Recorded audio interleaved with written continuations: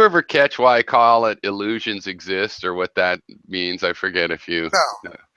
So the idea is, I took like a couple weeks and I just worked super hard. I took a break off everything else, and I wrote this book, Illusions Exist, that I haven't published. I'd have to rewrite it again. It's like an exercise I maybe do a couple times, publish the final one or whatever. But anyway, the theory stuck, so I like the theory. And so illusions exist is the basic idea that take any illusion, or just the idea of illusions. But let's take an as example of, and I'm just curious if you get this, or if it's esoteric or what. But how a unicorn. A unicorn is an illusion, right? So a classic question about existence would be unicorns existing and stuff.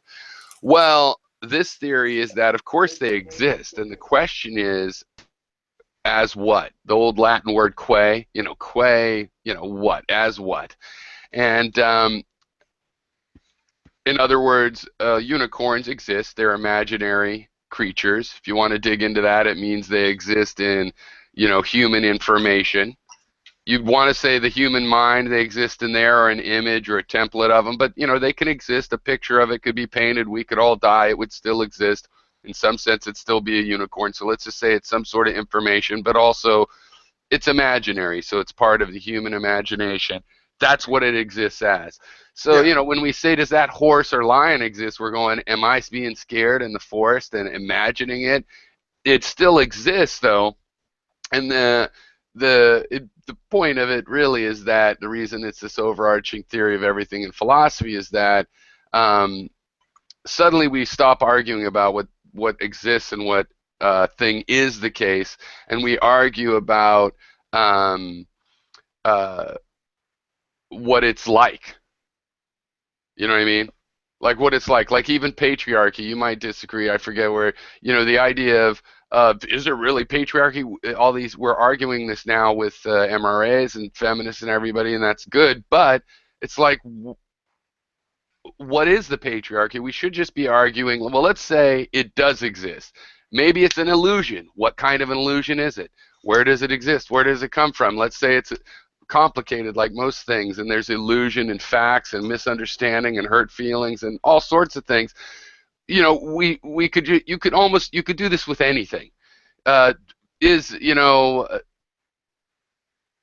anything that you think is an illusion, you could just say, well, of course it exists. It's a phenomena, but it's an illusion, and you might have to get into psychology. It's not going to solve all of your differences, but it's a huge thing because also, and just so my question is like, does that make sense to you? But then also the follow-up is just that I noticed that people have trouble, adults, and I was noticing this with the kids, the 12-year-olds and stuff, and some friends were over, my stepson. People have a hard time remembering more than one story. Like they can only remember the story they've decided is true, and it's like, look, there's 5 people here, or Kurosawa, there's 7 people here, there's 7 stories. You memorize them all, even if you only believe one of them. Even if all the other ones are crazy time, it's not that hard. Like we read books, we read movies, we read fan fiction, we can remember more than one story. Why not apply that to the real world? Remember more than one story, and illusions exist sort of goes with that, because it's like, it doesn't matter if there's 7 stories, they're all some mix of an illusion or not. So anyway, what do you think of that?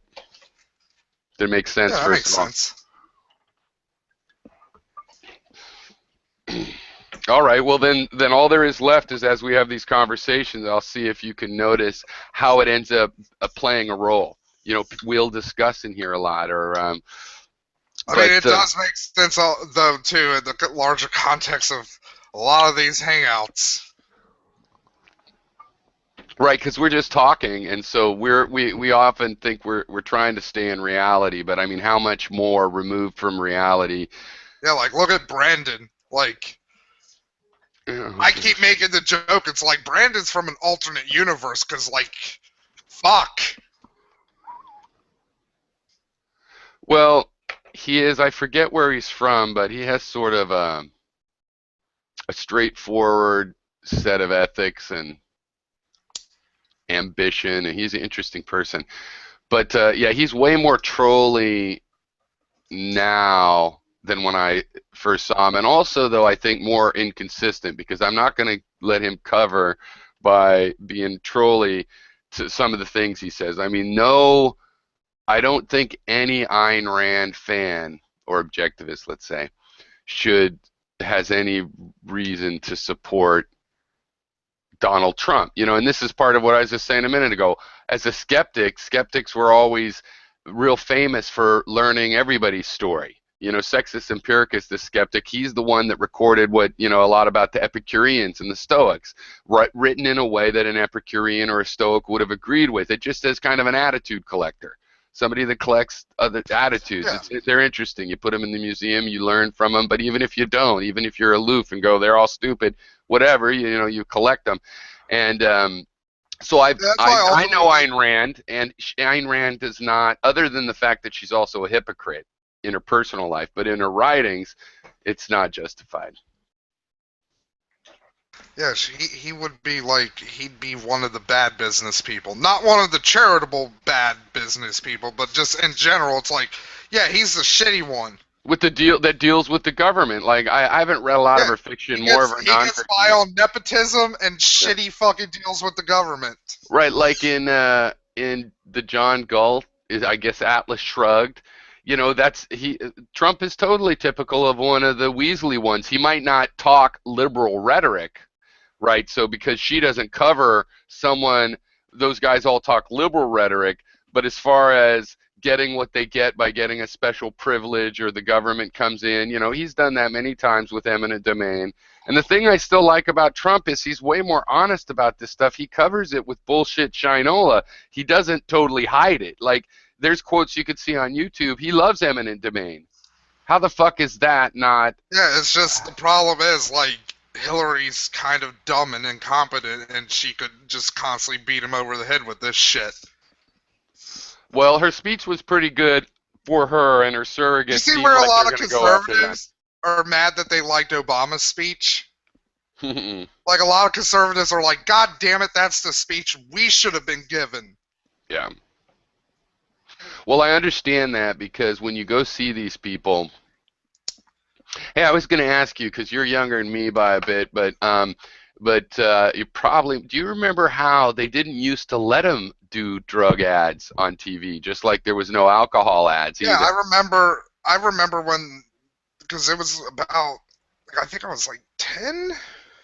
Because it was like the mid-90s when they started letting them come on. Yeah, well, because the first one I remember, because it caused a huge stink, was Zoloft ads. Because remember, those had the little, like, beanbag thing, and it was a cartoon and shit? Right. I don't remember the controversy. I do remember those ads. People were like, this is a cartoon, and it's like, it's an antidepressant, and are you targeted as towards children? Oh, yeah. Because, to be fair, like, now, like, it's kind of like, seeing cartoons fucking hawking medicine isn't anything new, but, like, back in the 90s, like, Simpsons and South Park were, like, still controversial. It's like, cartoons not aimed at children? What is this? Yeah. You have to let people promote their stuff, and you can't make them put pictures of rotten lungs on every product. So, but on the other hand, I think there's certain things where you could have, like, I think we should use more like C-SPAN type of technology where the government actually runs a few channels. And that's like one where all of the debates and all of the political advertisements go on this channel. Other people that's something I never got in. It's like, why doesn't C-SPAN do a debate? Well, because they don't want to. I could tell you a little of the history. I don't think there's a specific reason, but it used to be back in the day till the 80s, the League of Women Voters ran the presidential debates, and they still sponsor a lot of local debates in counties, and they did a really good job. But I think they also team up with PBS now too to do the PBS debates. Well, what was happened? They didn't do a PBS debate, but somebody did it where CNN and PBS, and they had some PBS anchors on, right? Yeah. Was that this year, or was that the last? Yeah, because PBS, because that was something else I know that I thought was weird this year. It's like, why did PBS do a fucking debate this year?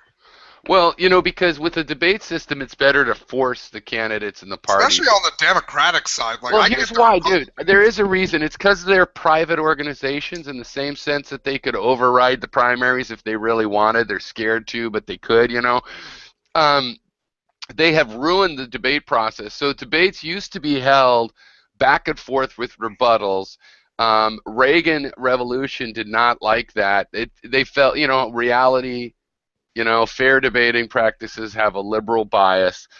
Reagan got away better with themes, which if you even slightly formalize the debate process, a lot of fluff gets eradicated, right? You can try it, but you'll just be wasting your minutes when you have rebuttal and any debate of all forms, the people ask each other questions or at least rebut and go back and forth. That doesn't happen anymore. So what happened then? They wedged out the League of Women Voters, and ever since then, it's become more and more like. Did you see this?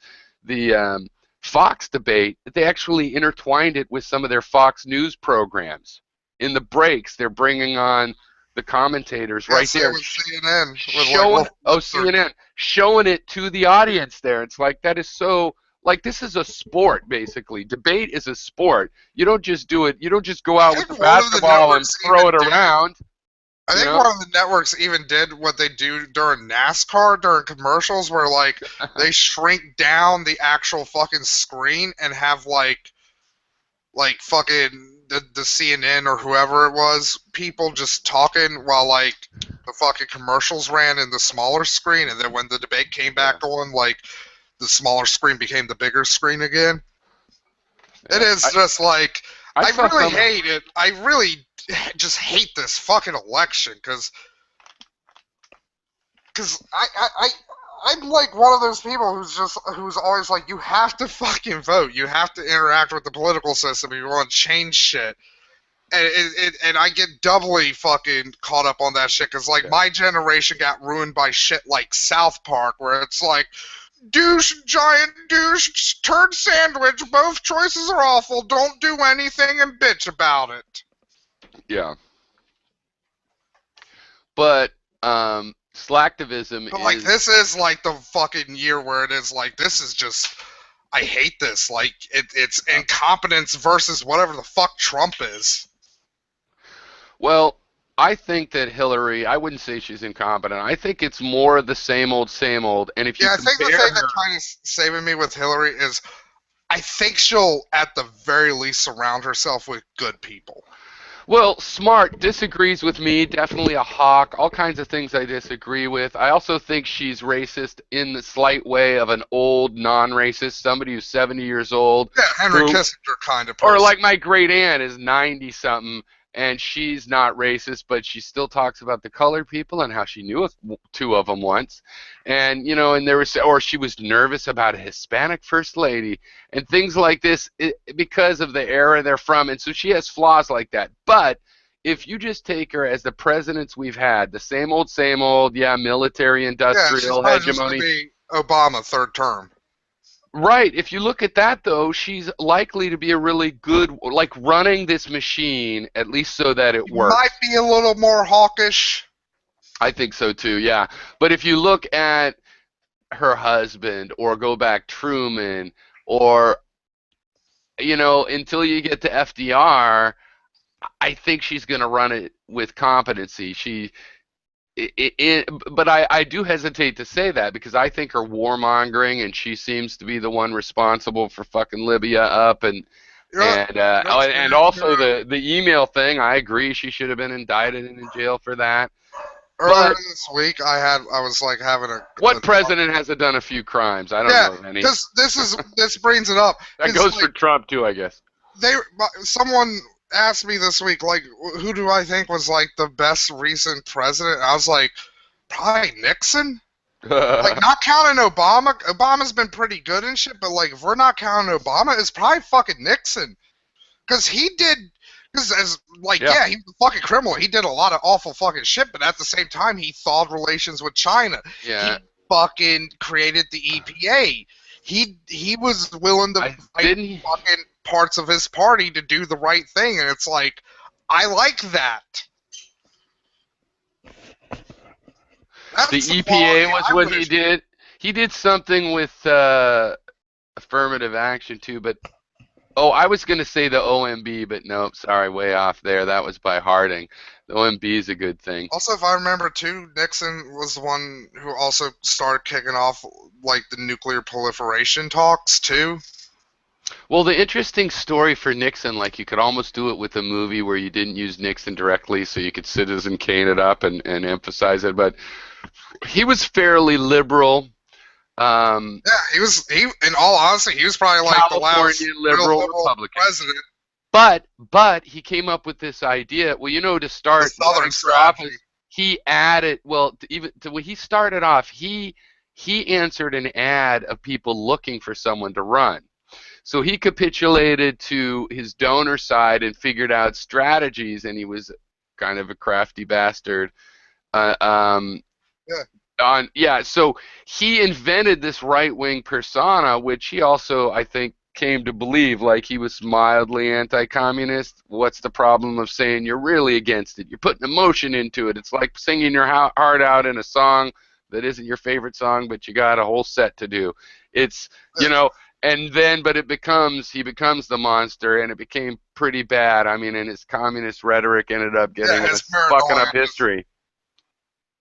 Well, his fucked personal everything up. paranoia was probably the really biggest problem. His personal Because paranoia that's the and that ironic thing psychotic too attitude. about Watergate that like I wish more people would talk about is like Nixon really didn't need to do Watergate because he was going to win that election anyways. Yeah, no, it was entirely mishandled in every way. It was incompetent. But yeah, his personal paranoia got the best of him. It's like I'm going to send G. Gordon Liddy in there because he'll get shit done. Well, no, I think you're misunderstanding there. This is absolutely regular behavior. They just got caught at it. So it was not a matter of it wasn't a special thing that just Nixon did or just this time. Nixon Yeah, was very into that using the black op kind of approach, but it was I think normal. my main thing was like It might be more normal to hire a third party, yeah, my main thing I guess private is eye and Nixon stuff. should have knew like Watergate was unnecessary because You it's know what? like even looking Yeah. at the polls and shit and all like it's pretty clear you're going to win this one, Nixon. Yeah, my impression of what was special about Nixon in that is that he was so closely linked. He micromanaged the spooks, and normally you're supposed to keep them way hands off, and Dick Cheney just comes up to you and tells you 5 degrees of separation. Yeah, they found out the plans. Yeah, but I know it was so mild, the whole thing. It wasn't they broke in there to find out plans of the Democratic Party. It's like stealing the playbook. It's not really the biggest crime in the world, really. Yeah, it's kind of what like fucking Russians were doing earlier with and that's the other thing with like why I think this is kind of off topic, but the people who are like, how do we know it was Russia? It's like, well, like fucking 6 months ago, fucking the DNC said Russia was digging around in their files into Donald Trump files. Yeah, Like we I know don't believe Russia's been in there for I don't believe months. it's Russia necessarily. Yeah, I don't think Could be. I they pro like I think they were in there, but Did like you hear how Julian Assange says he's got more information, which is indictable yeah, and I'm for kind of Hillary? like Why not put it out before the convention, you asshole? exactly. That's one thing I'm kind of really liking about because like the whole WikiLeaks DNC thing has been just the perfect microcosm of this fucking election because both sides are just kind of awful. Well, you know what? I'm an Assange supporter, but I also, I've always recognized early on you could see he's an asshole, some sort of Yeah, narcissistic thing there. And a lot of these guys are more strong than Nader about our real problem is these enemies that pretend to be our friends. The enemies that are our enemies, let them fail on their own. It's these fucking friends that are really enemies. And people feel that way about Hillary, and it's been true. On the other hand, I got to give the Clintons credit. They were way more conservative and sell out and money, their thing than I wanted, but I have to give them credit. They did bring Overton, they brought it in this direction, right? They did do progress from where the country was at that time, which was like post Reagan. So the country was not going to elect a governor or a Carter or a Dukakis or a you name it. So they pulled that off, and I would have rather had Bernie, but if it's going to be her, I'm not scared of her, like she's going to cause a riot in the streets or have death squads, or which Yeah, it's like these are all I don't get possibilities the with Bernie. Trump. I mean, I'm straight I don't up. get the never Bernie people because it's like, look, one, Bernie's already knows like the real game is getting like the local and state elections. Right. Yeah, all those people that are disappointed, And they need to two, go back to the locals. I'll take a fucking goddamn neoliberal any day of the week over whatever the fuck Donald Trump is. Your internet is really good. It's fucking working, Yeah, dude. knock on wood. Hope this keeps Where have you up. been It's been anyway, like, Matt? Hey, Matt, where have you I was been? at Richmond today. Oh, the whole week? Not Or the what? whole week. I've been Oh, what downloading about- Steam games too because fucking I had a gigantic backlog of fucking games that needed updated on Steam, Oh, especially Starbound. So you've just been playing games and shit for the past week? Yeah, Okay. Here's a philosophical game question for you. So let's say you're in some massively or just even just multiplayer thing online. I play this open source game where there's people from all over, a lot of Russians, South Americans and stuff. Now, if somebody says, I'm here or whatever, is that true? I mean, are they here? Like if I go, hey, Eddie, are you really here? Call of Duty, and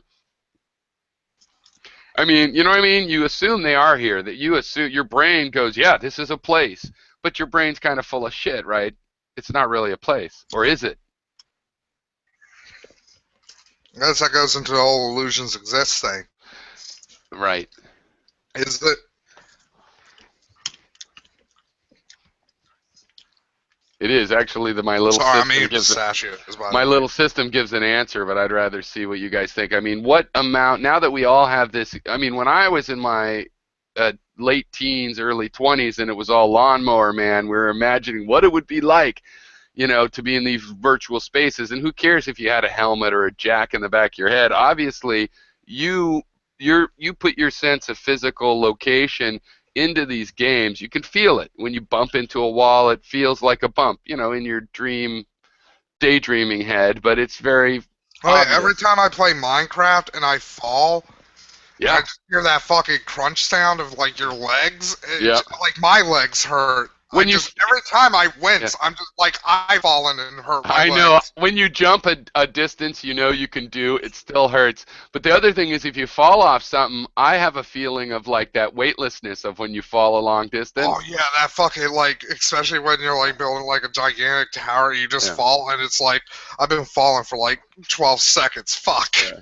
Sometimes it's long enough to know I'm gonna die. It's just like, yeah. Well, so these virtual places, I mean. That's not even like question hooked is, up to any like input or like any like. I mean, it is input because you're playing the game and stuff. Is but, it a like, real any space? kind of like extreme input. Is it a real space? I mean, can you call it a space, or maybe it's a space with an adjective? But is it a real space? Minecraft's the best example for me. I got it open over here. I'm writing an Archon management tool for my little server that I have. I think there are two anime that I think Puro would be into. One of them is called Star Ocean Online, and the other is called .hack GU. And essentially, they're about Star Ocean is about people who have been trapped. Their minds have been trapped inside of an MMO. So, and if they die within that game, they die in real life, and that brings into the concept of PvP. And that, basically when you kill somebody within the game, like in PvP, like the person dies, but, it's harmless, right? But in this, if someone dies, they die. Oh yeah, Piro, have you played Undertale yet? Because you'd probably like that.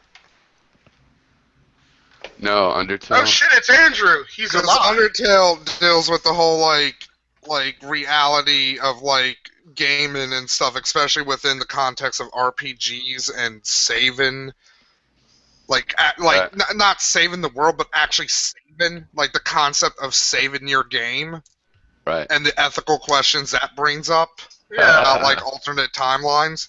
Interesting. That's why. That's why I think you'd also like Hello?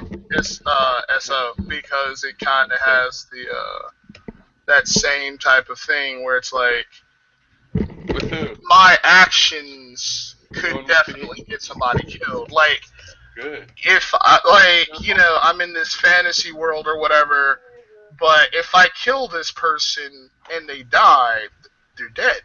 And then it comes to the you have to come to the reality that like these people, these NPCs, these like not real characters, are they real characters or are they Yeah. not? Like I've they had psychotic experiences sort of with that as I look back on it, and I want to actually ask. I would like to, if how much it exists, but like when I first started playing SimCity, I could not bring myself to create a big, powerful city because you always had slums and pollution, and then you had to have cop shops to deal with that.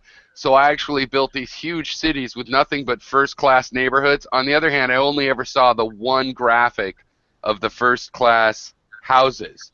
You know what I mean? Nothing else really grew, just little shops and things. So it's like, and eventually I overcame that because I actually had a resistance because I had this idea as a kid that every fictional world is like real in sub-parallel universe. I have no idea really. Oh my I kind of know god, why. I like that idea too. I like to see a Mario game. You had I like the to see same like idea. a Mario That's funny. platform. Yeah, I always had this Kind of. idea that like every world that you thought of branched out into its own reality. I know I got part of that idea, but I had it before this book. But Robert Heinlein, in his older age, wrote a book called Number of the Beast, where it was like that, and they go to Lewis Carroll and Alice in Wonderland's land, and all his books, all the characters go into the. So I had this idea that like you could probably take over all of these universes with like an army of super soldiers. That's right. That's right. Domination. Also, since we're recommending stuff to Piro, Rick and Morty, if you haven't seen that. I have had that recommended, actually. The Inception, the Dogception episode is like the A. I don't know which plot it is, the A or B plots, because each episode has an A and B plot. But like the plot with Rick and Morty is they're going Inception style into dreams, and to like get out of bad situations in dreams, they have to go further into characters in the dream into their dreams. So they're going into That's the a better dreams system. of dreams of dreams. Yeah, that's a better system than into the person's deeper dream that you actually have to go through because then that means that your personality at your level is made of the personalities of the people that you're dreaming of, whose personalities are made of the people they're dreaming of, and Yeah, so that's on. kind of what it, because like eventually they just got down to like the creepy sex realm. And then they had to go into a sex centaur's dream, and then that went into like the Freddy Krueger nightmare, scary Terry world. Weird in Rick and Morty. Yeah, Rick and Morty's awesome because it's just I thought it like looking at commercials and shit. Like I was like, this is like Family Guy fucking garbage. Fuck this shit. But it's a show about just existentialism and how like fucking we're all gonna die. It's great. I love it.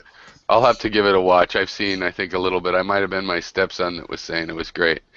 But I want to say on the Kalens thing, okay, so the idea that when you die in the virtual reality, you die in reality, that actually is where that genre has come from. It was always, and they did it in a lot of different ways, right? Isn't the Matrix has that? It was, or in the pretty much, Snow Crash, the first cyberpunk fun. Yeah. And I think that it's because to make it more serious, but now that we actually have experience in these worlds, it's easy to imagine that emotionally, the fact that you can reincarnate, especially if there's a spawn limit, like, haha, you're off for 24 hours instead of 5 seconds or something, It's also we would get just as emotional as a real death, even though from our historical species point of view, it's like, why would that matter? But it does matter, right? Doesn't it matter? Yeah, It matters. exactly. It makes us emotionally. There's people that feel like losers when it happens to them too much, and then they freak out in chat, you know? And it's weird because you become attached. Yeah, and it's interesting because it kind of demonstrates that attachment that you have to like these other characters that you met, because originally when you were playing the game they were just like just these faceless things that you either killed or you were like, I want some stuff, and you buy from them. But in this world they're actually living people, and that sort of blurs the line between what is an actual person and what is just a computer generated image. For a few years, we were making this virtual environment when I was in the game industry. I got in online games really early, and we had the NPIs, and it was supposed to be non-player.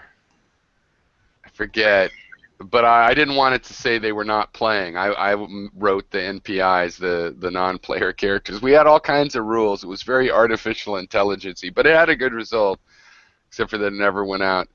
Hey, Andrew, are you there? You mic'd up? Yep. Yeah, I'm here. So, what do you know the question? Because it's fairly straightforward. It's like, have you ever played an online game? Like where you wander around, I played like a lot. I like played 3D ones, right? Virtual spaces. I played Asheron's Call way long time ago, and Anarchy Online, World of Warcraft, Dark Ages. So you know how you have a Online. sense of space in these things, and you might say, "Hey, so, look who's here," or whatever. And the question kind of is that really an accurate description? I mean, is it fair to call a virtual space projected by the computer's ability to make an illusion out of math? Is that really properly called a space and a location? Well, it's a limited kind of reality. So sure, it responds to your actions. It It has is a real rules. space. And so it's a real space because it behaves like a space. I suppose.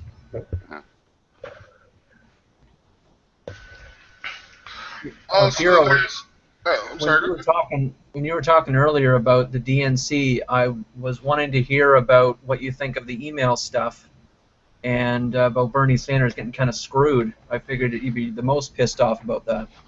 Well, I already knew that that was going on in the first place. So no surprise for me, and I didn't find anything that objectionable in it. Hold on. So I don't think it's a really big deal actually, because I mean, of course, those people in the DNC, they even hold office. Of course, they have alliances. They are allowed to have a lot of opinions and do a lot of things. And if they do something seedy, then yeah, it's seedy. But you know, In the long run, I think the leaks are going to be a good thing because, like, people are going to be onto this shit now, so the DNC can't really get away with this shit twice as easily. And, like I was telling Pyrrha earlier, Bernie, like, now has his eyes on where the real prize is. Local and state elections, and getting more progressives and leftists and socialists in office there. yeah. It's not that I'm not bothered by it, but it's just kind of like that Yeah, it's calculated shitty, and I in. fucking hate it. Andrew, it's like it's pre-calculated in. I would have expected worse. I would have expected, because we know they did some serious things like the debate schedule, like a lot of things, and yeah, maybe there will be some fraud. There's some percentage of fraud in elections, but my overall estimation is I met a lot of Democrats that really did want Hillary, and she won.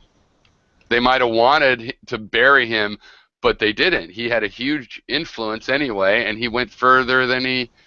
I think Trump as well thought he would be kind of a protest candidate and also get a personal cachet, get a book out of it or something, but won. And Bernie, I don't think he had any plan that it was for sure that he was going to win. He got probably closer than he would have guessed if you asked him.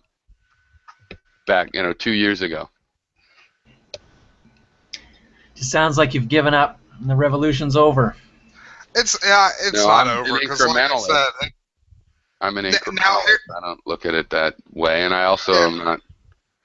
if Bernie doesn't, if like fucking the DNC really fights back on like people at local and state levels, then like yeah, it's going to be like, Here, well, this Andrew, is depressing. did you hear me saying before, though, that Assange has said that he has more stuff on Hillary that really is indictable and that will get her indicted? And he said she should have been indicted on the last bunch, but she won't be. And so that's of interest. I mean, real crimes is real crimes, and why he would do it after the convention if he's had them since October of last year. I didn't hear that, but I'd be curious about what Assange's motive is. No, that's what Assange says, and Donna Brazil, who's back in charge of the DNC, said, we think they've been hacking us for a year or two, so yes, other stuff could come out. Do you know what his political views are? Because I don't know, and I'm curious what his motive Assange? is. I don't know. Yeah. I think he's an anti-government anarchist, where the liberals, he's kind of would be liberal, but he hates the liberals even more than the conservatives because they're backstabbers and they're not really liberals, kind of a thing. He hates Hillary Clinton because she was in position when it's time to make him run for the hills. I mean, Hillary Clinton was supposedly a force against him, and she also could have been somebody that said, let him go to Ecuador, or let him run free, or we'll just have the Senate censure him. All kinds of options. Everyone hates. Some of those guys never get prosecuted. Sorry to interrupt. Go ahead. No problem. I was just gonna say, hell, I'm a liberal. Yeah, like all fucking leftists in general hate us. Like he's more like an anarchist, though, I would say. All right. Yeah, that's me. Those progressives despise us too. Like as a liberal, you're hated by pretty much. Or you know what? What about this? It's kind of how I got into computers as a kid. There was this hacker culture. Information wants to be free. And some of them come down libertarian, some of them come down socialist. It's like Stallman versus Eric Raymond. And, he's somewhere in that spectrum, though, of I don't really care, you're all assholes, but I want the information to be out there. Like there's a fundamental faith, not almost in humans that know the information, but in the information itself, that if it's out there, it'll have its effect. And it's meta-political. Like Anonymous. What's the politics of Anonymous? They have all these weird things, and then so much that group is going after Scientologists, rapists, people abuse animals. ISIS. Yeah, it's very liberal. Yeah. It's not like all hackers are liberal. There's more of a libertarian thing, and they go both ways. And Assange is like that. Compared to Anonymous, Assange is a conservative or whatever. I don't know. It is apolitical. There's a weird. It's like anti-hypocrisy. It's like anti not going with the information. Like the movement would endorse somebody that did something open, that they would also expose somebody. It's like outing people because they should have outed themselves or something. Also, Matt, I demand you look at what I sent you over Skype. I'm sorry, I just need to say that because Matt doesn't look at fucking Skype sometimes. Good. Sorry. So, Andrew, by the way, your new name on Trump? Skype confuses me because it took me like 10 minutes to figure out where you were. All right, let me change it back. Now, Andrew, you live in Ecuador, right? No, I'm just kidding. You're not going to get to vote in the American election. No, I'm not. But if you could, because I'm sure you can imagine, would you vote for Trump or Hillary? Or Jill Stein or Gary Johnson? I'd vote for Johnson, but if I had to pick between the two, I'd pick Trump. The only reason is because he's an outsider, and I think the dual monarchy of Bushes and Clintons in the But why do States you think he's an outsider? He's totally wrapped up in every political aspect of New York, New Jersey. Politics, crime, everything. He can't be more wrapped up than career politician Bernie Sanders or Clinton. Why not? Because he wasn't a career politician. He just started, a year ago? But he was a career businessman. He wasn't the politician. He was the guy that buys the politician. Well, he wasn't a lobbyist. Well, not He necessarily. was a lobbyist for his own businesses, like to get permits in Atlantic City, for example. I think he's far too busy to be a lobbyist. He may have had lobbyists for Trump, his company, but not himself. You know, he built a Well, lot of buildings. It takes a lot of time and effort. He can't just be lobbying the government. well, you're just making that assumption. It totally depends on what his role is. He's the guy that makes the deal to make a building, then he hires subcontractors that know how to build buildings. You think he's a slumlord then? He just sits there and gets everyone else to do everything? Slumlord, I don't think having other people do things would make you a slumlord as long as the result is satisfactory to the tenants. No, it doesn't seem like he operates as a slumlord. Okay, well, His just dad, maybe. I usually get the sense that some of the people in this room think that Trump did nothing at all. His $1 million granted him a golden ticket to a billionaire, and I think that's all nonsense. I don't think that's relevant, really, to whether he'd be a good president. His actual actions. I do think him presenting himself as self-made is a little silly. He inherited a real estate, not legacy, Well, that's what I mean. not empire, you know what I mean, dynasty. Yeah, because any of us, if we had inherited that, we would have been exactly in the same place as him, right? Yeah, and some people would have burned out on cocaine. A So, lot what's of your us. point? I think all of us in this room would have burned out. Wait, hold on. Well, Wait, good for you. You must be psychic. I don't think so. I don't think all of us. Well, I just I think think it's statistically, How can you make maybe that 3 or assertion? 4 of us would. no, Statistically. statistically, none of us would in this room. How would you Why? know? Why do you say that? How would you know though? Based on like what? You I can just think totally it's- have that opinion, but so what? Yeah, it's a cynical opinion. I don't think I would have been a bad trust fund baby, and I've known plenty that were all over the spectrum.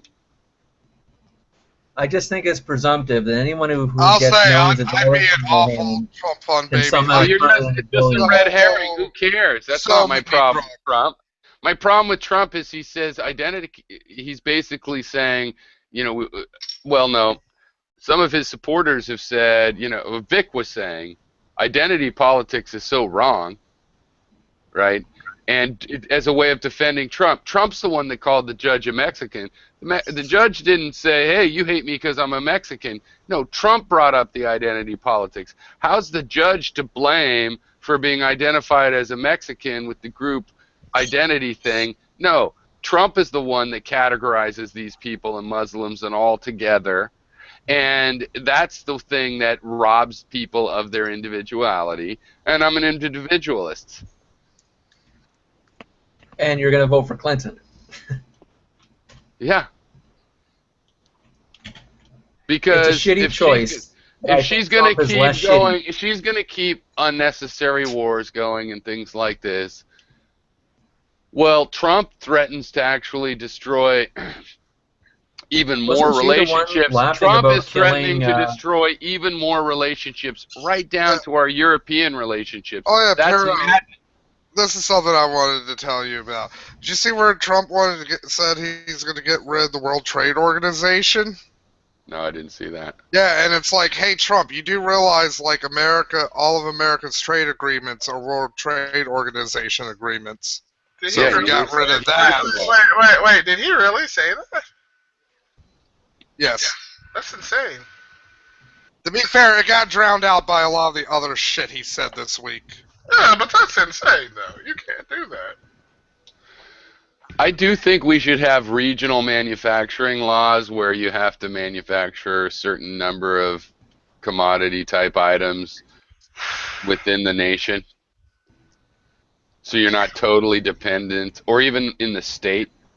Because like in Hawaii, they don't even make toilet paper anymore, and if there's a shipping strike or anything like that, it becomes super serious because there's all kinds of things they don't make for themselves that they could. And in an emergency situation, you can make a small amount. I mean, toilet paper is not the most important example, but you can make a small amount of things like antibiotics, and with rationing it can go a long way. So it's not like you could still import for when everything's fine, but and so that's the one thing where Trump it could actually, America has enough resources, but everything would suddenly get more expensive. But it might not actually be bad in the long run because people would be getting paid still. But it depends on where the give and take, and I just don't trust Trump to do any of that with any sort of expertise at all. That would be a very difficult thing to make non-chaotic, a change like that. Basically cutting off supplies from the outside all of a sudden. On the other hand, I totally agree. NAFTA destroyed our manufacturing, and car companies could totally afford to sell cars if the cars are decent and do sell, and pay decent wages to people that could then afford to buy the cars. And with NAFTA, they were just given the ability to move it wherever they wanted, where the labor's cheaper, and then they still sell it to us. I mean, obviously, that's a drain on our resources.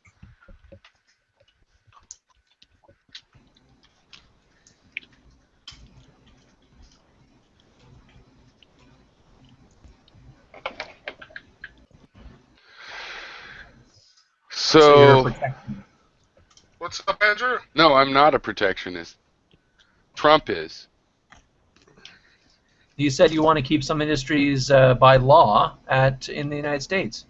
How is that a protectionist? I'm not stopping them from coming in elsewhere. I'm saying as a matter of national and state security, you should be able to manufacture a certain amount of things locally that are necessary for, modern survival. What are you worried about, though? That all of a sudden China will stop importing silverware, or what?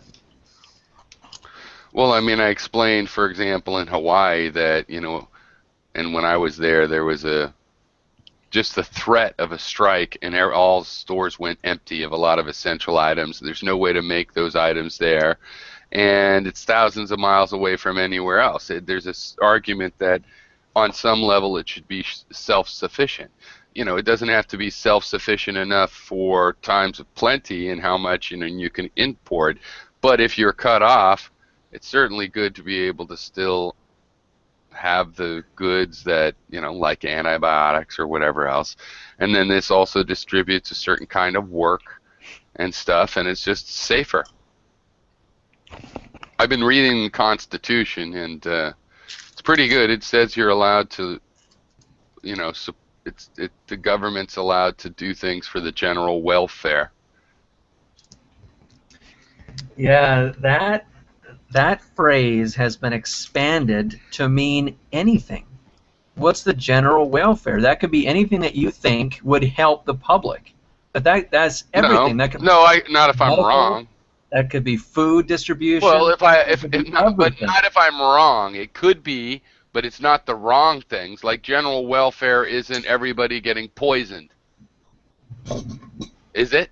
If somebody thinks everybody getting poisoned, like Gary thinks everybody should just die all of a sudden. So is that in the general welfare because Gary thinks it is? The problem is how to interpret what those founders who Not a wrote that problem. document meant by the general It's welfare. not a problem. That's why we've had logic for 2,000 years. Hold on, Pierre. You gotta make this point, man. Okay, go ahead.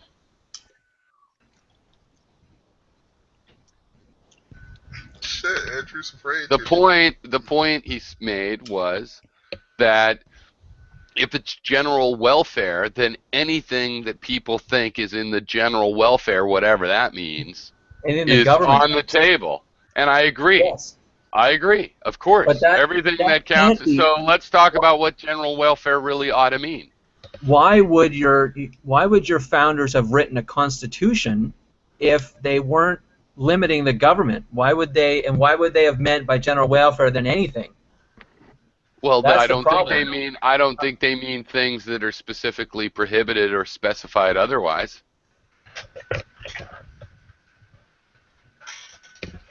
the problem is that the founders would not have meant by general welfare anything that helps the public, because they wouldn't have written a constitution then. No, I agree. I think general welfare has to do with survivability things. For example, if your area is cut off, if there is an attack, things that make the society be able to survive those difficult periods. Things like when there's a hurricane on one coast, having a rebuilding, that people that weren't destroyed by it taking part in the rebuilding, as opposed to it just left up to the people that just lost everything, that is in our general welfare. So, and I think that argument can easily be made. So things like that, that's on the table. Now, if you want to say, you have to be specific, like, is it in the general welfare to have restrooms that everybody can go in? I mean, I don't know. It doesn't seem very significant to me, but it's not unimportant, I guess. Right? It's case by case. There's no way the founders anticipated that such a phrase would open the door to anything the government could possibly do. And I'm agreeing with you. Help the public. And I'm agreeing with you, so now realize I'm agreeing with you in saying, what specifically do you think has been considered general welfare that isn't general welfare? I think it should be just removed. They should just erase it. So general welfare, even so, you don't think there is an actual such of a thing as general welfare?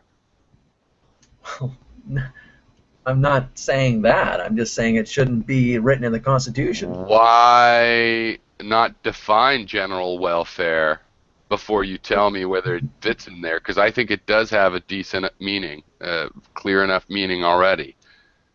Well, it might be easier to say what the government shouldn't be doing instead of what it should do. No, well, whatever, but our Constitution in the U.S. of A says both what it can and can't do.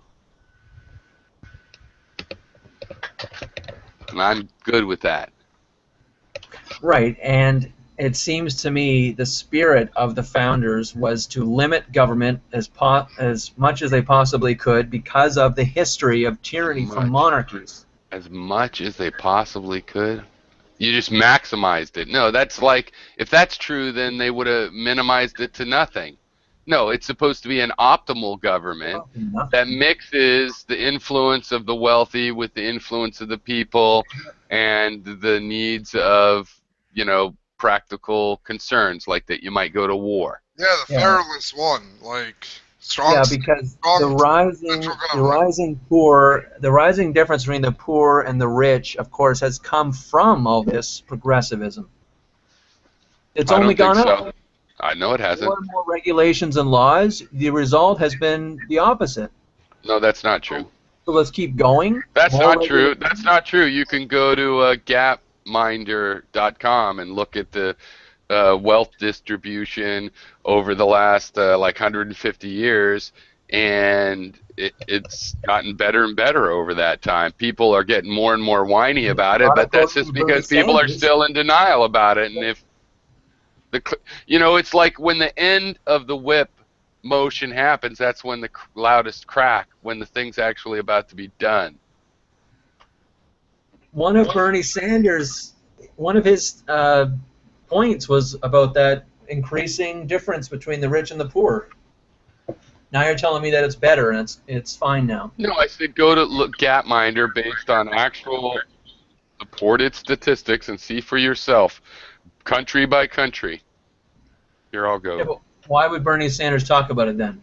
I don't know. I'm not here to answer for Bernie Sanders in a speech that I'm not sure what you're talking about, the context. You want to, I don't know, feed it through. I don't know what you're talking about. Bernie supposedly said that. Whatever. I'm not Bernie Sanders. Speech he's ever given. He talks about the rising difference between the rich and the poor, the rising gap or widening gap. Well, because there is right now where it's an upswing where the money is flowing to the top again. But if you look at it over decades and decades and hundreds of years, it's been getting better. However, yeah, since the 80s, there's been this wealth, the top 1% is keeping more and more of the Since income. deregulation. And you can also look at that. But then over 1,000 years, we're way better off. So I'm sure you can understand how the statistics accommodates both of those truths, right? Right? Like right now, it is spreading further and further apart than it was last year or 20 years ago or whatever the statistics actually say. But I'm saying overall, it's been getting better and better. And there is a middle class. I think it's perfectly reasonable to realize both of those things. It's just like if Obama isn't my favorite idea for a president out of my imagination, I can still imagine things being worse with Trump, and still that maybe they'd get better after Trump, and the curves go up and down. I'm curious, why, Andrew? What exactly is your reasoning beyond him being an outsider for your preference for Trump? Because you don't really talk a lot about your opinions about those things. This is actually one of the first times I've ever actually really heard you engage. So I'm curious about your thoughts and shit, because you don't really share them that often with us, at least on voice. Well, ideally it would be Gary Johnson, but the problem right now is it'd be nice if you could vote twice. I think that would be nice to put a new system in for voting, both in Canada and anywhere else who wanted to. You could vote for a third party that really held your views, like a Green Party or Communist Party or whatever you want, Constitutional Party, and then you could also vote a second time for a major party in case your party doesn't get enough votes, and then that would encourage more people to actually vote their conscience, or actually vote what they would really support, and not always picking lesser evils and voting for a major party. So once you vote, you vote your first time for a third party. I guess if you're happy with the Republicans or the Democrats, then you wouldn't vote that first time. You'd only vote for the second time. The second time you'd vote for Democrat or Republican if you're in the States. And then when they tabulate all the votes, they would take the third parties first, and they would add all those up. And if none of those parties got enough votes to get a majority, then all those votes would be thrown out, and all those people would get their second vote. And that second vote would then go to the Republicans, Democrats, and then everybody else who didn't vote third party, their votes would come in for Democrats or Republicans, and then you'd get your result. I just think that would be a better system. And then like I said, you'd encourage more third party voters. Yeah. No, we've talked about that before. Instant runoff voting. We have that an initiative to put that in effect in the state of Maine coming up. So you guys, can you see this chart? So this is kind of interesting, right around here. It shows it shows. So it's income per person and life expectancy, and you'd want it to go up. It's all the countries on Earth from 1850. The data gets better and better. Here's an interesting thing where everything, this is the UK and stuff up here in Europe spreading up. An interesting part is where the whole world dips here. Its life expectancy does a drop. Oh, boom. World War. Well, that's World War I. Yeah, World War. Everybody. Let's see World War II. In every world, in every country in the world dipped. I mean, if you might see one bubble that didn't, but and actually, the World War II, not as much of the world. Relatively speaking, it was in some very populated places. What's the big pink circles? That's probably going to be China, and this one's India. Okay. Oh, the size of it is the population growing. I see. So the point of this, too, is there's really a lot of good news, a lot of the Peace Corps kind of stuff, and let's build. So here's where everybody is now. Oh, by the colors, this is Africa. So Africa's still trailing with life expectancy of 53. Well, that's not surprising. But, boom, if you go back all the way to 1800, everybody is above the life expectancy of the highest countries in 1800. So even UK and the wealthy, with a lot of wealth. Here's the Netherlands is a very interesting one to watch. This is a cool site. If you track it, there used to be a thing, Trails. I don't know if they'll do it.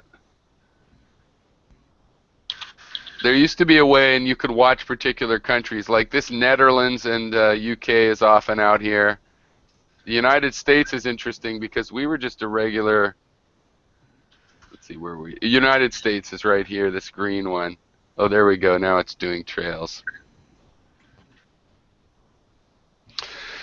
So anyway, I think things are pretty good. Yeah, there is an issue with income distribution, though. I mean, there is a problem. Let me see. Yeah. Well, I'm sure we would differ a bit on whether it's a problem or not. All right, so then let's talk about our differences then in regards to that.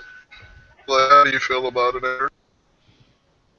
Well, I don't think the outcomes matter as much as the opportunities, as where people start. If there are actual laws against certain races or genders or sexualities from entering certain kinds of work, that's unjust. That's obviously unjust. But I don't care at the end of the day. After a freely open system, if there's going to be differences in people's outcomes because of all kinds of reasons, and I think that's fine. But there can't be unjust reasons in the start. That's where all I would go. But I know a lot of people would care about the results too, and they want to correct for various things. Well, I don't want to correct the results, but I do think there should be a minimum, basically enough infrastructure that the minimum does not threaten death and disease that you can be spread on it.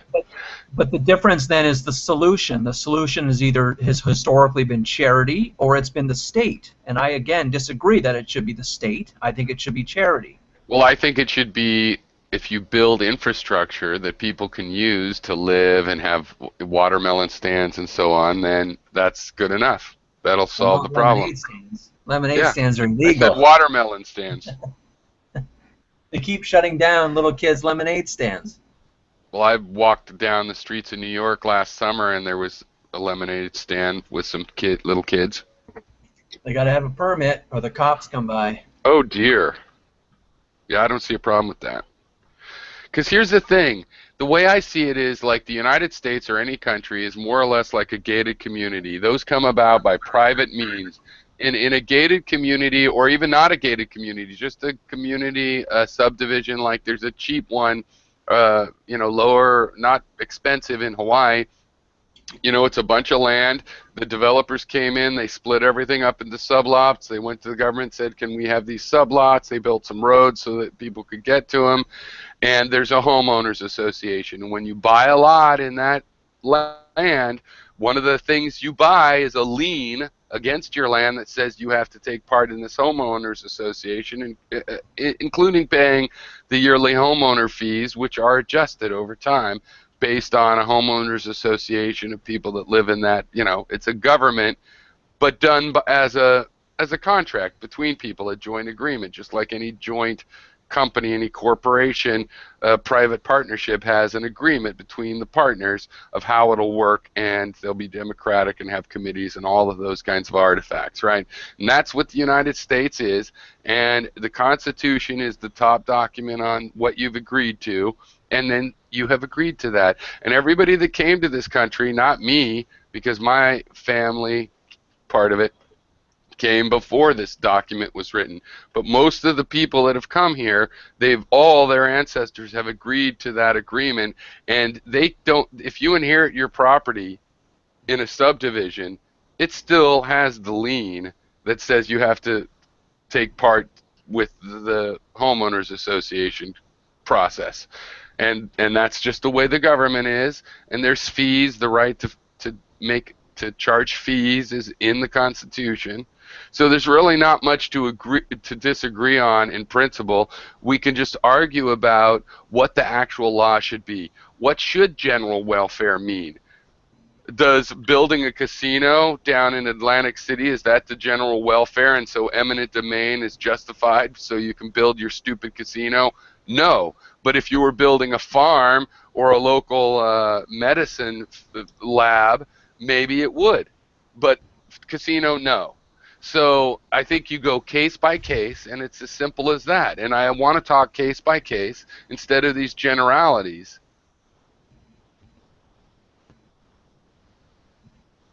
Stunned the room. Okay, I'll leave for a while. I guess I'll leave controls with You. If you're With the using case man. by case, though, this sounds like a pragmatic, dependent on who's in power at the time. It's going to be kind of a chaotic. Sweet. I don't see what else you can do. I mean, if you're in a big Catholic country, they might have some Catholic laws they put in place. I don't know what else you're going to do about that. As an activist, I say, well, you use your artists and whatnot to convince people that they need to open their mind. And what are you want to have? Something that is somehow a law system that's morally superior to the people that are subjected to it? How's that going to work? Where's that going to come from? Well, the irony is that Who created that? your own constitution was somewhat imposed. It certainly wasn't every peasant voted on it. That's right. And our military came in, stole the land. That's the way it worked. And then wrote a piece of paper, and enough of the rich guys agreed that they all went, okay, we're going to count this as happening. What do you mean stole the land? What do you mean, what do I mean? I don't think I have to explain the sense in which the U.S. military and the British and whomever, the French, a lot of people, but stole the land from the... You don't understand what I would mean? There were people living in California, right? A bunch of people. You mean the natives? Dozens and dozens of languages. Well, realize the military didn't exist yet. It Natives. would have been the British, the French, and the Spanish. No, I was talking about in California, where this all happened in the 1800s. And we came in, and the law and order didn't apply to Indians. Just miners and whatnot could totally rape and pillage a little Indian village and get away with it if they could get away with it. You know, if the Indians didn't kill them. And presumably the natives but I wouldn't think it's a abide little. by I think you're being a American little law. coy.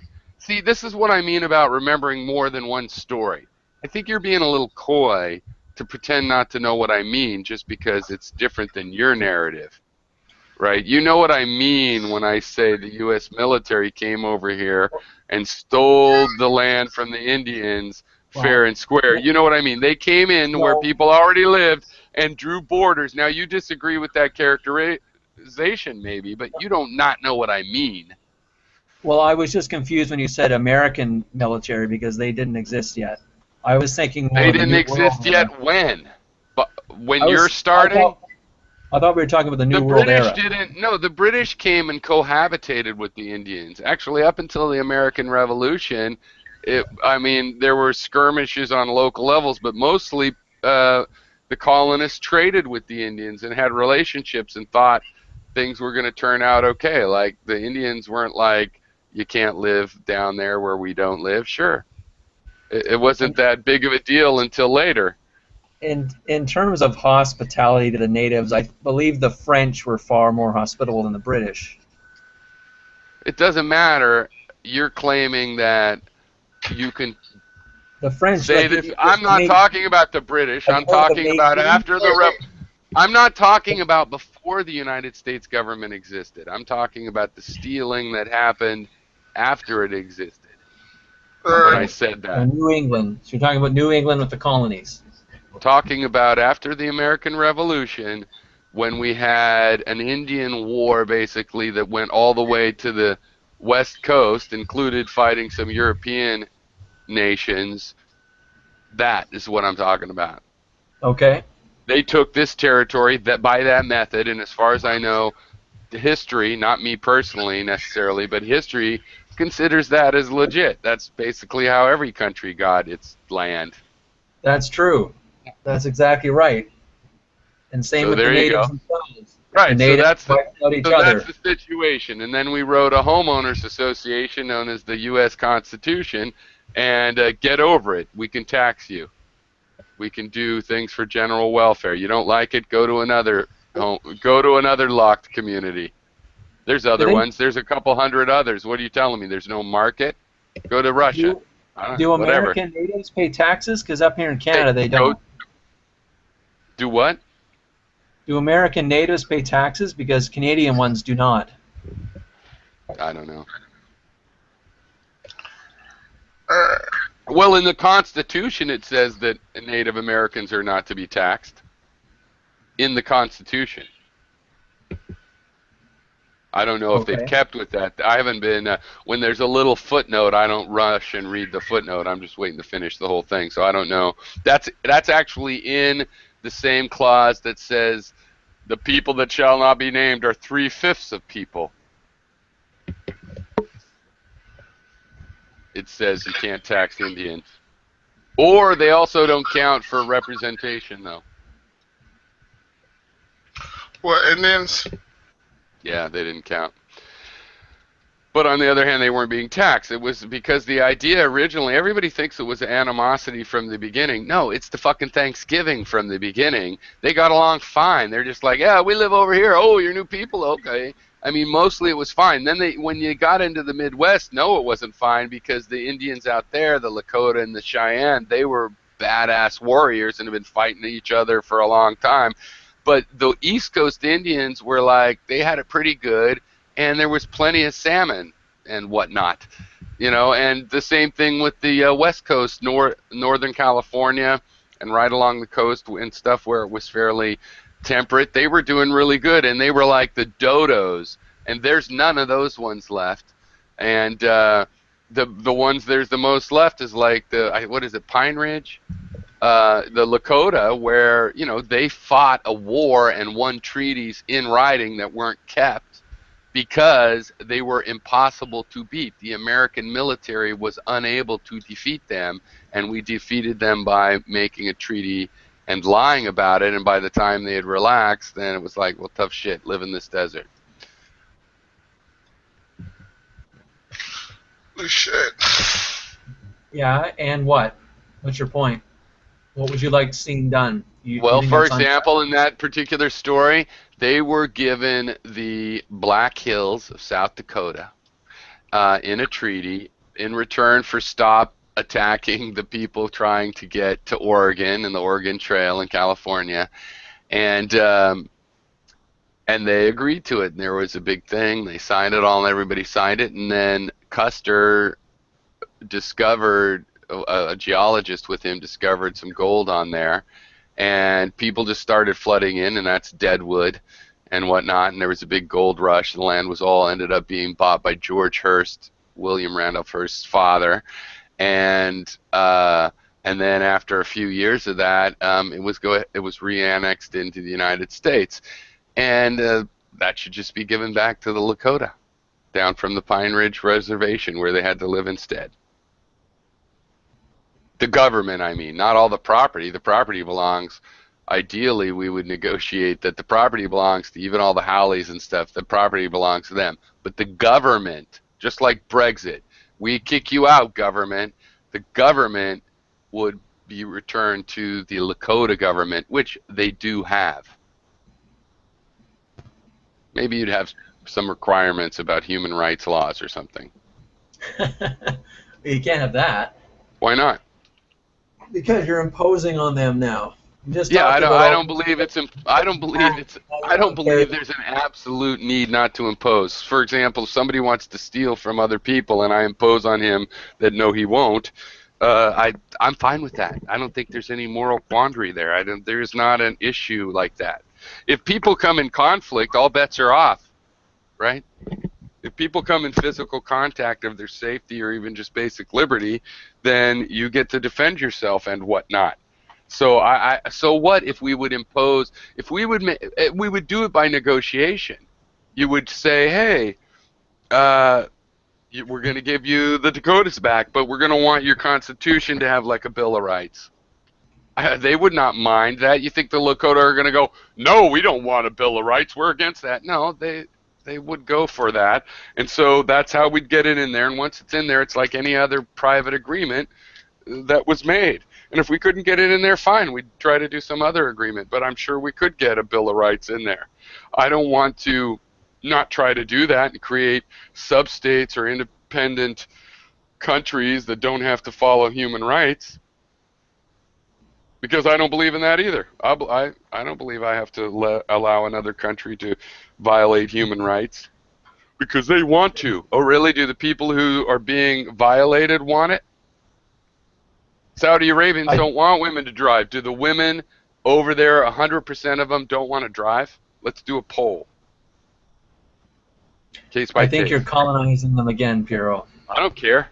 That's not my issue at all. I don't mind at all. I believe no, because why? If I care what the other people in my town here do, or my state, or my nation, why should I have any idea on whether murder should be illegal in Mississippi? Because I drove through it once. I mean, what's my justification? It's the same justification to think murder should not be illegal, not be legal in Mexico, or rape should not be illegal in Saudi Arabia, or women should be able to testify in their own rapes in Saudi Arabia or in Qatar.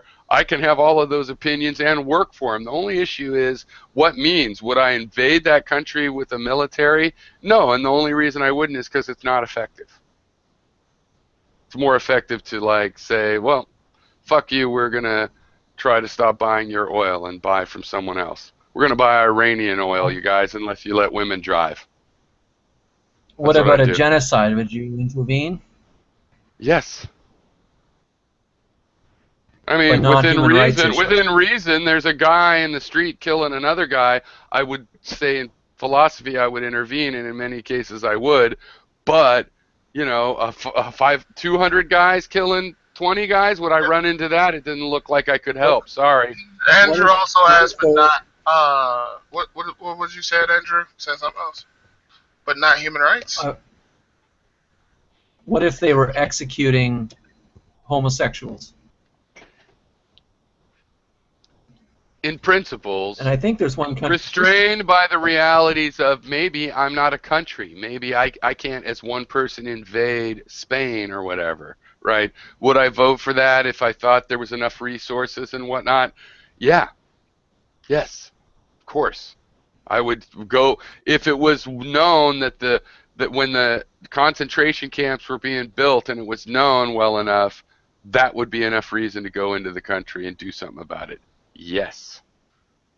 In fact, that women are treated the way they are in Saudi Arabia is reason enough. However, in that case, it would not be beneficial to do that because war causes more chaos, especially rape and shit. So it just doesn't make sense to do that in the case of Saudi Arabia, but it does make sense to, you know, picket Saudi Arabia embassies and not elect presidents that are closely tied to them, and to try to buy other people's oil and say, look, we're going to lessen how much oil we're going to try on purpose, and we'll pay 10% more for oil from other people just until you shape this up.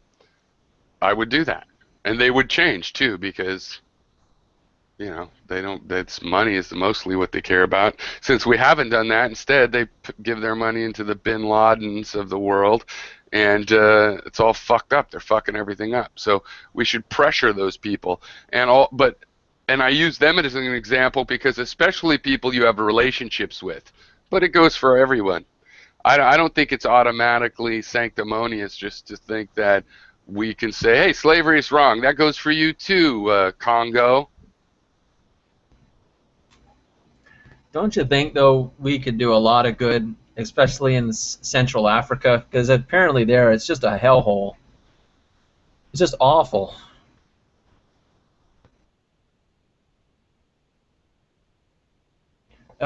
Am I coming through okay, or am I lagging? You are coming through perfectly, actually. I can hear you perfectly. I think oh, good. I stepped away for a second. Well, when Hero was... Go ahead. Well, when Piro was talking, it was kind of lagging a little bit, and I figured it was me, but No, you're perfect, actually. okay. Next topic then. I am wondering where everybody is. No, Matt, are you here? Well, You can start us off, Andrew, if you want to. well, we could talk about foreign intervention because, like, as you know, Mr. Cropper is an objectivist follower of Ayn Rand, and they tend to be almost warmongers, which bothers me a little bit. I prefer the foreign policy of Ron Paul, which is more, you could call him an isolationist, basically. Although if there was a world war, I'm sure it would be justified to intervene. But the basic philosophy is that you protect your own borders and you don't get involved in nation building and things like that, right? But Yeah. what do you do in a genocide? You just allow it to occur. There's a secondary question of whether your intervention makes a difference or not. But just ignoring that question, first of all, whether you should send troops, send your own people, your citizens and your soldiers over to, at risk, over to another country to help their citizens, whether that's a good thing or not. Or if we should just do what Mr. Cropper wants us to do and just bomb the shit out of everybody.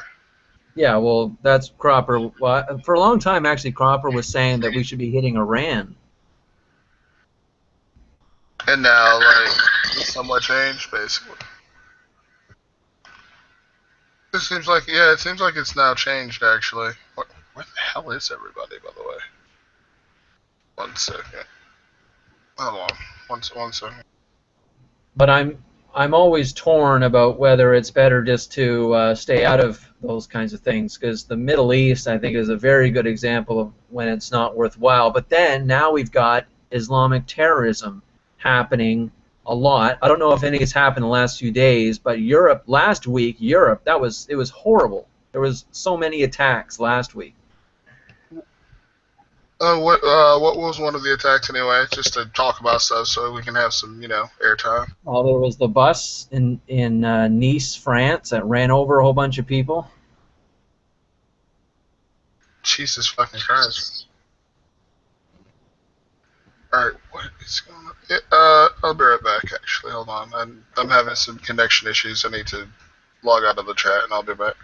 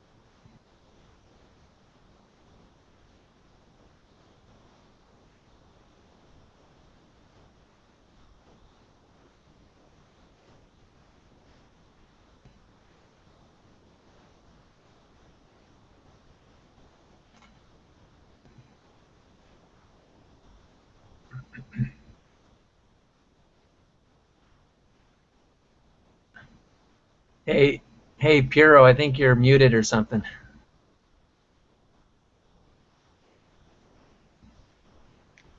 Hello? There we go. Yep, you're good. Fucking shit. Damn, it was so brilliant what I was saying too. Fuck. Was that a world peace speech? We missed it. Yeah, it was the solution. Damn, now I forgot what it was. Fuck. What do you think is the solution of world peace? Infrastructure. Okay. One solution is that the United States takes over every country and gives them a new constitution. What? Just like Japan and Germany. You mean like Afghanistan and Iraq? I don't think they got a constitution. Oh.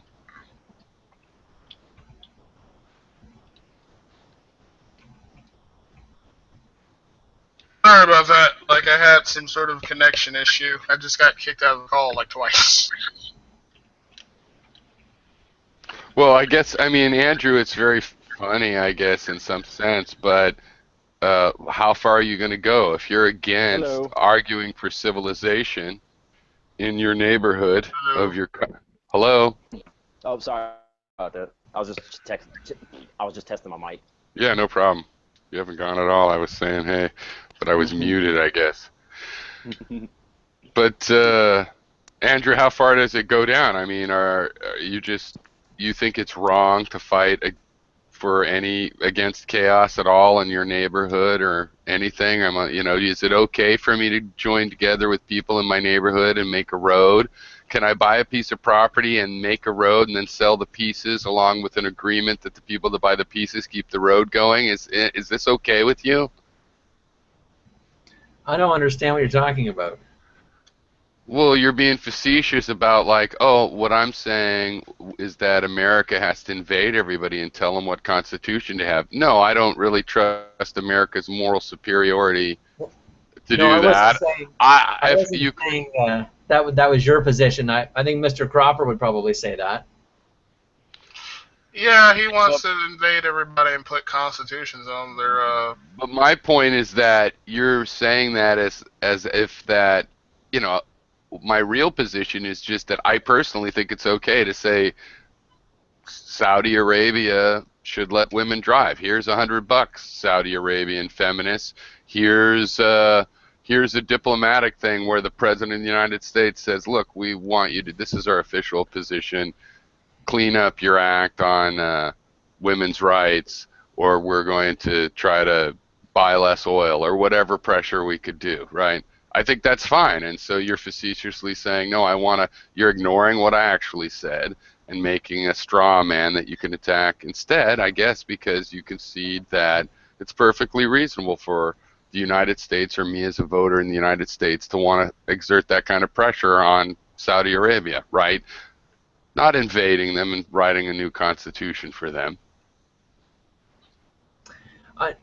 I'm just no, I don't. You don't have those views. I'm constantly surprised. I shouldn't be surprised, I guess, because you're not way out there like some of the people in here, and probably the only reason why I come in here is because you are reasonable in that sense. But I think a lot of people that would be opposite to me would critique that, and they would say that that's the kind of imperialism that you're trying to impose those kinds of values on other countries.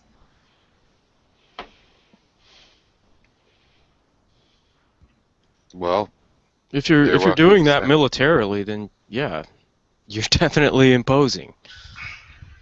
Yeah, do you want me to answer to that as if somebody had made that? I mean, I think, as I said, it depends case by case. I mean, if you are imposing your will so that you can have opium fields, so you can sell opium to China, so that you can get the silver out of China, then I think that's different than if you're saying, look, we buy a lot of oil from you and we just don't want to see that, women are treated this way. They can't report rape without going to jail themselves for fornication and et cetera, et cetera.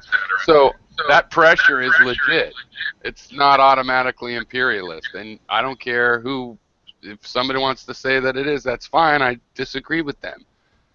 Right? Like other liberals that might automatically knee-jerk that way. I think there's bell curves.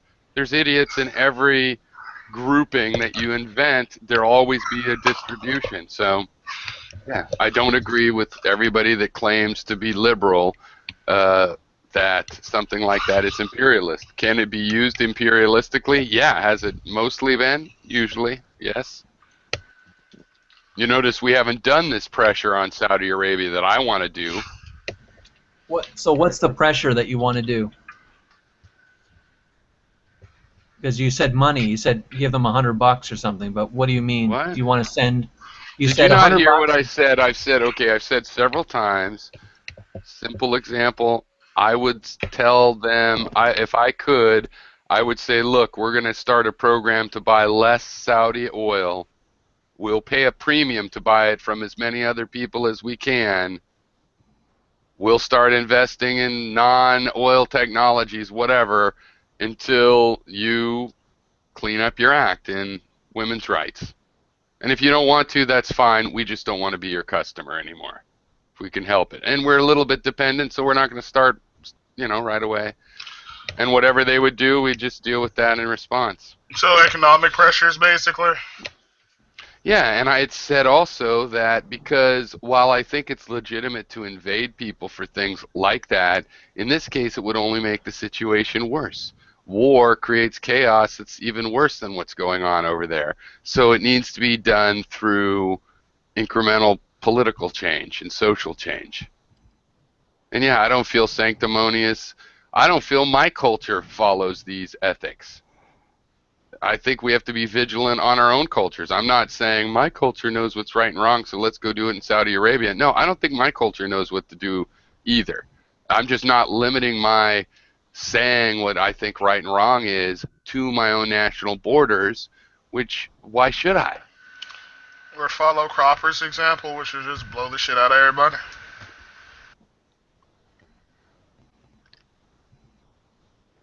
Yeah, I don't really get which part of his position is actual at the moment.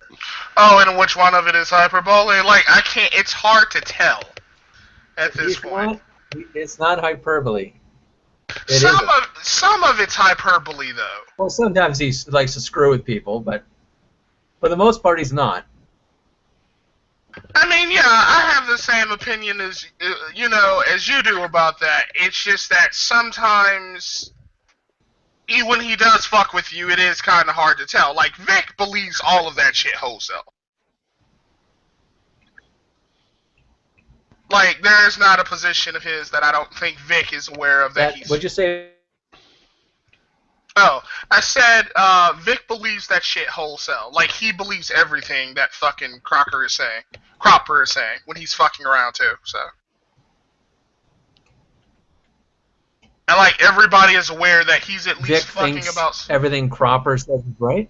No, he thinks when Cropper is fucking around, he's serious. He thinks Cropper is serious about everything he says. Oh, okay. Andrew, what do you think if you're in a state that murder is illegal and then there's a neighboring state where murder is legal, do you think, would that be of concern to you, and do you have any right to try to get involved in that situation? Or province, whatever. What were you saying?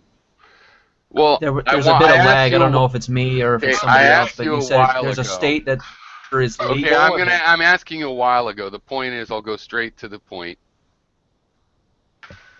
At what level are you allowed to want your neighbors also to not allow robbery and not allow killing? And how big? Is it just your household?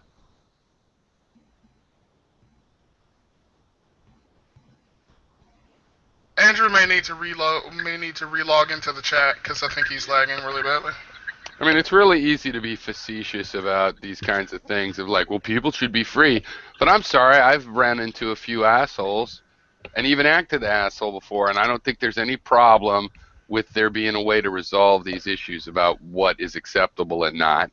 And yeah, there is no absolute law from God, so we have to work it out ourselves by writing down the details as we figure them out. So Yeah, but nation by nation.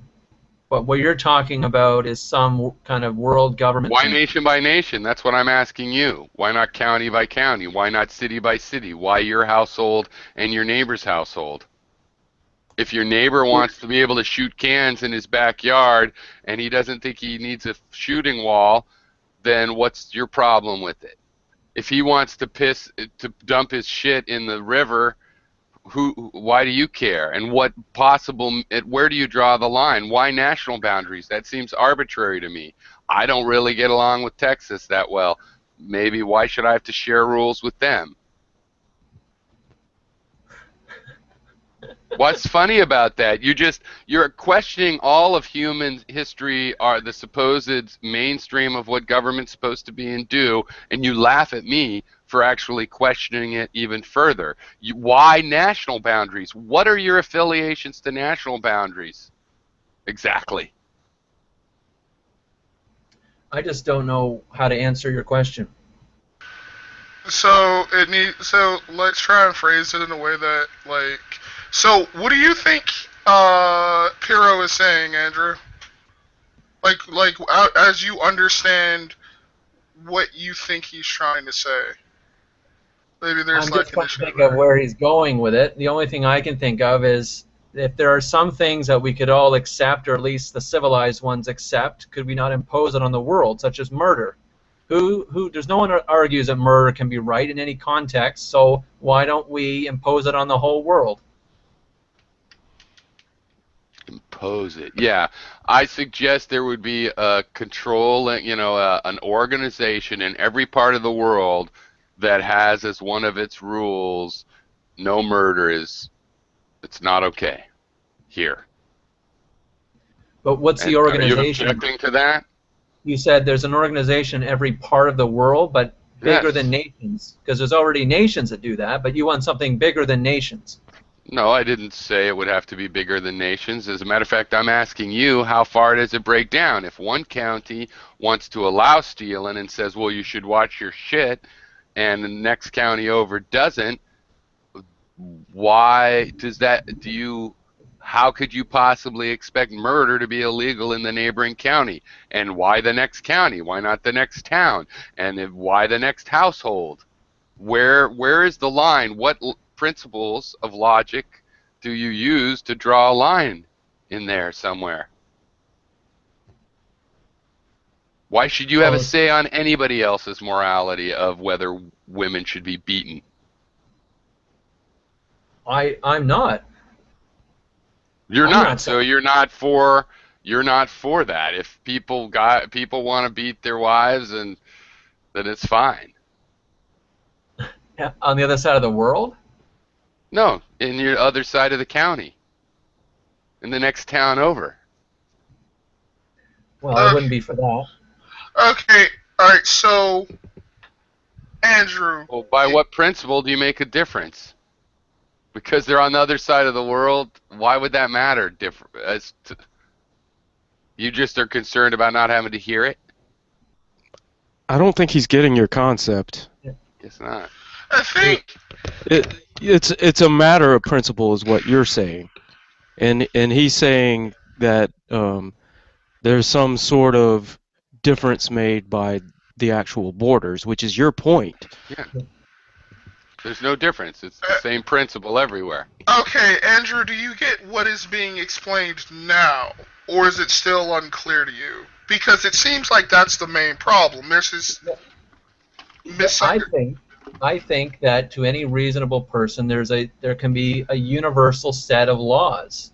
But the world has very different laws because people have different values and different interpretations, or even different metaphysics if you want to go to like theocracies. Okay. So, But you're against any sort of imposition is probably the wrong word. Any sort of influence at all, or no, we could. Like, I think Piro's, when he talked about trade sanctions against human rights violating countries, I think that's a good thing. That makes sense to me. well, would you What be about in favor of slavery? that? What about slavery? What if some country thinks slavery's okay in their culture? Well, that I don't okay? agree with that. No, it's not. Not okay. So what do I you mean, do we're about we're it? kind of talking about the The, cult. I'm sorry. Go ahead. That's fine. the only thing I could do about it is not buy their products. Is it just an interventionism thing? Because that's basically what it seems like for the most part. Well, we can have a foreign policy issue that deals with these sorts of things. We can have a Why don't we take a real world case? So Okay. Turkey, they just had a coup, right? But it failed, a failed coup. Let's say it actually happened. Let's say they had a coup, was successful. They wiped out the democracy there, and they had a military dictatorship of some small segment of Turkey. Would that be grounds like? And they were imposing it on the country. They were martial law. Certainly wasn't in favor of the majority of the people there. Would that be worth intervening because of that? That coup would essentially take that country back 100 years in progress. Would that be worth intervening on? Well, I think if you're speaking from a military point of view. Yes. Yeah, Well, I mean, I train think that's an entirely different scope of argument. I would say. Well, I guess it's another level. It's the next level. Like trade sanctions against the Congo so they stop slavery, that's not going to do it. It would have to be a military. But is that Well, too much? personally, I'm not in favor of a military intervention. Because I don't know about Piro. For getting rid of fighting a country that has slavery? No, You I would say don't think no. I would say no because Wait, I didn't hear all the that. consequences of military interventions are All right. So potentially the much practice worse. of slavery was outlawed in Niger, is the last place, in 2003. Jeez, that's not that long ago. Certainly isn't. Holy. And I saw this one travel thing where it's like really people still have the same relationship, but it's not called Yeah, that. I was going to say there's probably still sort of happening over there. Slavery. Well, because some of this was so ancient, there's literally families that have been in slavery for at least hundreds and hundreds of years, potentially. Yeah. Well, hopefully the entire world is moving towards the types of values that we're sort of arguing from. Well, I don't know that that's the case. Well, here's the question then: Is civilized countries, are they, them being a model or a role model, is that enough, or do we have to do something to those other countries that are behind? I think you have to be proactive in certain ways, but you know, bringing up the military interventions. Well, what's on the table then? If you don't like that, what's on the table? Everything is on the table. You just the only way you make it not crazy is you try to have this layered thing where there's local governments and then there's supervisory, governments over that don't have total control, and then up 3 or 4 levels. And if people are wrong and they think it's a super big deal, they'll do something about it. They'll make alcohol illegal. That's just how history goes. Then you have to convince them, sometimes through the failure of having gone through it, it wasn't a good idea. And then they're way less likely to do it again. Just like living and being a human being. You learn from your mistakes. So does culture and society. You just have to make your best decision you can as a group, because there is no computer to give us a better idea what to do than that. That's what you're limited to. Like Hillary is that right now. Of the collective ability to come up with a person to help bring a solution, if it's Hillary and Trump, obviously Hillary is the better of the two ideas. They're both not as good as I think I could have come up with, but that's the real decision right now. All right, so what is your position on that then, Andrew? My position on what? What Piro is saying. Like, are you kind of for it or against it? What?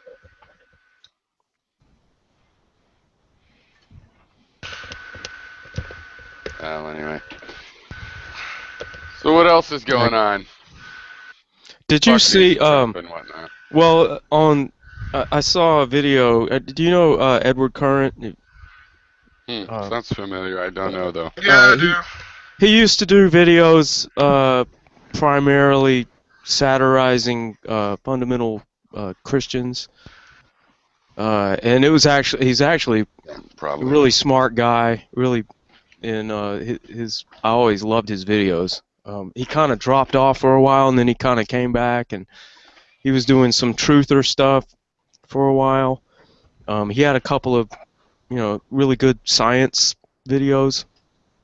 And now he's kind of back in the game a little bit, I think, and he did a video on Trump, and it was, let's see if I can remember what it was. It was comparing the whole "I'm not a racist" thing with the Dunning-Kruger effect, and so the name of the video was the Dunning-Kruger Trump effect, and so it just had all these clips of "I'm not a racist" and then proceed to say all these racist things. Hey, you know what? I read this little thing wrong. So Niger, it was made illegal in 2003, but that's also part of a study that found 8% of the population are still slaves, basically, in the same situation. And slavery in Mauritania was finally criminalized in 2007. So, yeah, anyway. Oh, well. Is that it? Sorry, I shouldn't have done that. That totally threw whatever you were saying off, but in the same time I was seeing I had misread that correction. Wait, what did you say, Andrew? Is that it? I was going to ask if there are any other countries that still endorse slavery then, or is that it?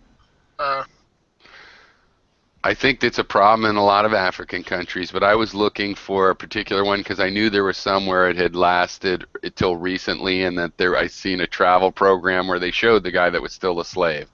But, maybe it's like the slaves that still worked for, the people that freed them or whatever. I mean, you can't totally assume.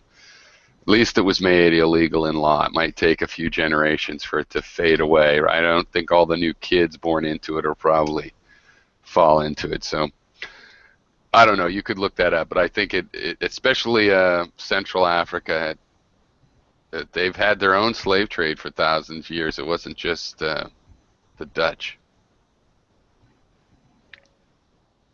That's my new thing, is we just blame all this on the Dutch, because turns out they actually started it, and everybody else just horned in all the other Europeans, and then they got out of it and got real liberal, and they're like, hey, we had nothing to do with it. It was the British, right? British, the U.S. and whatnot. We're clean hands.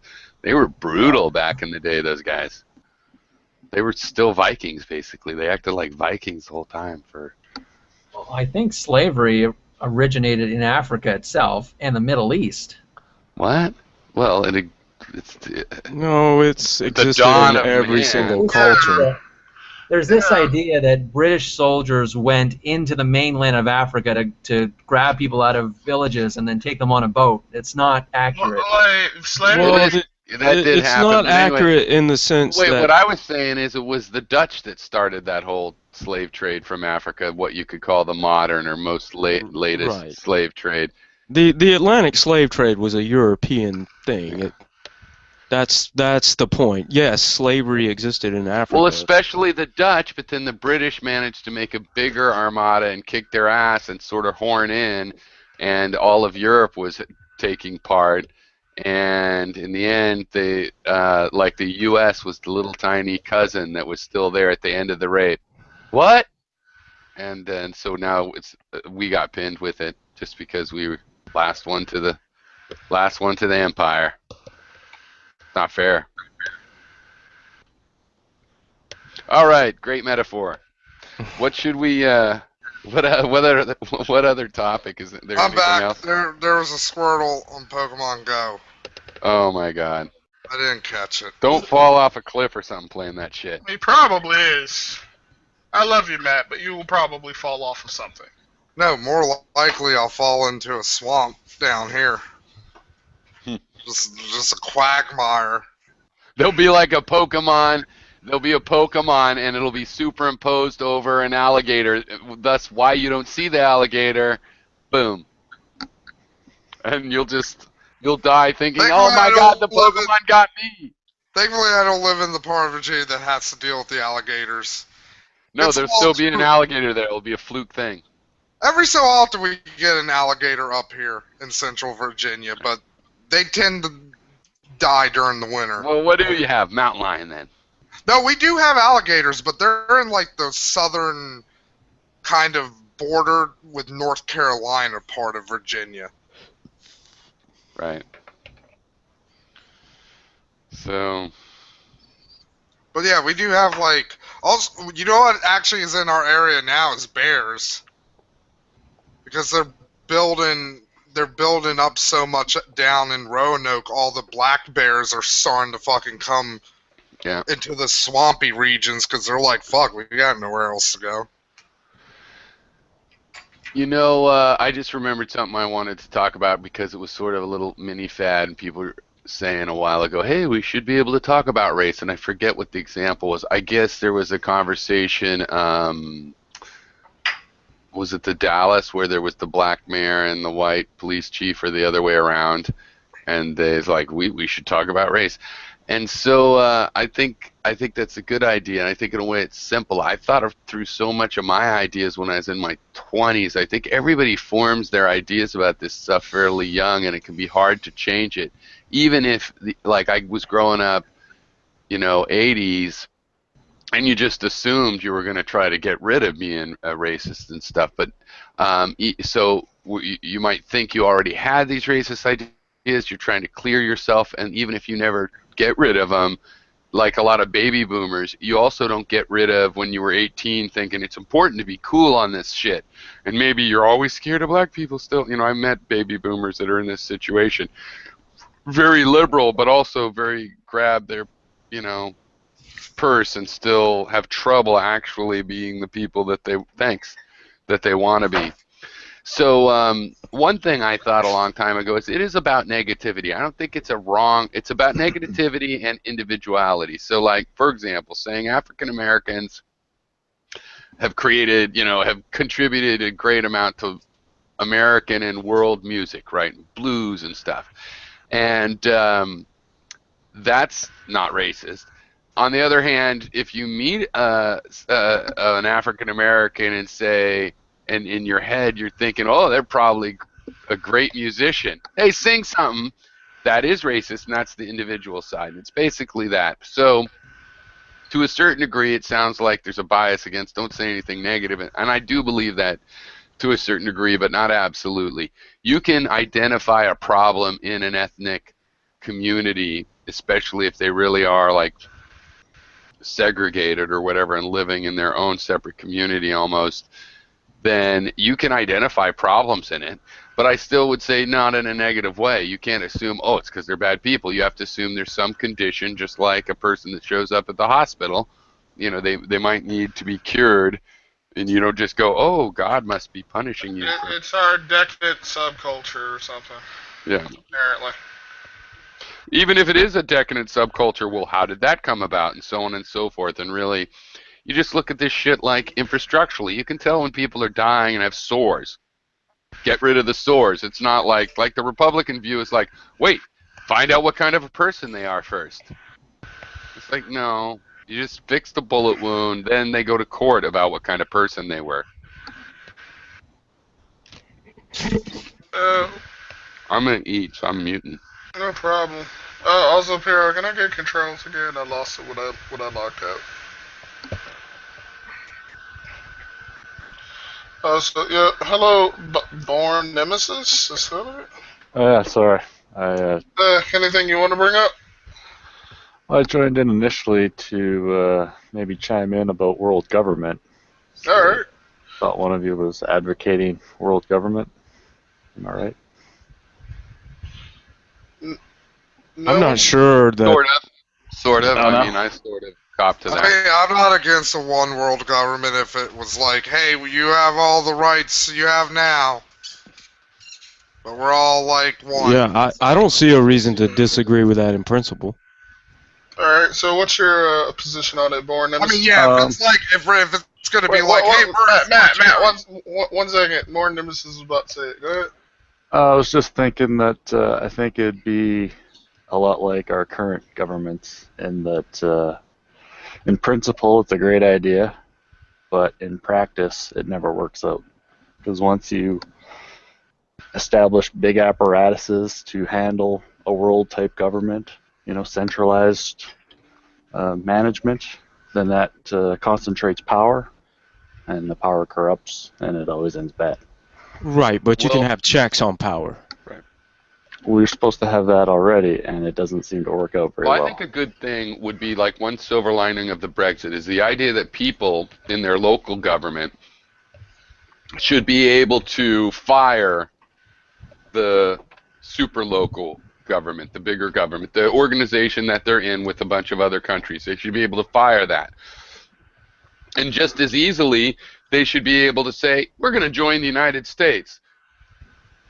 Or we've got the Commonwealth. We don't need to join anybody else. Or we're going to join the African Union or some weird place across the country that might not even be geographically contiguous. And that way there could be a competition between the way the EU runs things, the way the US runs things. The UN really isn't in the running because that's not what it's supposed to be. It's like a giant super embassy. It's not supposed to be like the EU where it actually, I don't think it's supposed to be. But it could be. You could imagine, okay, well, it transforms into that because there'd be a market of organizations that say, well, we know how to do this, we have good connections, and there would be a check against too much corruption because at that point of corruption or just secret government, there would be other international governments to join. I think my big reason I'm would be really for like a one world government if it was in the like Western or American or democracy, whatever you want to call it, style, like the current one we got, is like that seems like it would get rid of a lot of the dick waving contests like across borders. Where it's like, well, it doesn't matter anymore, India and Pakistan. You're part of the one world government. Get the fuck along. You're part of the new world order. Nobody fucking owns Kashmir now. There. See, I don't think that's a very pragmatic or realistic way to think about it. I mean, it's not. I'll Because fucking admit it. Like, people want why- to live together, they live together. When they don't want to live together, they move away from each other. And I think that's what established nations to begin with, is people tend to live in groups well, you have a lot of that they these like. weird problem areas like Kashmir where it's like half the people want to live with, half the people want India, half the people Yeah. want Pakistan. I would disagree. There's almost no nation that is based on the group of people that ended up living together, if any. I mean, they are all Especially the the ones in end- Africa and the they're Middle East. all the end result of some military campaign that went through in the shape of that country. Every one of them. Like China had a Yeah, that was pretty was long time inhabited ago. by but what? yes. Who inhabited China before Chinese people? Who made Seriously, I China don't know. one thing, considering it has hundreds of different subcultures Yeah, Han. with different languages? Who made it all one country? Well, I guess that would be modern geography or whatever they want to call it. But No, supposedly it was Aren't the we Qin grouping the dynasty, people as right? a whole, The like- first one was the Qin Well, dynasty in modern that unified the whole thing. Right, concentrations of powers backed by military. All right, what Yeah. were you saying, Nemesis? Say that again. You got kind of talked over there a little bit. well, I was just like, if we're grouping all these large segments like Pakistan and India, why don't they get along, or why don't Japanese and Chinese? Religion, like with India and Pakistan, it's because one of them's Muslim and one of them's Hindu, and back in the day, the Hindus were really big pricks to the Muslims, so Would you call them both like Indians, or what do you call Pakistanis? I'm pretty ignorant on the whole. you just call them Pakistani. I mean, honestly, you could. But aren't they probably like just call them genetically Indians, or is there really a big difference between these Asiatic, Not really. Like, not between Indians, Pakistanis, like Nepalese. Caucasians, are pretty much Caucasians everywhere, or?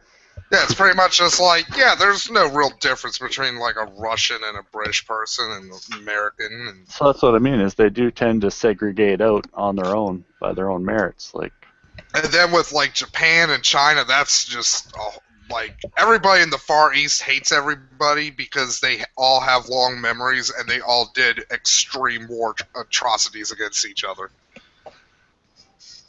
yeah, and I don't think any amount of government, whether it's world or local, is going to change that. I think that's just Yeah. something have to work through. Because yeah, like that wouldn't solve like the problem of like China and Japan being like, no, we're not going to apologize. They have to apologize first. Well, you can't just impose a world government all of a sudden. I mean, it would True. have to be an evolutionary process, probably take hundreds of years. But, you know, Star Trek, that sort of thing. I mean, maybe if you were like Superman, you just came in, like punched a UN into the sun, and it's like, this is how we're doing shit now. Probably it's still not gonna work. I mean, yeah, people would probably throw a couple of nukes at you, but once you eat like 2 of them, like once you take 2 nukes to the face, people are going to be like, okay, I guess this guy's our leader now. Well, hopefully it wouldn't come about that way. That's why I'd be the worst Superman, because that's what I would do. I would, if I had Superman powers, I would just unite the world against me. I'd be like, that's how you bring world peace to this world. That's also the plot from Code Geass, man. It's yeah, and Watchmen. It's the plot of a lot of fucking sci-fi things. Where it's like, God, we have to Watchmen. unite humans against the common enemy because we like fighting. Wait, So- was it? Oh, go ahead. Sorry about that.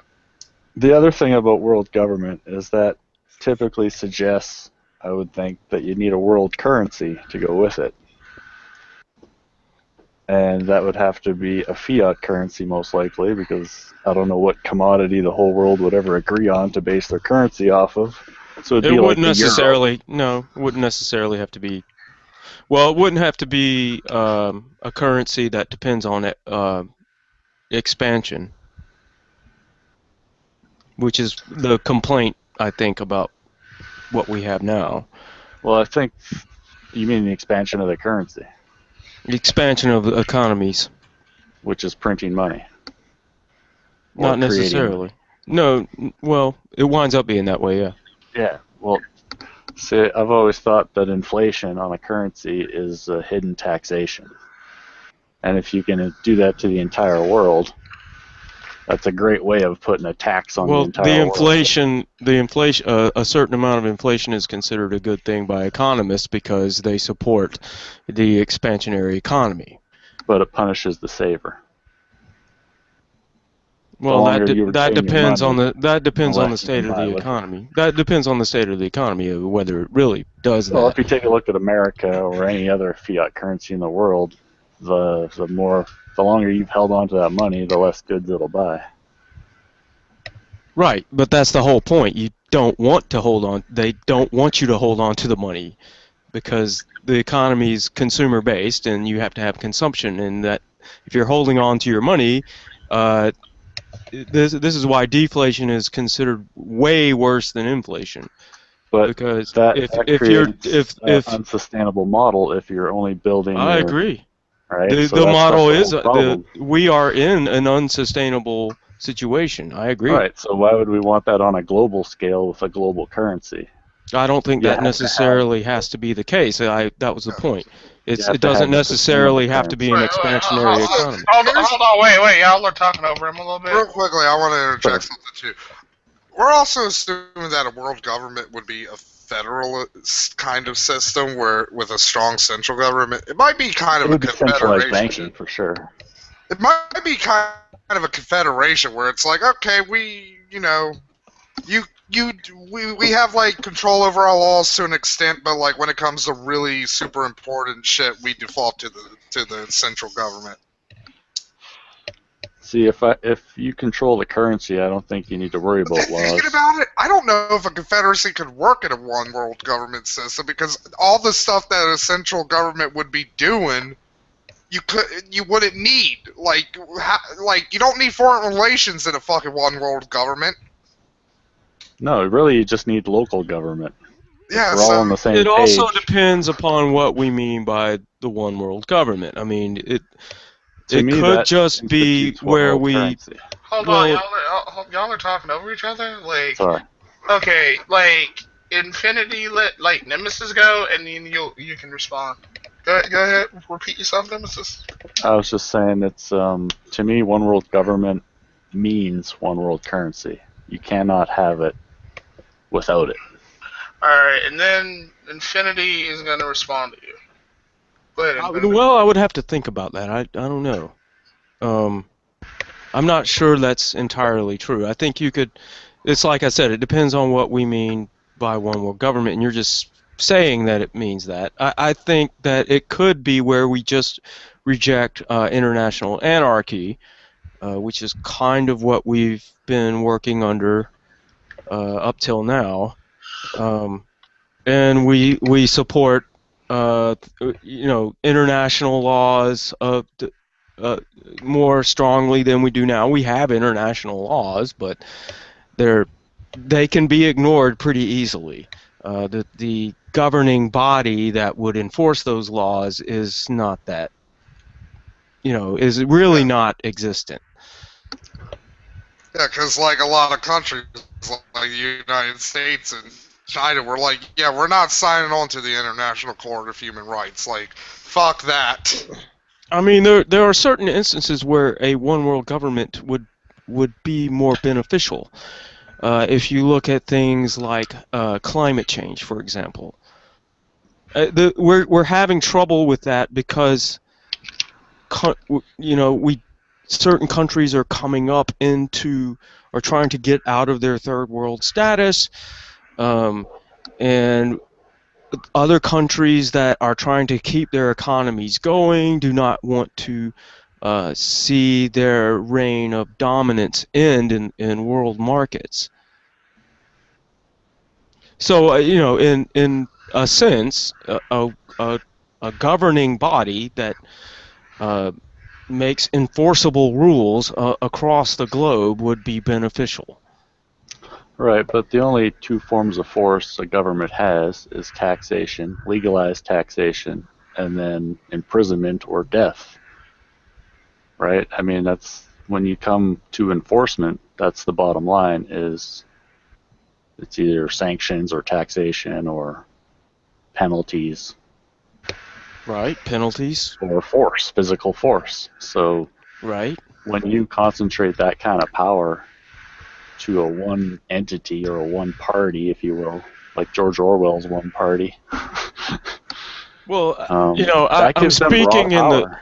I'm speaking in the largely abstract realm, where I'm saying that technically, yes, that if we had a one world government to enforce that situation in that just environmental to deal with a global environmental problem, then yes, that would be beneficial. Well, see, I like the idea of nation states in that they help balance that power that does get accumulated inevitably in every government in the world. They always like to concentrate power as much as they can until there's a revolution or some sort of resistance. Is power really balanced in the world? I don't think so. Well, no, it's not, and that's part of the instability, is that it's not balanced. So if you concentrate it into one force... Then I misunderstood you. I thought you said that nation states... It balances, it helps balance it. In other words, I think the United States would dominate the entire Middle East if there was no China, if there was no Russia to resist against them, if there was no Iran to resist against them. I think they would go in there and take all the oil and sell it, and, who's going to say otherwise? I don't know if that's the reason why they're not engaging in every single military aspect that they could to take oil. I mean, I agree in principle that that is largely what has, influenced decisions to go into Iraq, for example. But like, can you imagine? I don't think that it's just the fact that China and Russia are creating some sort of pushback, that the United States hasn't invaded every Middle East country there is, that especially, I mean, like Saudi Arabia, they're going to invade Saudi? No. Well, no, they're on the take. I mean, why would they invade an ally? Well, Saudi Arabia is the primary source of oil in the Middle East. To be fair, we've invaded plenty of allies in our history. Well, what if China, Russia, and America were all on the same team, and we all need oil desperately? they would go into the Middle East and take what they needed, wouldn't they? I mean, why wouldn't they? If they will conduct war in Afghanistan, both countries have in the past. If they will kill 1 million people in Iraq, if they will bomb Vietnam and Cambodia to smithereens, if all these things will go on in today's climate, what if they were all working on the same team? And they would unite all their militaries to take whatever the hell they want from the, people in the world that don't have the military to push back against them. That's a scary proposition to me, is that you get all these corrupt corporations working on the same team with no resistance in the world. Yeah, I can see that. It's you don't want to be on the wrong side, that's for sure.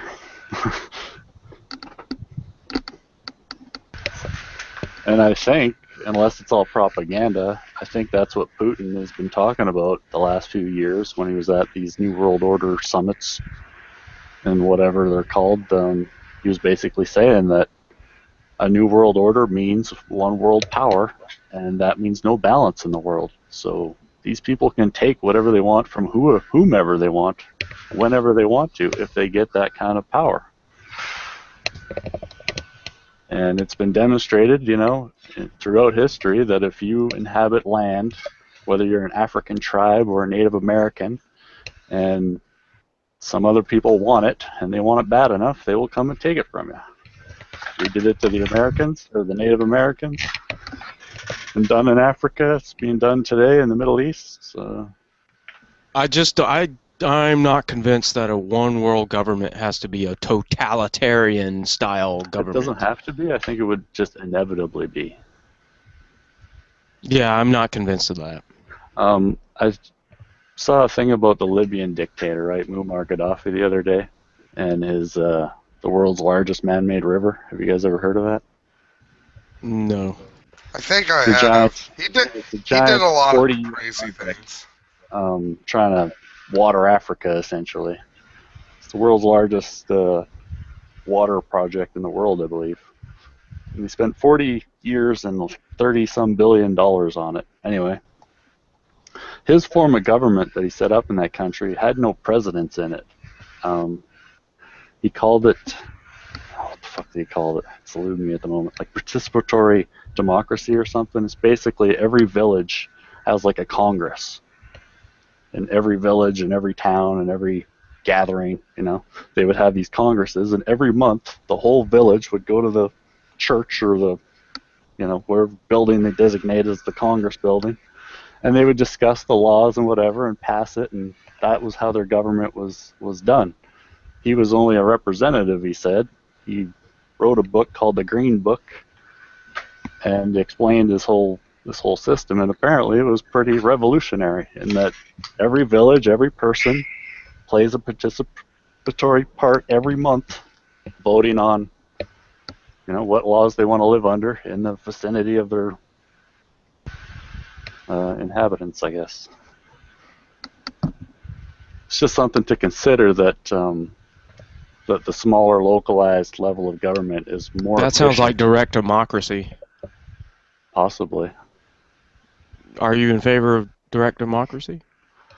Well, I don't think I understand your definition of it. If it's like a lynch mob, then no. Where 51% of people can hang the guy, but... Well, I wasn't referring specifically to a lynch mob, no.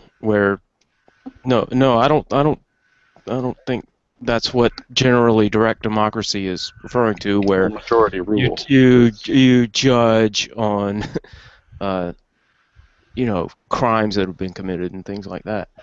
No, it's where people make the laws directly, where the majority essentially rules directly. Okay, so 51% decide. It's as opposed to just a representative democracy. It's not always 51%, by the way. Well, no, but in California, a lot of things are 3/4 majority.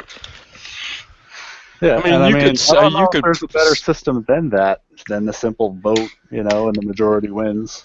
I don't think humans can come up with one. corrupted though, because a big problem that happened. I'm sorry, but a big problem that happened up in California is a lot of people weren't politically literate, so like they just constantly were like, yeah, we want more stuff and less taxes, and then they got to a point where it's like, we can't afford anything.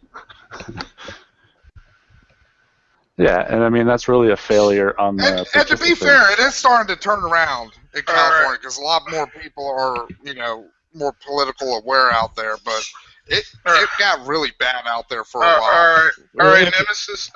Nemesis was trying to say something. Did you say Nemesis? You said, and that's a failure on what? On the participants of the democracy. If they're not staying informed and they're voting ignorantly, well, you get what you deserve, I guess, right? Well, that's the problem with it, though, and it's been proven not to work from ancient times. I mean, they tried it in the Greek. I'm trying to remember the city-states. They had direct democracies that were disasters. So it's been proven not to work.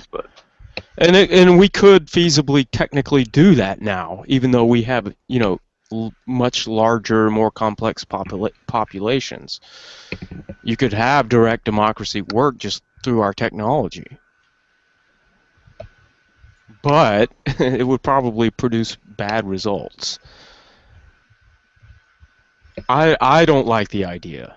I think people should have a voice, of course, but having just every individual society be responsible for controlling every aspect of society just does not seem like a good idea to me. I'm in favor of technocracy, or at least a branch of government that's technocracy. How do you mean? Like, what does that entail? Well, where you have science actually playing a large role in decisions that are made. That could get corrupted too. Like 2 + 2 is 4, therefore he should die. What if we had that during like the early 1900s when a lot of people were like, hey, this eugenics thing seems like but science itself is very difficult to corrupt on a massive scale, just because of the way it works.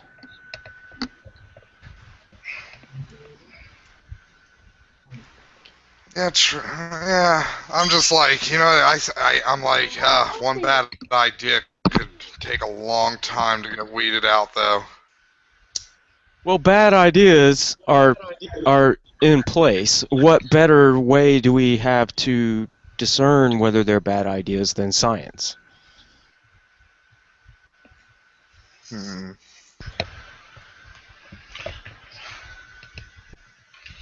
Alright, do you have anything else you kind of want to add, Nemesis? Sorry, my girlfriend's pestering me. I didn't really catch your last point. Probably a lot more important than this. He didn't get your last point, Infinity. Sorry. Oh, well, you heard the thing about technocracy. I was just backing that up, basically. Science is pretty difficult to corrupt just because of the nature of the way it works. Yes, you can have pockets of corruption in science, but on a large scale, it's very difficult to corrupt science. I think corruption was probably a bad word choice on my part. My thing was more like, I'm worried about like bad science. Bad science. Yeah. And my point to that was bad ideas are existent. There are a lot of them out there. So what better source do we have than science to deal with that problem? There was like a really strong like science police, like the moral science police that kept them in check. I probably would be like, yes, I like this. Well, I'm only, remember balance of power. I'm not saying that the scientists have total control. I'm just saying they have a large voice in decision making. Science police. Like you were tested on monkeys without anesthesia. Science police. Yeah. You're going to science jail. You're only 72% genetically pure. We don't need you anymore. That was in a movie a little while ago where they were testing genetic purity. That Allegiant movie, I think it was called, or whatever the hell. Divergent, Allegiant, something like that. Series, I don't get that. Yeah, Allegiant, where it's like, it's basically high school, but like genetically. So it's like you're either a nerd, an artsy person, a jock. It's genetics. It's like, no, these are social constructs. There's a difference. This is why this movie series failed, because it's dumb. Hunger Games makes more sense than this, and like that makes no sense. Well, you're genetically predisposed I mean, to being look at how fucking divided the country is. If there was an actual fucking civil war and one side used fucking nukes, the other side would suicide attack the other side. I fucking hate and fear. Does anybody think that we're just our, the entire human, where we're going as a civilization, is it going somewhere good? Are we going to Star Trek, or are we going to nuclear war? Overall, I think the pictures we're getting better overall, as an entire planet. Yeah, pretty much. We're getting better. We're making progress in some areas. Sure, they're but yeah, it's a mixed But on picture. an individual country level, America's we got a lot of problems that we've either ignored or just because they're not bridges and infrastructure. That's not sexy. We can't sell that on the news or to the public, so we're not going to talk about it or do anything about it. Right. I think the future is going to become more divided by haves and have-nots. Well, we've already touched on the fact that I'm sorry. I was just gonna say I think Star Trek's a good example because, like in Star Trek, I think something really bad and fucked up is gonna happen, and just people are gonna be like, you know what, we gotta be better than this. Well, that bad thing though could just collapse everything and send us back to the Stone Age potentially. Because it did in the Star Trek timeline for a bit. Is that right? I mean, you might know more about that the Next science fictional movie, series than I do. When they went back in time to the first Contact time, they did have guns and stuff, but there was also just a lot of fucking tribalistic stuff and what was the remnants of the United States at that point.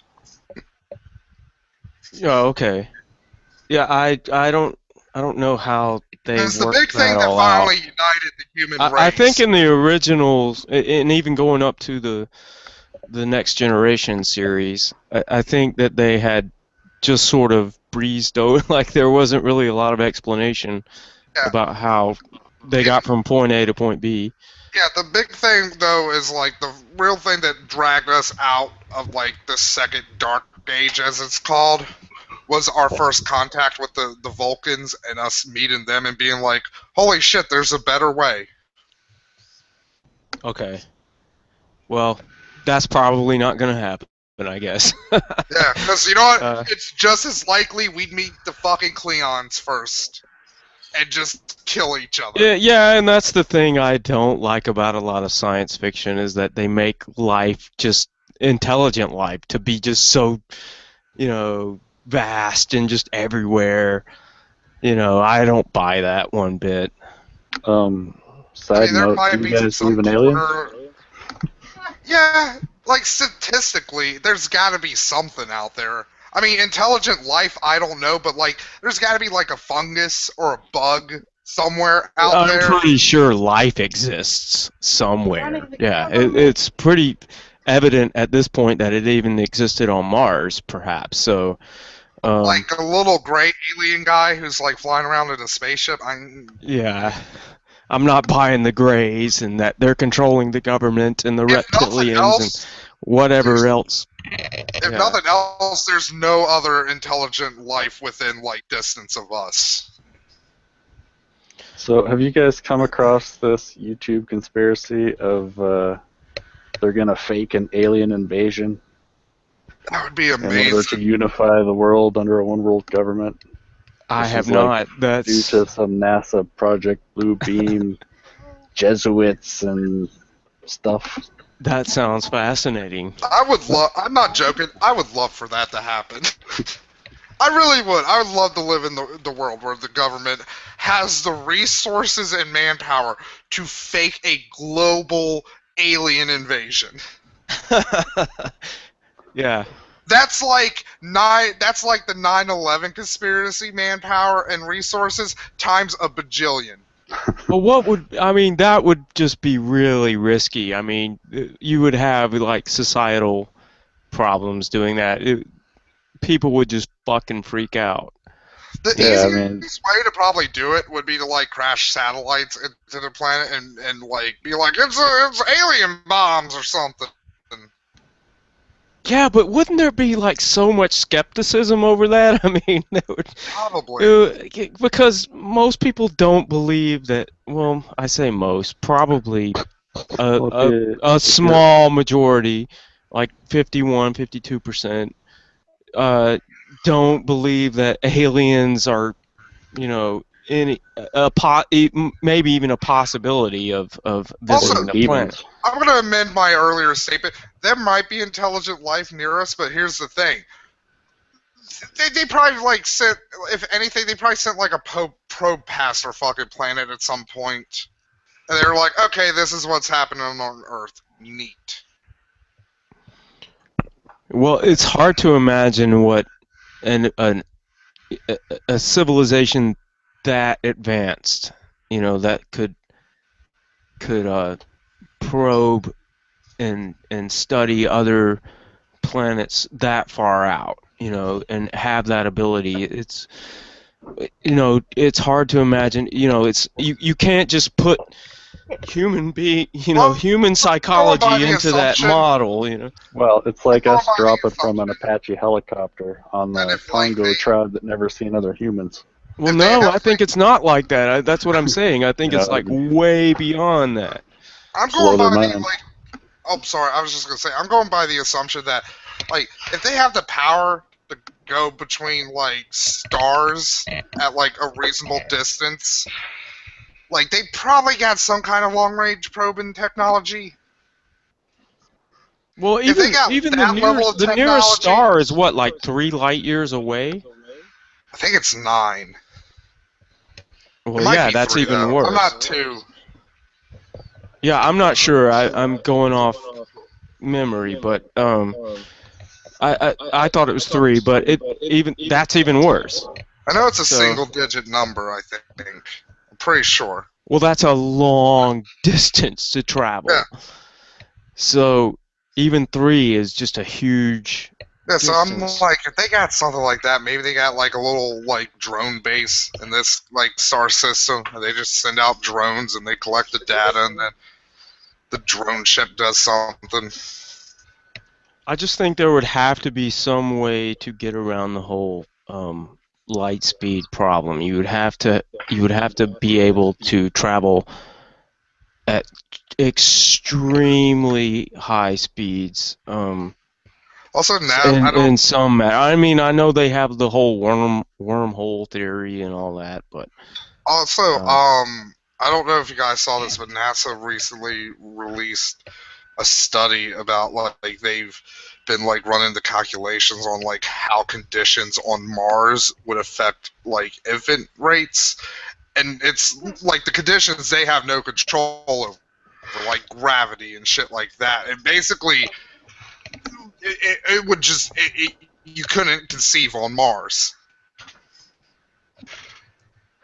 what do you, Like the gravity's too low for like basically like the fetus would like elongate because of the lesser right. gravity. yeah, if you try to procreate on Mars, there would be a highly advanced form of evolution going on there. Yeah, because they're like, yeah, we can control like the radiation and some of the atmospheric conditions to an extent with like bases and stuff, but like gravity, you ain't controlling that one. Right, right. And the idea of terraforming Mars and that's extremely complicated. And Also, another cool thing that came out space-wise this week, they found out why Jupiter is warmer than it should be, because Jupiter, even though it's further than the sun, its atmosphere is about the same temperature as ours.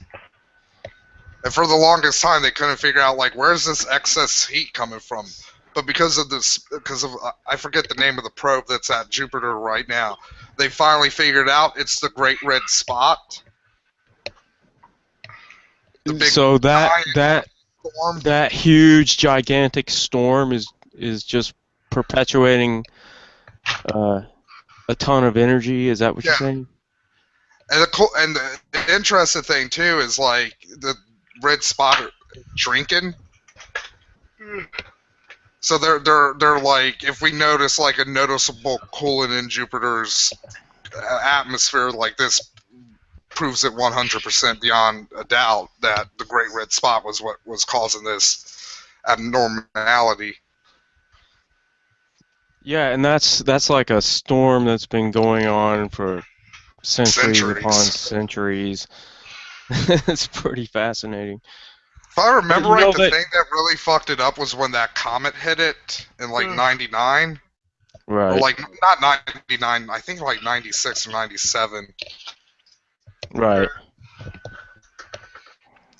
Well, they say that that's one of the reasons why life was able to evolve on this planet was because Jupiter just sucks up all these gigantic rocks flying through space that could It's like a potentially protective brother wipe out in high life. school. Right.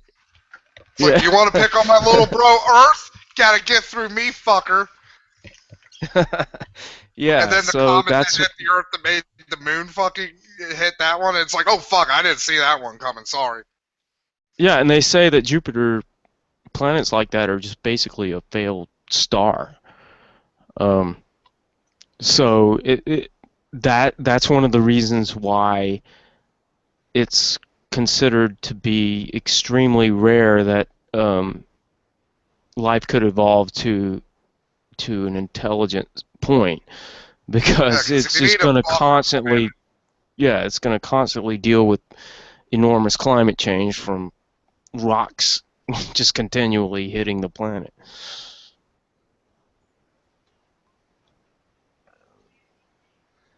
You need like a big dumb goon planet there to just suck up shit.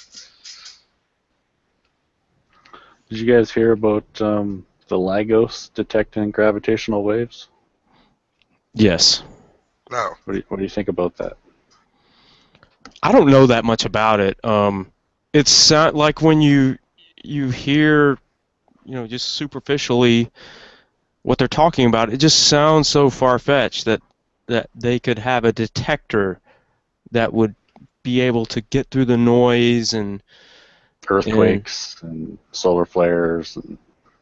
right, and be able to, apparently, it's solid from everything that I've seen on it, but I really don't know. Is everybody aware of what it is, or What gravitational waves are? no? What the Lagos and what their claim is? I mean, I just think have that- superficial knowledge. I think I'm on it. vaguely aware of it.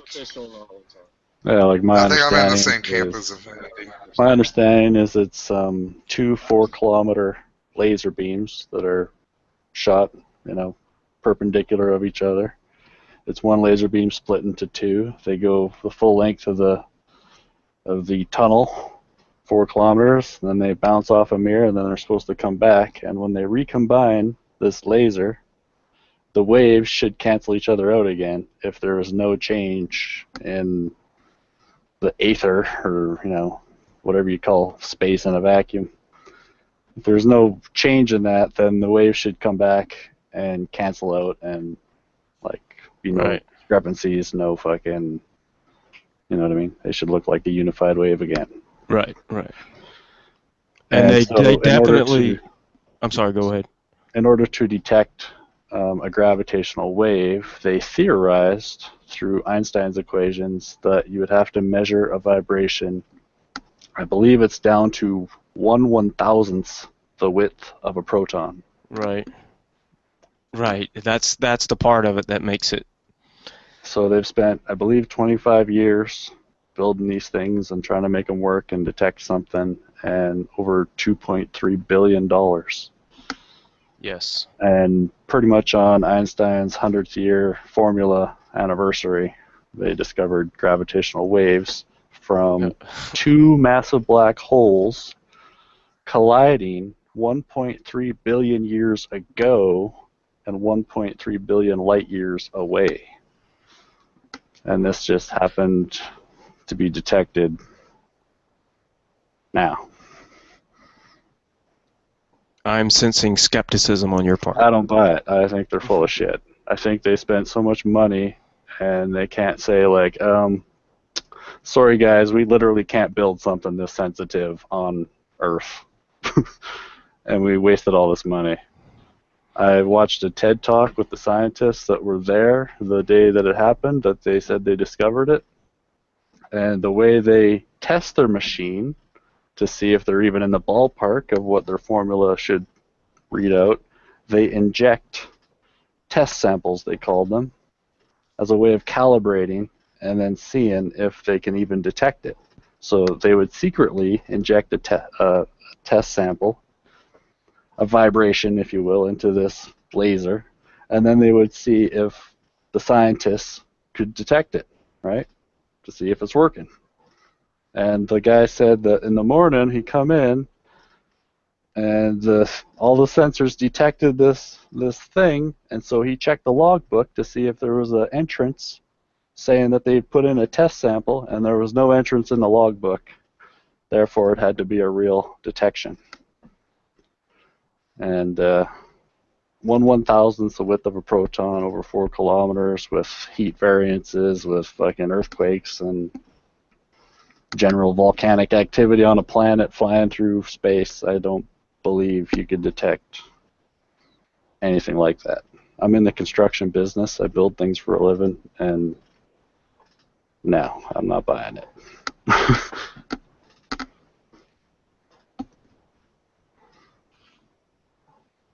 Anybody? You have anything to Oh, respond? You have anything to respond with, Infinity?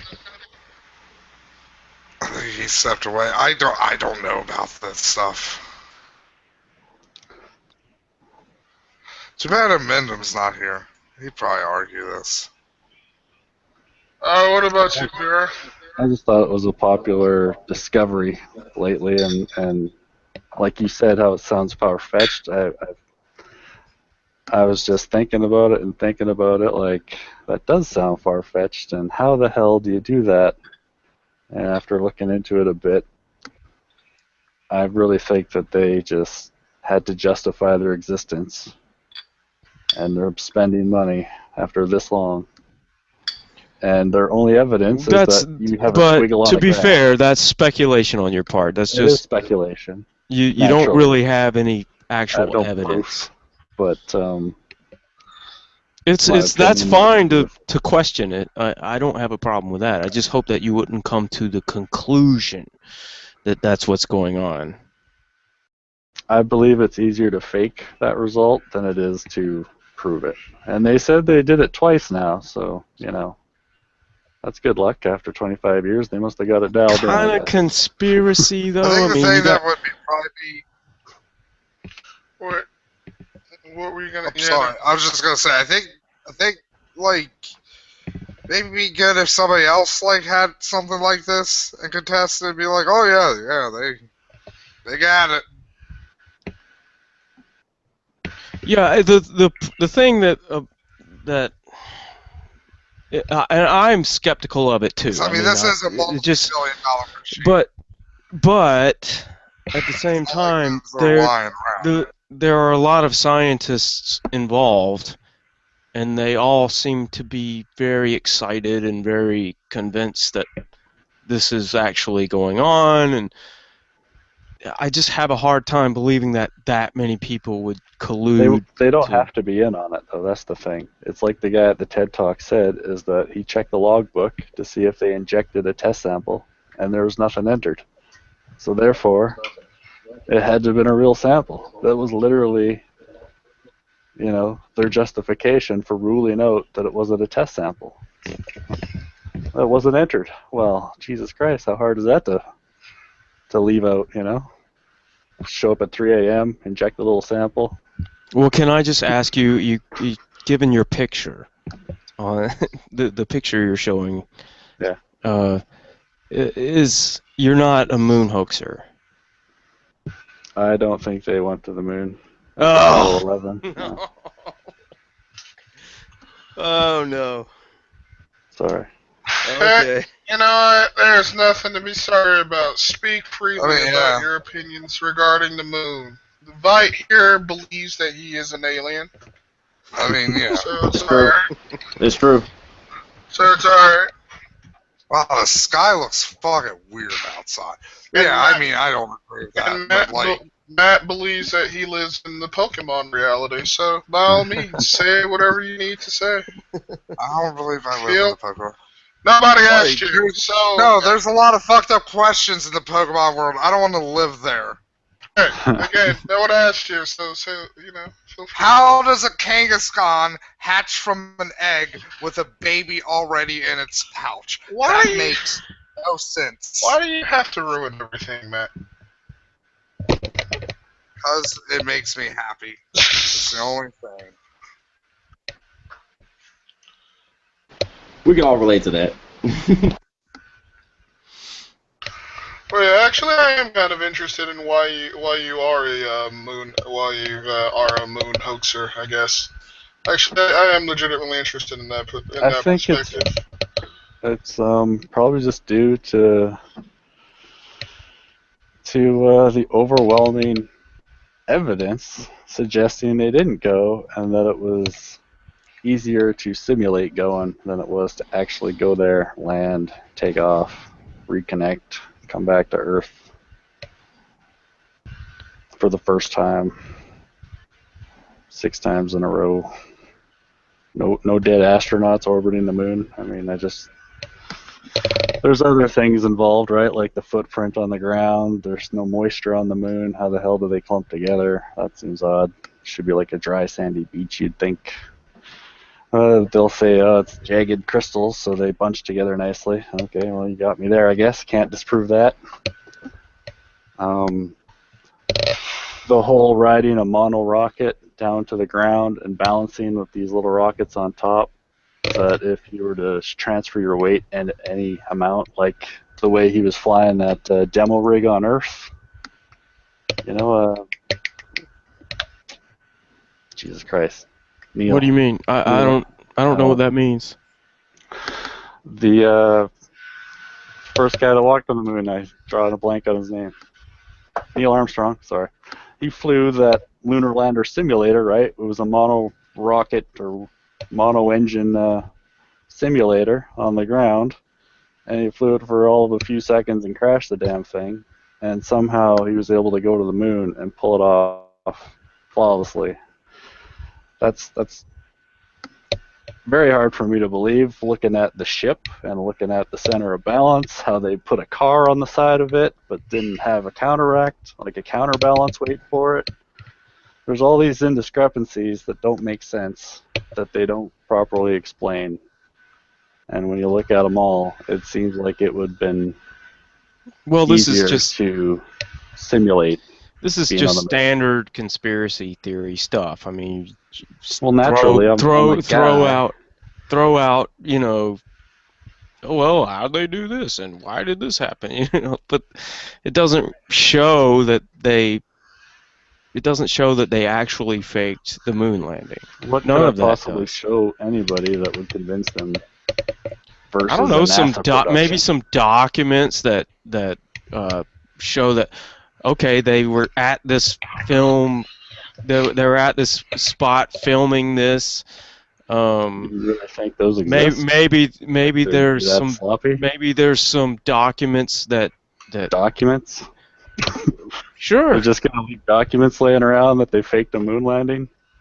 Well, you're talking Well, about a that massive is conspiracy, so what they have to happens. communicate. That is what happens with a lot of real life conspiracies is they get found out because people are stupid and somebody ends up either blabbing or they leave evidence somewhere. Well, I believe people have spoken out. That's why there's a moon hoax theory at all, isn't it? What? I mean, Who's spoken out? I always thought the reason there was many a moon people hoax have, theory have is they not? just because people are You're like, saying people involved in NASA have said Spoken that out? this was a conspiracy that Well, there's we the didn't. fellow from Rocketdyne, right? He's one of the primary guys. The guy from what? Rocketdyne. I don't know what you're talking about. They made the rockets for the shuttle and for Apollo, I believe. Rocketdyne. yes. Okay, so he's what the guy are that you worked for talking about? Rocketdyne, and he said that there's no way they went there. He's one of the major proponents. So that's a guy that spoke out, that worked in the NASA circle. Okay, there's another a guy that developed rockets, or helped to develop rockets, that said that what exactly? He said that there is no way they went to the moon and back with what they had. Based on what? Their rocket technology, the ability to get to the moon, orbit the moon, land on the moon, take off from the moon, reconnect, and return back to the Earth safely. They didn't have the technology. Said the max they could do was orbit. Well, wait a minute. So you mean taking off, or which part?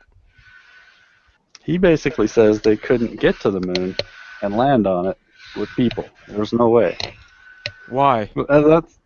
Ask him. I don't know. I mean, that's why you asked who spoke out. I'm saying there is a guy. That's Well, you're one of the the. proponents. I'm sorry, you're the representative of this position, so I'm asking you. You should know that because you developed this conclusion, and you Right. partially developed it based on what this guy said. So you should know Right, he's one of them. what his reasons are. You know, I'm not willing to accept that we couldn't get there and technically feasibly do that based on just what one guy says. I'm not. Well, That's there's more than one guy. So I take it you haven't seen NASA Moon America, or sorry, I think that's his book. There's a funny thing happened on the way to the moon, so that must be a fictitious film. You know, when he shows them simulating the images of Earth inside the cab and stuff. yeah. I don't know what you're talking about. A funny thing happened on the way to the moon, right? I mean, it Never could heard be of it? fake. I mean, Can you you're like saying they faked the moon landing so people could have faked this footage later on. Well, naturally, it's just can you explain what happened within the documentary or whatever?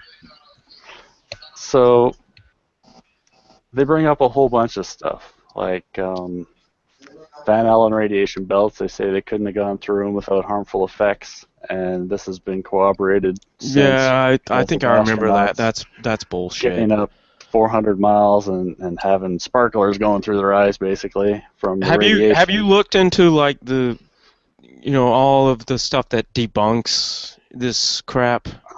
I've looked into some of it, yeah. And you didn't find Sure. it convincing, or Well, convincing on which part? Which ones have you looked into? And well, you debunked? just cited the fact that they couldn't fly through space because of radiation, I believe.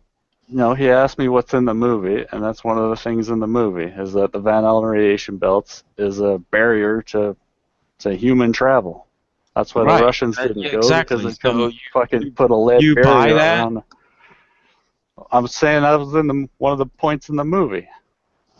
I'm asking you, do you buy that? I was muted. Let him like explain. I don't know if I buy that necessarily. I'm sure you could burn through the Van Allen radiation belt quickly enough. Maybe it doesn't harm you. How the fuck would I know?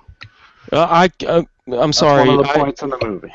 I keep muting you. Well, I don't. That's the first time I muted you. But I muted you because you're making some extraneous noise. Oh, sorry about that. I didn't know Yeah. it was. Let me. So that's one of the points, is that the Van Allen radiation belts, they couldn't put up enough shielding on the rockets. Right. Yada, Do you? yada. I'm asking you, do you buy that? No, that's not a tipping point for me. It's like, okay, that's something, I guess.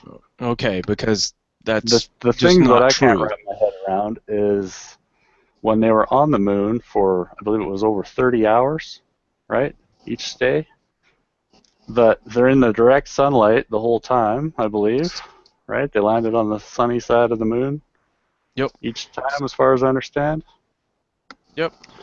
And they should have massive amounts of heat built up, right? And their suits are supposed to have cooling systems, and the LEM runs off batteries with air conditioners. I mean, all that stuff is extremely heavy and inefficient back then, I would imagine.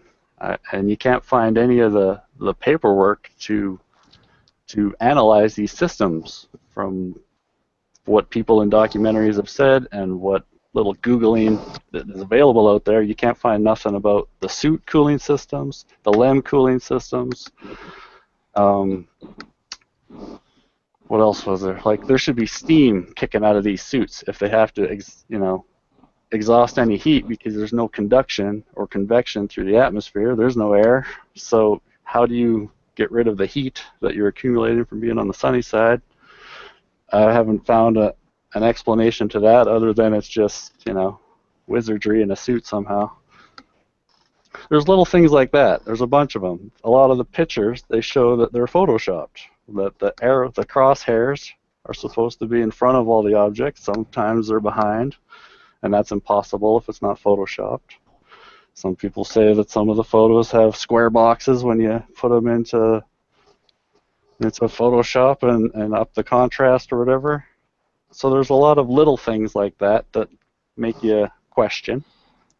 Well, and I can't answer to everything you're talking about. I looked and I into don't this expect you to, but I looked into this a very long time ago, just to see what this was all about, this moon hoax stuff, and everything that all the stuff that these moon hoaxers are saying, and no offense, but it's all bullshit. I mean, it just turns out it's all bullshit.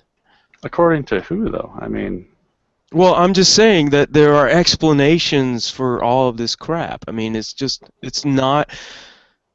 There's no reason to believe... You're assuming that it's crap without looking at anything. I did not assume it was crap. You just called it crap. I actually looked... Explain to me how they exhaust heat, how they, Well, I just how told they hang you. a fucking You didn't listen to what I just vehicle on said, the side apparently. without changing the balance of the fucking... there's all these things that... Alright. You didn't listen to what I said. What I said you said it was crap. You just said my opinion is crap, is what you said. Well, yeah, but there was something before that. There was what I said is that it's been a long time since I looked into this, and so I cannot respond to, in detail to everything that you're saying and every point you bring forth. But when I did look this stuff up a long time ago, it just turned out that it was largely crap. I mean, I'm sorry. It just was. And okay. I don't think you've been diligent, if you'll forgive me for saying this. I just don't think you've been diligent in looking into this. It just doesn't sound like it to me. It seems like you've just, oh yeah, that kind of, yeah, why would that be the case? And okay. Well, don't we do that with just about everything? I'd like to ask. What diligence have you done on the moon landings aside from going to a NASA website and verifying what they told you? Well, I've listened how else do to you I've verify it? I've listened to hoaxers and their points and the points that they bring up, and then I looked it up, and Looked it there's up a how? reasonable explanation for just about everything. And some of the stuff is just bullshit. I mean, it's just lies. It's not even true. Like what? Like the thing you said about the photo angle or something like that. I can't remember exactly. Well, the crosshairs being in front of any object they take a picture of, the crosshairs are on the camera. And in some of them, they're behind objects. So how do you explain that? Well, I can't even remember, but the stuff involving the angles of the camera is just not. You mean like the shadows and whatever? It's not even correct. I didn't bring that up at all. Well, maybe you didn't. I don't know. I'm just saying that some of the stuff that these hoaxers bring up is just bullshit, pure and simple. But some of it isn't. Well, I'm just saying that this is not well-founded. Well, it's my opinion that they didn't land on the moon, and I haven't seen... What about the laser experiment? That means nothing. Why does that mean nothing? Well, what kind of divergence is on this laser when it hits the moon? How wide is the beam when it hits the moon? What's your point? It's a simple question. How wide do you think the beam is when it hits the moon? They're hitting a target. Have you seen the targets? They're like 2 feet by 2 feet, right? I don't know. Well, You've obviously spent more time with this than I have. So I didn't do any diligence, but yet... You didn't do any diligence on questioning that position. Okay, so was these my laser point. reflectors are like 2 feet by 2 feet. They're angled just right so that if you hit them just right from the Earth, that's spinning, by the way, and the moon is orbiting around it, but if you hit it just right, somehow these photons are going to bounce back to the Earth in a manner that you can perceive them. And I've watched the video where they claim to have done this. They send up a laser flash. So you think these They guys are wait. just liars? They wait a while, and they said they got 6 photons back, and that was enough to measure the distance to the moon. And I just find that, hard to believe. Well, that's argument from incredulity. I can't say that. I want a little more evidence than 6 photons. That's a logical fallacy. Well, no, because it could be bouncing off of any part of the moon. That's what that means. There's no reason to say that it's bouncing off of something they left on the moon. It could hit any fucking crater on the moon and bounce back at the Earth. So what evidence is 6 photons bouncing back that there's something positioned on the moon that you're reflecting off of? So they're just lying. They're lying to cover up the fact that we didn't actually go. Is that what you're saying? Well, politicians don't lie. Governments why would they lie? Scientists don't lie. Dentists don't lie. Doctors don't lie about smoking 50 years ago, 100 years ago. Like, people don't lie? Is that what you're saying? No, I'm asking that's you ridiculous. why People would they lie for lie? money all the fucking time. So they're getting paid. Is that what you're saying? They have jobs, don't they? Do their jobs depend on, the status quo? Probably. So you're saying that the government is paying them so that they didn't even have to do this. I mean, there's no reason why they had to just say that. I just think you're defending them blindly. Well, no, there's no reason for me to conclude that this is some part of the conspiracy that you're. I'll just say that putting reflectors on the moon and then shooting a laser from Earth, telling me that we hit the reflector, I don't believe you. Do you think a reflector is the same thing as a fucking just anything? Well, they have pictures of it. What do you mean? Pictures of the reflector. It's you seem to be arguing that a reflector that is designed to reflect a light beam or laser beam is the same thing as just anything. Well, I'm saying it's not convincing proof that you're bouncing something off of it and catching it here on Earth. How does it do that? How do you do that? Because it's a Who cares? reflector. That's how it works. So shouldn't it land It like 100 reflects. yards to your east or something? I mean, So you think that just any 6 portion of photons. the moon will behave the 6 photons same work. way as a reflector on the moon? I think that a portion of the moon will reflect back to the Earth. Yes. Is that so hard to believe? Well, that's not what I It's a said. reflective surface. I said you think. I asked you, All right, guys, let Infinity ask your question. do you think that anything on the moon is going to have the same behavior as a reflector on the moon? I don't think it has to have the same behavior. All it needs to do is be dished or angled the right particular angle at the right time to reflect back at the Earth. I don't even know what that means. Well, think of the angles involved of putting a little square box on the ground, and you point it at the Earth because you're standing on the moon, and you go like, all right, put it at 23 degrees or whatever the hell they decide. And then 50 years later, you're going to bounce something off of it and say that we just reflected. Like, do you understand what kind of motions are involved? What kind of precessions of fucking equinoxes and fucking the moon's going farther away? Like, that angle would not stay the same for 50 years. That's one. For two, the fact that you shoot a beam at it. That it's gotta wasn't be what as you were wide saying as- before. You were saying that they were pointing a laser beam at the moon and it was just reflecting back. And that's Right, all you because said. the laser beam is huge by the time it gets to the moon. They only get 6 photons back. So what does that tell you? Like 99.999999% of that laser beam is bouncing off in every other direction than back at It tells me that the moon's really far away. Exactly. But you're not going to get reflect. How do you know that you're? On what basis are you saying that you're going to get this On amount what of basis are you reflection saying back? that you're getting a reflection from that Well, particular object? this is just science. I mean, it's optics. How are you getting a reflection back if there's nothing to reflect it? There is an infinitesimal amount of angles on the moon from craters and pivots and divots and bases Well, then and angles. you would need some significant support scientifically to have that opinion. So could they measure the distance to the moon before they put the reflector on it?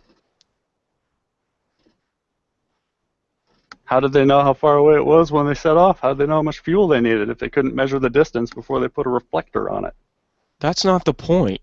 Well, it's kind of a big point. They bounced the No. laser beam off it the same way. No, they did. No, that's not what we're talking about. We're talking about they went to the moon. They had this experiment in mind, and they engaged the experiment. That's what we're talking about.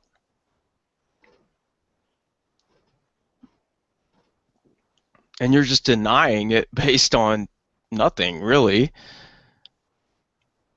Well, they could have just gotten that data back with nothing at all there. Do you have that it's bouncing off of something they put there? Because How do they you prove got that? data. Because it got data. They got data from it. If they Bouncing didn't, something off of a where's the fucking rest of the flashlight scientific community isn't saying? data. Where's the rest of the scientific community telling them, "Hey, you didn't do that right," or "Hey, you could have gotten that." What are you This talking is about? this is a Do you think there's well-founded. signal that goes out to This the is whole a country? Okay. well-founded experiment. Okay, hold on.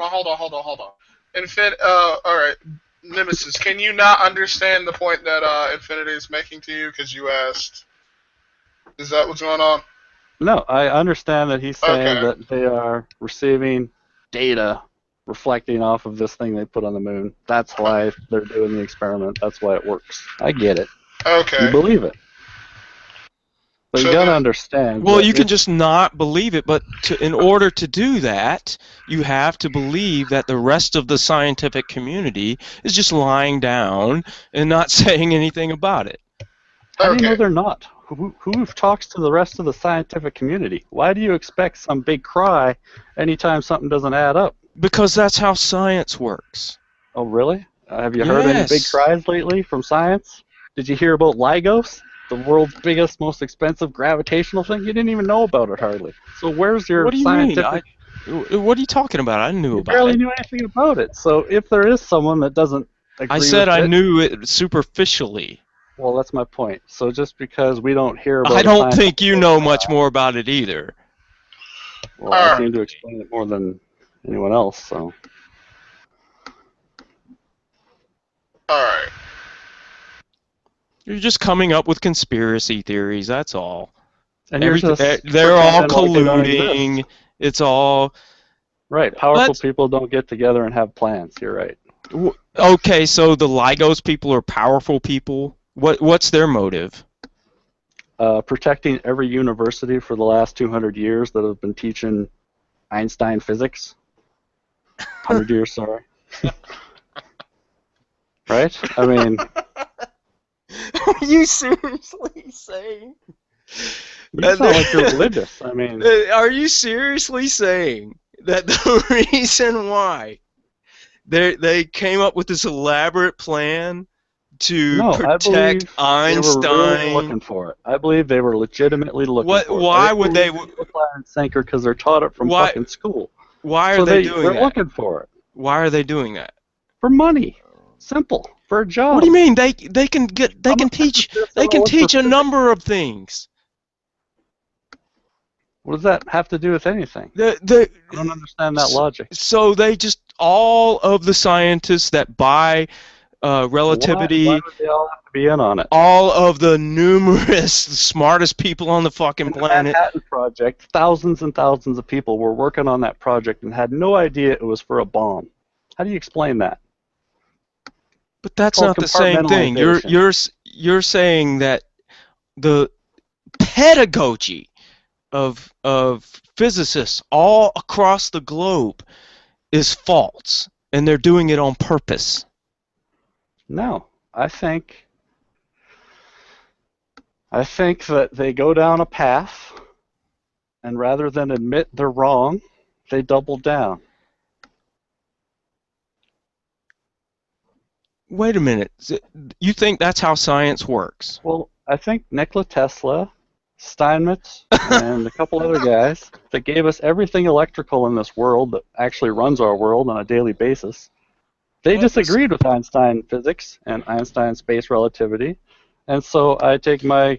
So all of the evidence backing up, we should not listen to all the evidence that backs up relativity. Alright, let's not talk over each other. What say that? I gotta take a break actually. So Alright. If you can respond to Mrs. Well, evidence of relativity is all mathematical. There is no evidence of relativity. That's why they created the LIGOS experiment, was to see if there was space relativity caused by gravitational ripple. So your ignorance is astounding when it comes to your proof. Prove relativity. It's math. You can't prove it. It's a theory.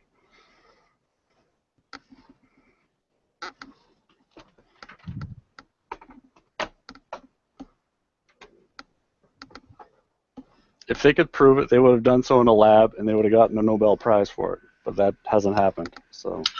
Alright, invite anybody else want to say anything? Alright, because I have to step away for a moment. And Infinity will probably be back, but I have to step away for 1 second.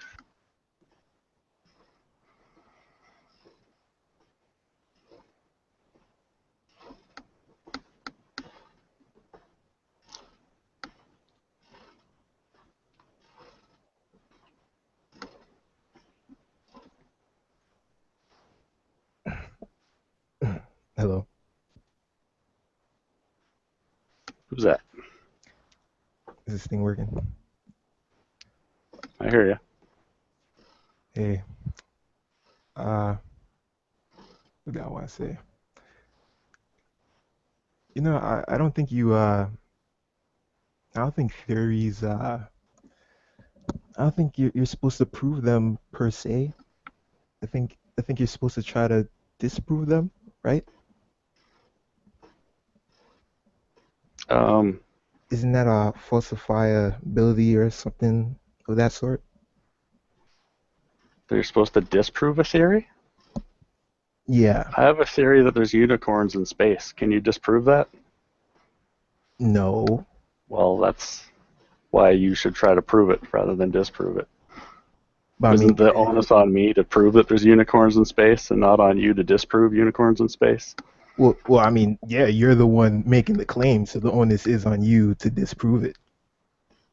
I mean, I could try to disprove it after you prove it because you made the claim. Well, no, I didn't claim that there's relativity in space. That was Einstein's claim. Yeah, and people Tesla and proved it, Steinmetz and then people and tried to Faraday prove it. all disagreed with that. So they're much smarter than I am, but I'll take their word over Einstein, because I use Tesla stuff every day. We have electricity, we have magnetism, we have electronics, all because of Steinman, Faraday, Tesla. And from everything I've read and seen about those guys, they did not agree with the theory of relativity. That space warps and gravitational waves are permeating from a billion light years away from black holes colliding. Well, I would need to look them up. I kind of don't remember all those names. But were they around when Einstein were around? They argued with Einstein. Is that what you're saying? Because I mean, I know we use satellites, and Einstein, special relativity kind of makes satellites work. The relativity makes satellites work? Yeah, I mean, well, I've heard people say that the change of the clocks in the way that special relativity dictates helps with I don't know, preventing decoherence between the GPS and the satellites or something like that. I don't know. I'm not a physicist. I can't really. I'm not so sure about. I don't know. Couldn't respond to that. Oh, I mean, exactly. No, I'm sorry. If you want to keep going, go ahead. No, I mean, yeah. I mean, I guess you're about to say what I'm about to say is exactly. You can't respond to that, and that's a problem. I mean, you seem to know a lot about space travel and space technology. You should be able to respond to that. It's just special relativity, how it relates to satellites. You should know that if you are. Why would I know that? Relativity is wrong. I don't believe that's even a principle of navigating space with satellites. How do I know that you're not making up nonsense? Our right GPS system would not work if they were not implementing relativistic ideas. It just would not work. Why? They're using relativity How? to make the GPS system please. work. I'm curious. Well, I can give you a superficial explanation. Well, it's because it's because of the time dilation issue. Oh. What do you mean so? That's a prediction of relativity. Oh, not so. Oh. So Okay. Carry on. Time dilation. Do you know the fact that when you put a very, very accurate clock into a jetliner, it goes up and comes back down, it's like 3/10,000ths of a second further behind in time than the identical timed clock you leave on the ground? So speed and movement warps time, and the satellites are out there traveling at fairly high speeds, and therefore they have a different time than we do here on Earth, and we have to account for that using Einstein's equations. Now, Einstein's equations may be correct as far as they go, but still they're only a report of what appears to the senses. So, oh, go ahead. Sorry, I've got to. So, is there no alternative explanation to these things? It's not like relativity is just this idea that that people believe or don't believe. It's very well founded. It's backed up by all kinds of experimental evidence. Hey, what's up, Brandon? Tony, how you doing? 1 second. Let me mute my the hangout. Video call, yeah, bro.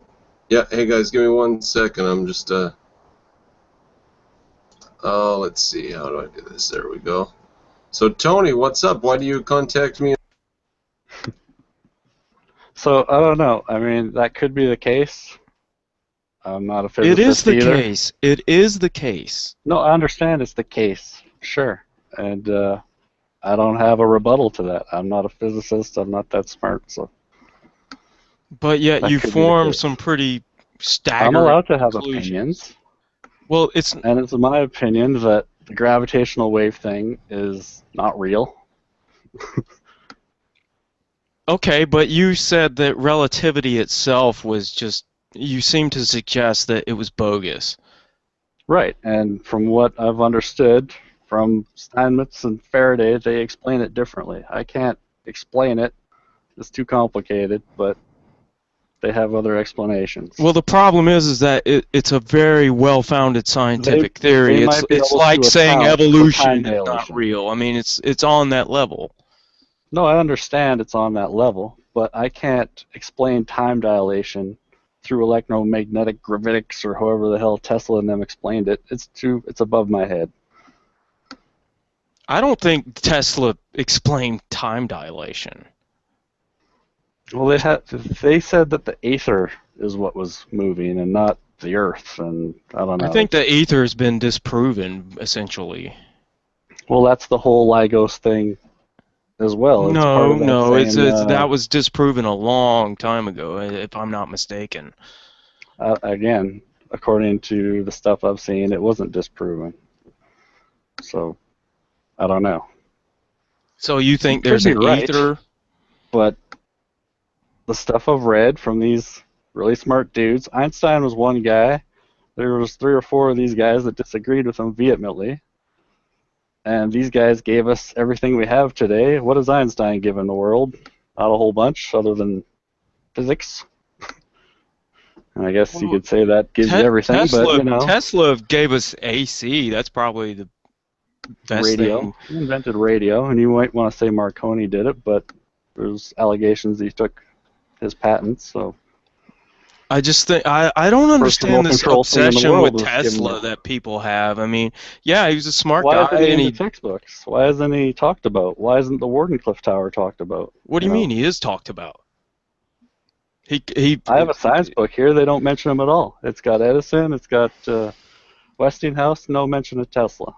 And it's a 400-page science book of the history of the world. It's not in Well, your I'm average I'm textbook. pretty sure I know about Tesla through science texts. So In I don't know school what you or mean. out of school? I don't remember for sure, but I'm pretty sure that the reason why I initially found out about Nikola Tesla was from science text. Because he I mean, you realize he they had invented the electric cars AC back then, right? power, and so that he invented that motor, and that's why we have It's AC. not all he invented. He has like 200 patents. Well, I know that's not all he invented, but that's the major thing that he invented.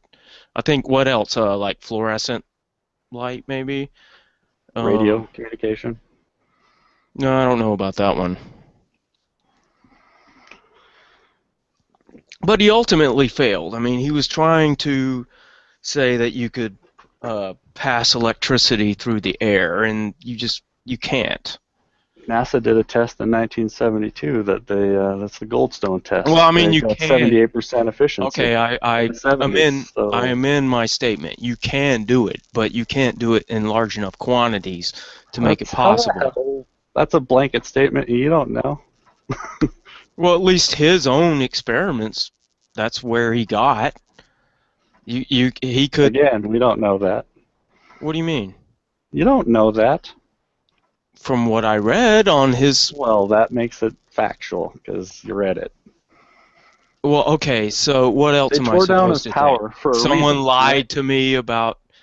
Why would they tear down his tower? Why would they discredit him? Why would they call him a kook and bankrupt him and burn his lab down? Why would all these bad things happen to a guy trying to give the world free energy? You think that's coincidence? I guess You're just naive. the world government just came together. No, it's fucking rich cocksuckers that want to make money. How hard is that to understand? Okay, you don't want us to believe if that you we only have- if you think that, why do you honestly think that would believe we- just persist? Why do you think that he discovered that we could we could basically give everyone electricity for free, essentially, I guess is what you're saying. No, but you could harness, you could tap into it for free. You couldn't put a meter on it. So you could have a hydroelectric dam, and you could conduct electricity either through What's the the earth or difference? through I the mean, air, that's essentially the same thing that I said. because he couldn't put a meter on it. That's why they didn't want this technology out. Right. So you could get electricity essentially for free, right? Because you can't put a meter on it. Well, it's not for free. That's a misnomer. There's no free energy out there. Well, it's not technically a misnomer. I might have said that wrong. But you can't charge by the watt with the Tesla tower, because you wouldn't know who was taking it from where. okay, so what documents do you have that prove that that Tesla tower actually was able to transmit electricity through the air in quantities sufficient to provide power to homes? What evidence do you have that doesn't support it? I mean, Wait a minute, They're weren't you just expecting- arguing a minute ago that Yeah, you can't do that? Goldstone NASA says, yes, they transmitted it. I can't remember the distance. It was over a mile or 4 miles or something to that effect. It was a pretty big It's a distance. small quantity, though. That's the issue. It's the rate. It's the. Again, you're assuming you know how Tesla's model worked, how his tower worked. Say you understand electricity better than the guy. Do that you have a invented it. document that says that It's in his anywhere book. He's that got says? patents. Do you have a document anywhere that says Tesla did this? Yeah, it's in his book, and it's patented. What do you mean? It shows that he is figures of claiming, the hey, I did this. I was able to transmit enough power through the air to power homes. So you're basically saying the guy that created AC induction, when no one else thought of it, didn't understand whether or not he could put electricity through the ground or through the air. That guy was I'm too saying fucking that stupid his- to know if he could do it or not, so he built No, a I'm tower not- just. You know what I mean? I'm not Like, that's- saying. No, of course I'm not saying that. That's an Well, that's entirely a straw man. I'm not Like- saying he was a stupid man. Obviously, he's in extremely Colorado, intelligent. he was lighting up light bulbs through the earth, and he was measuring electric storms as they come closer toward him. The signal got weaker, and as they went further away, it got stronger. If And you he want me theorized to it was through believe, longitudinal waves, though, but and I'm that sorry, would if travel through the earth.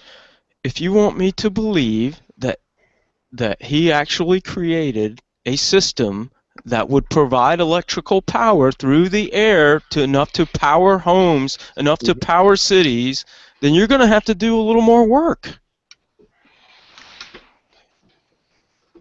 What would I have to do to convince you that you can? You're going to conduct have to electricity? provide the documentation that proves it. You can't just say it. The documentation. On what basis is your belief that he was able to do that? Well, the concept is real because NASA did it in 1970. They were not no bullshit. So the concept is real. You can beam electricity through the air. That's the Not concept. enough to what I specifically said no, was what I technology explicitly could be developed to do stated it. I explicitly stated that it has to be enough electricity passing through the air to power cities, At what to power frequency? homes. What frequency? What frequency does it need to be?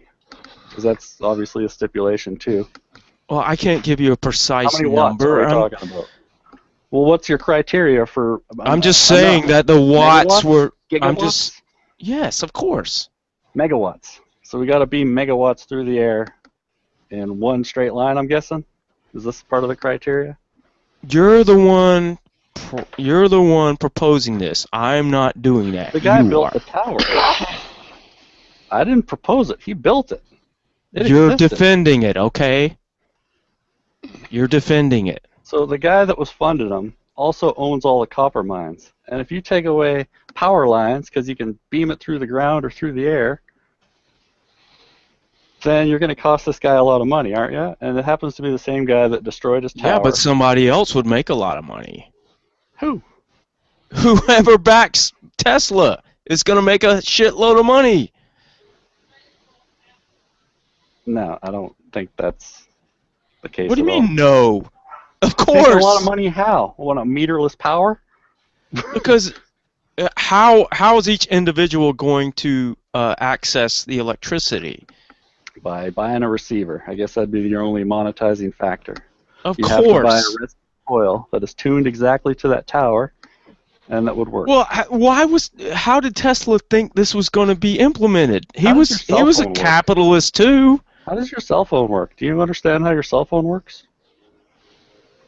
Basically, That's a serious question. I mean, I'm legit serious. How does your cell phone work? I can't tell you how my cell phone works. I'm not an expert on conducts cell phones. electricity through the fucking air is how it works. Because it's a resonant coil, microchip, tuned exactly to the receiver, which is on a tower, and it's going through the air. And again, that is wireless for power transmission. fuck's sake, that doesn't say that you can power homes. You can power cities through the fucking air. It might have been through the ground. What is the conversation exactly? Did it change or? Well, somehow we're on to Nikola Tesla's tower can't conduct enough power to be useful because you can't power a city with it, I guess, through the air based on God only knows what criteria he's coming up with that. How do you know he couldn't? Maybe he could have. Because the history shows that he was not able to do it. If it was a piece of shit, why did they tear it down? Why not leave it up? Why I build don't this even know what fucking you're thing? talking about. It's called the Wardenclyffe Tower. So how are you arguing me if you don't know what I'm talking about? The Wardenclyffe Tower. I don't know. They tore down a tower. I don't understand what that means. Well, if it's useless, they would leave it up. Why would you tear it down? They tore it down because they didn't want this technology out. They being who? J.P. Morgan, his financer. How many times do I got to say it? The guy owned all the copper mines. He was going to make a mint off DC power, putting all these gigantic cables under the city and on power lines. And if Tesla come along with a wireless system, like we have today for all your telecommunications and Wi-Fi, and now you can charge your toothbrush through induction, or you can fucking charge your cell phone through the wall. Again, just show me the documentation that It proves doesn't that. exist. Exactly. documentation So doesn't why exist. believe you that can't Tesla burn was papers? able to prove that you could send enough electricity through the air to power cities? I believe the guy was a good person, genuinely felt like the poverty of the world was such an extent he wanted to gift the world free electricity, wireless clean energy. And when these greedy motherfuckers got wind of what he was trying to do, they destroyed him. Tesla was a capitalist too. What does that have He to was do with anything? he was entirely a capitalist. He was no Everybody's a different than anyone else Uh, trying to take advantage of inventing things in the United States of America. I don't buy that for a minute. Well, I mean, that's what the evidence shows. He was trying to make there was money. electric cars back then. He Are got you aware of pissed that? off, but he got pissed off at Edison because he wasn't making enough money in his There was mind. electric cars back then. You're aware of this? Yes. Electric Well, cars. I'm not aware of in it. the 1900s, 1920. Yeah, so Electric cars, right? Drove around on lead acid batteries, or you could use a chloride chemical battery. I think it's chloride and zinc or something. so So you think it's just happenstance that 100 years later we're still driving around on gas, but only now converting to electric? It's just battery range? I mean, are you really this naive that there isn't $3 trillion to be made every year from selling oil and capitalizing on everybody using oil and everybody using metered electricity? But there would be nothing really to stop people from making electric cars either. It's been You difficult. don't think so? Yeah, I don't think so Ask Nick- because there's ask various fucking- problems. Ask But Elon if- Musk if it was easy to start Tesla. I don't think he would say Tesla it would be is not even making any money off their electric cars right now. That's not true. It is true. They're But What is he I borrowing? don't they're know not what that would making mean. any money off of it. So how are they in business? How do they pay their bills? They're getting How do they subsidies pay from the back their government for loan? How one do they pay thing. back their loan to the U.S. government with interest? Is that all lies, or They're not making, as far as I'm aware, how do you they're know? not making any You money. don't know. They are making money Off their because they just put out a electric third cars. model. If they weren't making money, they would have went out of business years ago. They bought that Michigan plant, and the fucking thing is cranking out cars left and right. All right, I'll look it up. Yeah, I think they're doing pretty well, but I think Of if you course they are. calculate it, yeah, but they're in an investment stage still, so Of course. they take what money they get and they put it back in. They also made a lot of money from their stock going up. Elon Musk said it himself that any of the big three car companies, Chrysler, Chevy, or Ford, could have built an electric car years ago. They built one in the 1990s. But they scrapped the damn thing because, you know, there's more money in oil right now, and there's all this pressure from petroleum to keep oil as the primary mode of transportation. So, yes, I believe in conspiracies. I believe that rich people like to stay rich and get richer. And Tesla was going to give us free energy, and they squashed him for it. I believe Stan Meyer created a water-powered fucking engine, and they fucking killed him for it. And I believe that NASA stole a bunch of money to say they went to the moon when they couldn't. Call me crazy. Yeah, well, good thing nobody requires you to believe that we actually went to the moon.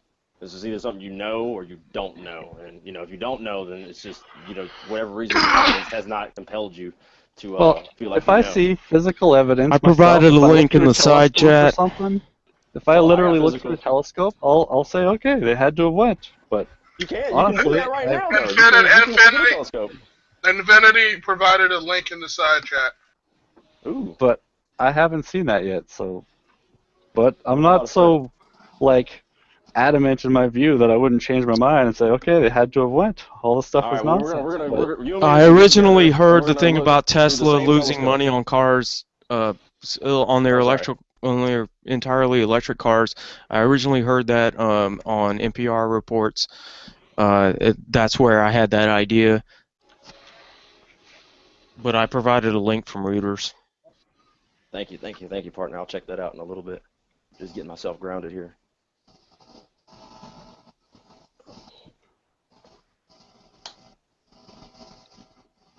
But I'm about to say, it's been a good conversation. Yes, I think so. From the bits and pieces I've it's spirited. yeah, oh yeah, and that's where the real fun is really at. Is if we were all talking about, you know, agreeing with each other and stuff, it'd be pretty boring, you know. I have a lot of faith in Tesla, the company. I had some retirement when I left my last job, and I spent about half of it, a little bit more than that, moving here as a savings. But then I moved the rest of it into, because you have to put it in stock, as the way these retirement things work, into Tesla. So, but it hasn't been doing that great since I did that. But I think in the long run, it's as close to inevitable as possible. Well, you got to realize that they're not just going to lay down and let Tesla take over the car industry with a superior product. They're going to naysay them at any chance they get. And Tesla's so- smart, though. They're working with all the other companies. That's why, you know, Toyota Yeah, they sold open them that. sourced all their patents. Yeah, and so everybody can benefit and market, and so even if they go out of even if they don't become a car maker, they'll be a huge equipment maker. I just don't. They've done so much technology right now that is useful, and they're consolidating what's out there. So Yeah, that equipment I market mean, is he gonna be just really big proves game that the technology has been around for a long time. To have an electric car, it doesn't have to be this state-of-the-art car like he's doing. It could have been just a regular piss-pot car, and we could have had it decades ago.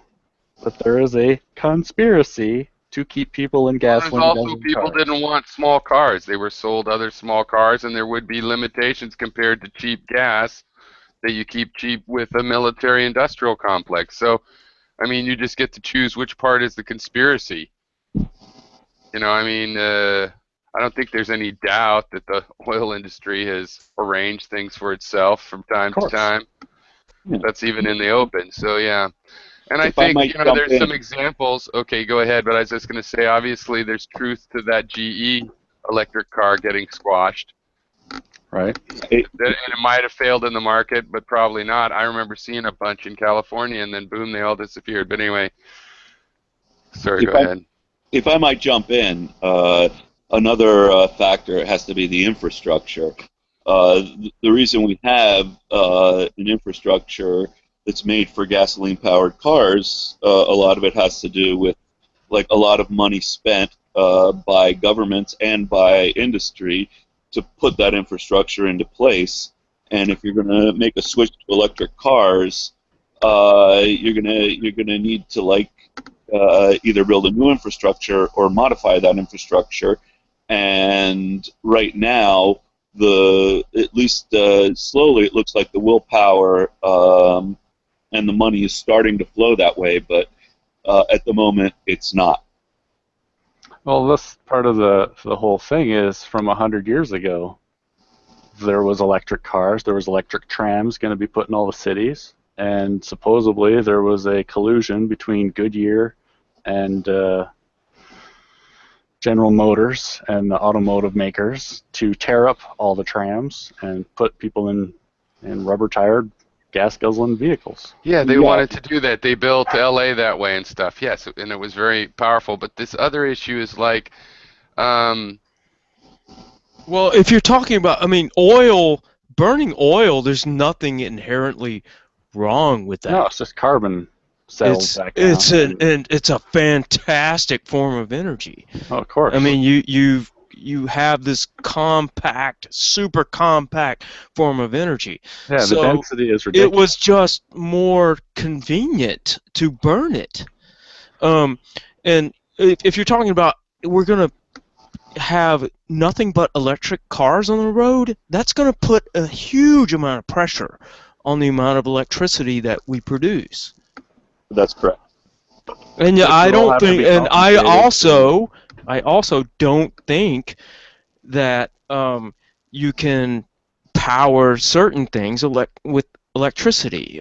It would be very difficult to power our food distribution system through electricity, for example. No, I mean, I work in the oil industry. I have nothing against oil other than the waste or the profiteering from oil. I believe it should be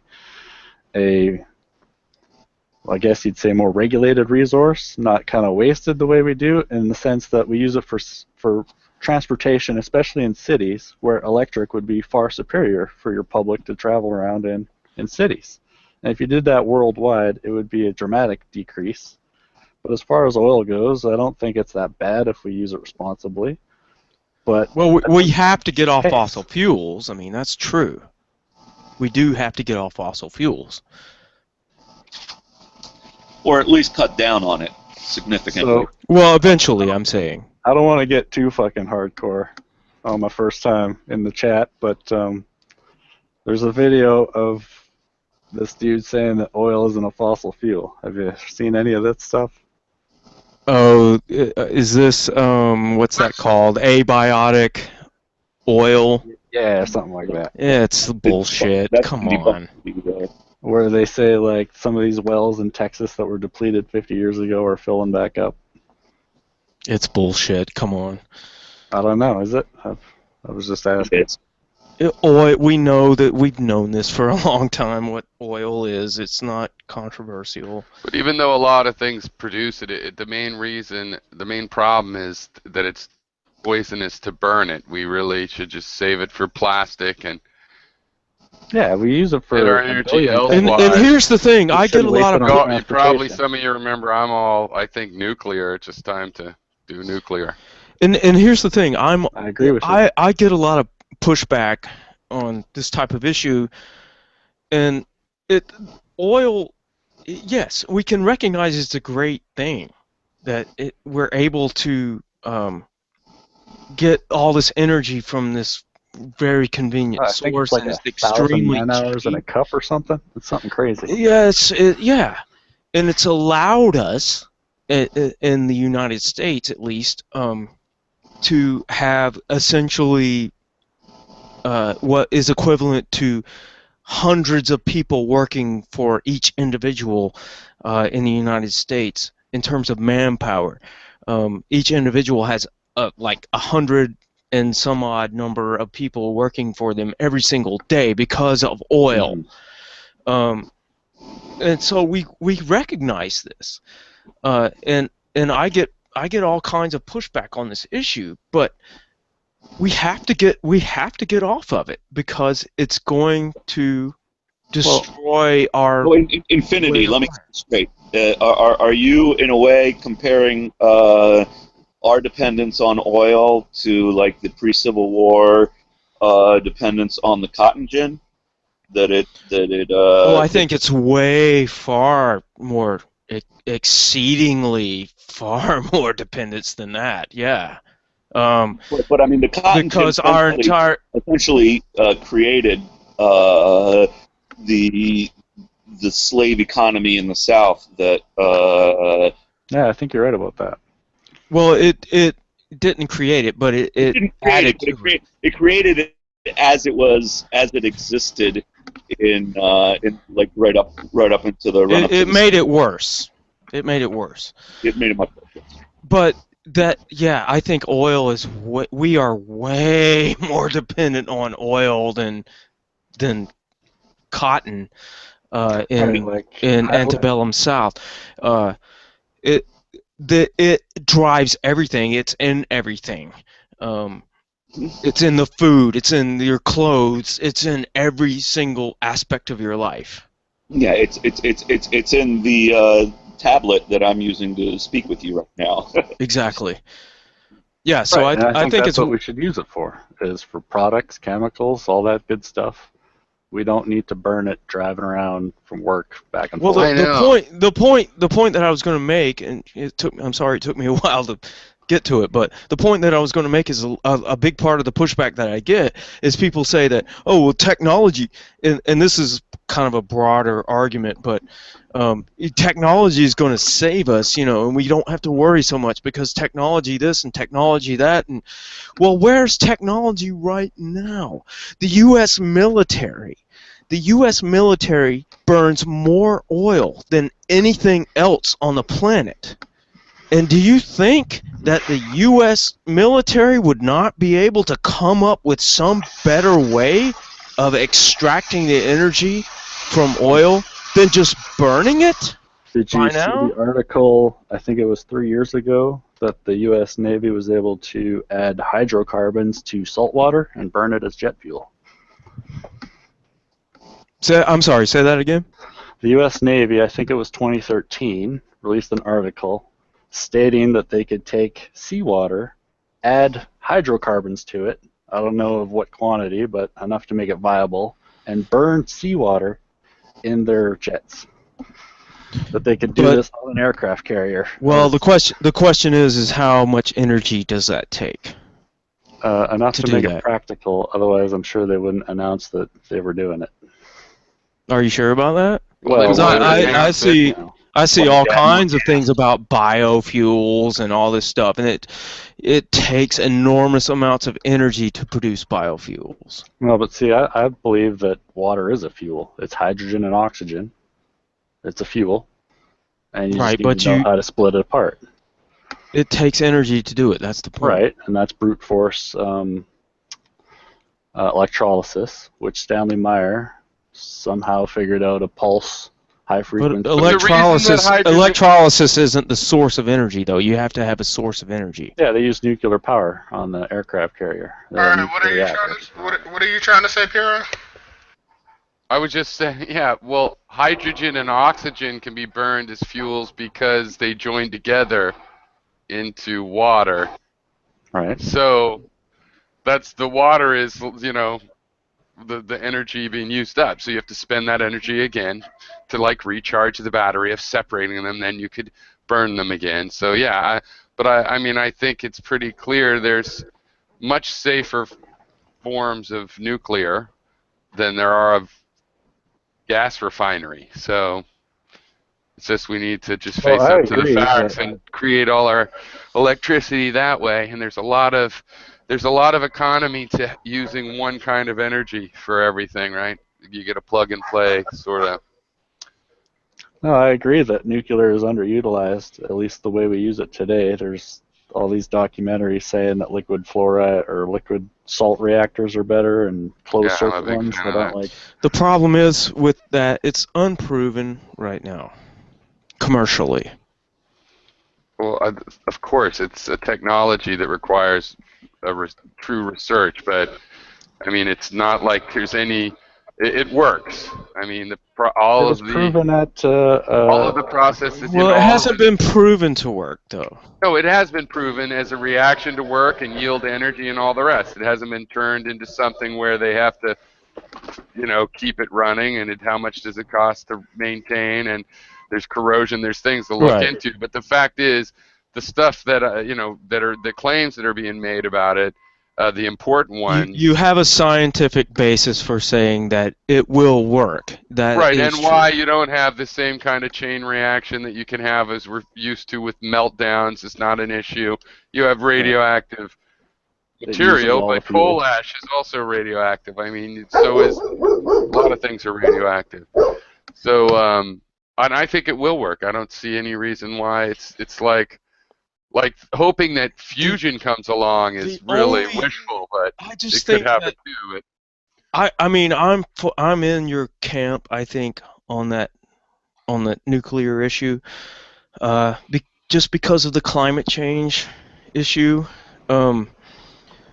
Right, But the real at the cost- same time, I have to have reservations because it still has to be maintained. Well, but when you say climate change, for example, the relatively small amount of radioactive material out of these other kind of reactors, compared to the shit tons of fumes, tons and tons that are gassed up and put into the atmosphere, they're like they say, millions of tons. That stuff, if it all settled, I mean, it's huge amounts. Keeping track of a few radioactive isotopes that last 300 or 400 years, you know what I mean? That's doable compared to you're never going to collect all of that oil in the oceans and stuff. So I think even though it's poisonous, they do have to make a safe reactor. But the part I'm claiming is true is it is possible to make a safe reactor. Actually, any liquid fuel reactor would tend to be safer. Well, the key is From really those closed Fukushima kind system of ones, stuff. right? Where they don't use 20% of the fuel and then store it as waste. Yeah, that's kind of important. That's when you can That's really like see the- that. the Now, there's a linchpin. conspiracy of why would they want to do that, and it's all because of nuclear arms, really. Well, that and they can sell the fuel. GE is the only one that makes that fuel for all these reactors in the world, and so that's a hell of a security. Is you need power, I got your fuel. Well, that, and the thing is, there is the one true problem of this thing, but I don't think it's a real problem, but is that these salts are really corrosive. So all the piping and stuff. Now, it's not like a regular reactor. The test ones they had, that you can turn it off, drain it out. So you can work on it quick. So you possibly could just repair, if a pipe corrodes in a year, then you replace it every year, or whatever, faster than needed, right? And that just costs whatever it costs. But what they want to and kind of need to do for safety and it not breaking down a lot and having to be rebuilt all the time, they need to make some materials science work out so that Yeah, a they little find a engineering. salt and a metal that play well together. It's really hard though when there's nuclear stuff. It's like corrosion times a billion when you have nuclear radioactive materials in there Well, from what I juicing it up. understand, even if it does corrode through, the liquid salt is over 400 degrees to be liquid, I think, and it goes solid at room temperature, so it should, in theory, self-plug. Well, yeah, that's true. And also, look, it's not like it's just going to fail all of a sudden. It'll just corrode. If it corrodes at a certain speed, you replace it at that speed. So, I mean, there's a brute force way to deal with that.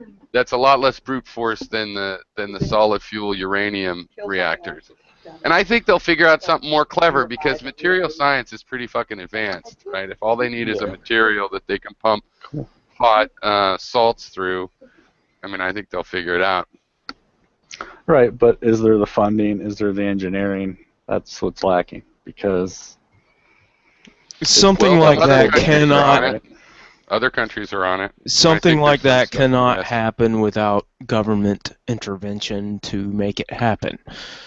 And I am skeptical. I mean, right, it needs to be state funded. from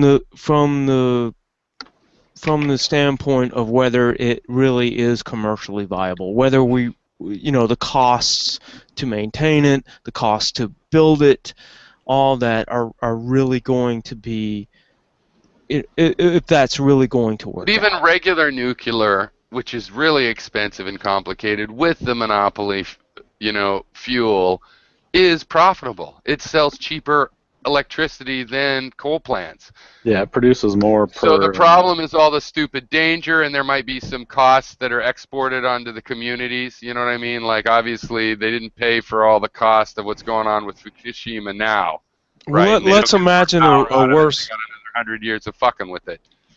Let's imagine a worst case scenario where we have a major financial worldwide collapse, and then there's going to be a huge amount of pressure to maintain the nuclear plants that are existent. So if you do have that situation and you're just bringing more online, that's going to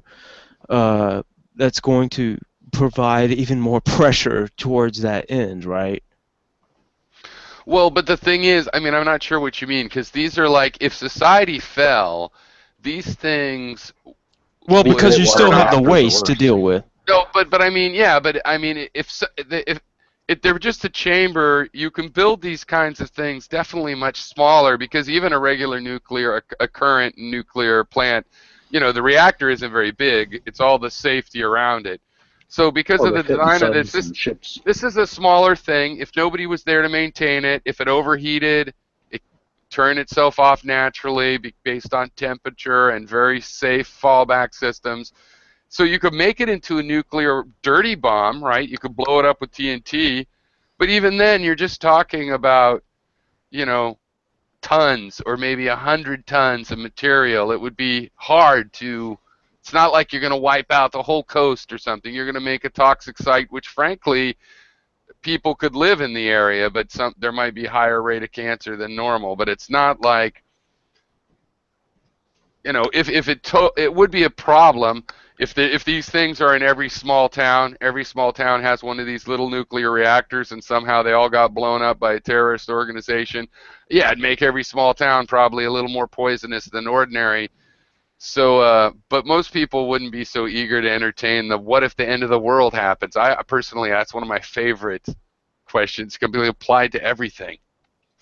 But, I suppose so, yeah. but it's pretty safe because they turn off. They have various tricks and various. It's not really end of world. I mean, it's just saying that if you had a huge collapse, it's that there's that problem that you have to deal with. Well, no, there has to be an extreme amount of energy and effort put towards dealing with that problem. But it wouldn't. In order for us to survive it. So these things would turn off, and inside would be radioactive material inside the the encasing, and if you didn't open it, it would just be like a lot of toxic things that don't go swimming in the battery acid or whatever. Well, if we're talking about the liquid salt one, the moment you turn off the reactor or cut any power, it's supposed to have a refrigerated plug at the bottom of the vessel, and when that plug, that refrigerant gets no power, it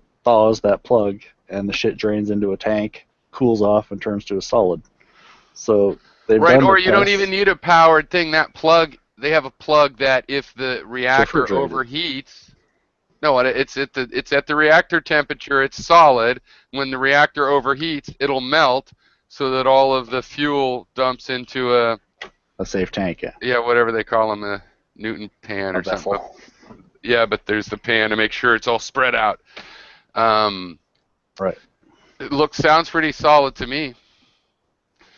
Plus, you make them smaller, so if one does screw up, it's a relatively small amount of material that you're digging out of the soil. It's not down thousands of feet like Fukushima's going. Well, It would be hundreds of feet. You know, it'd be a problem, but it's also dealable. It's not necessarily worse than a train that spills, you know, solvents. So I have somewhere. a question about nuclear power in that we have these, well, I shouldn't say we, America has these nuclear powered subs, right? Some in Canada, I don't think we even have nuclear powered subs, but anyway. So they can stay down for like 6-8 months at a time, right? Sure. I think the only reason they have to come up is for food, and they're good for the power supply, from what I've read and stuff, is a 4-kilogram chunk of enriched uranium that's good for about 25 years. Yeah. It's interesting. Okay, so how do they breathe underwater that long?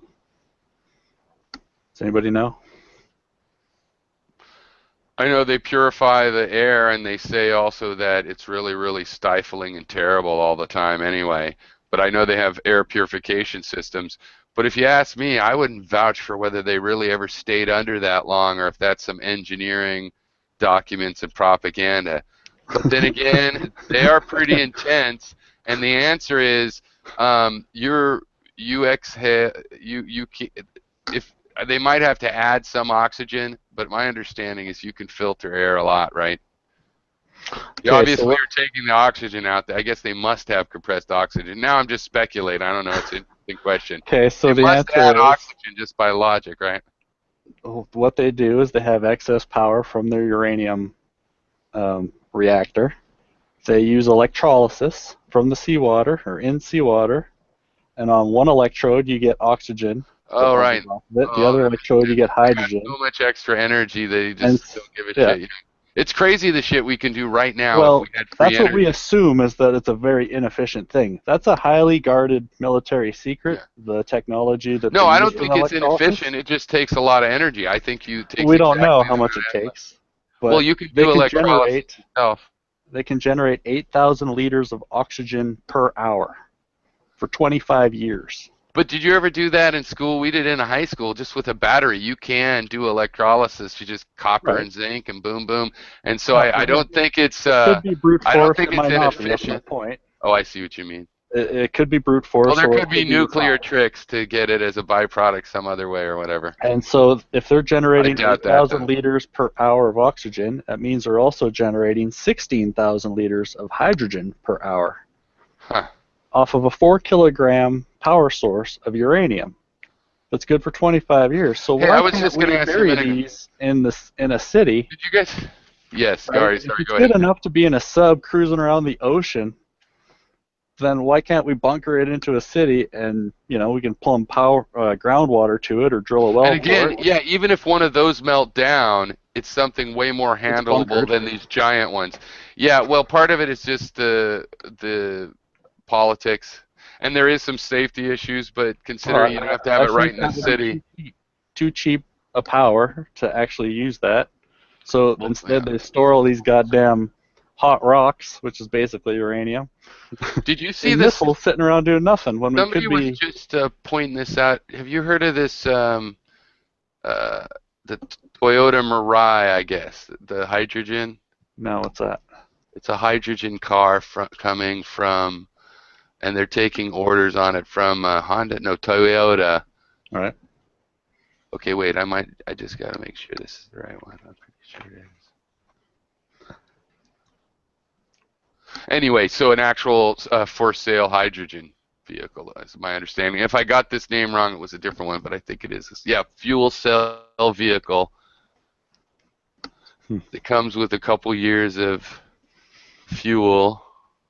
Yeah, I mean, I really think that water is the best fuel source. That's why there's shit tons of it everywhere you look. That's why it falls out of the sky free. And imagine the world if we could actually harness it as a drivable liquid. But you haven't really, yeah, but there's some secret trick then to do that, because I mean you admit that by ordinary steps, well, you separate it out.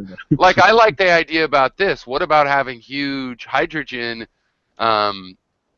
factories in the ocean where you use solar to create hydrogen and oxygen from the water. And see why you know, not. and then that's the battery, basically hydrogen, and then you use these fuel cells, and boom. I mean, if that counts as water being the energy source, yeah, I agree. Well, ultimately, But it's not really the source. Well, no, I mean, we have to put energy into all of our battery. fuels to make them usable. We don't just get gas out of the ground and drive around on it. We got to refine it, so that takes energy going in. And water should be no different. We'll have to put in a little bit of input energy, which Stanley Meyer said was very high voltage but very low amperage. Enough that he drove his car around on it, got patents for it. Supposedly they offered him $1 billion, and they poisoned him at a dinner.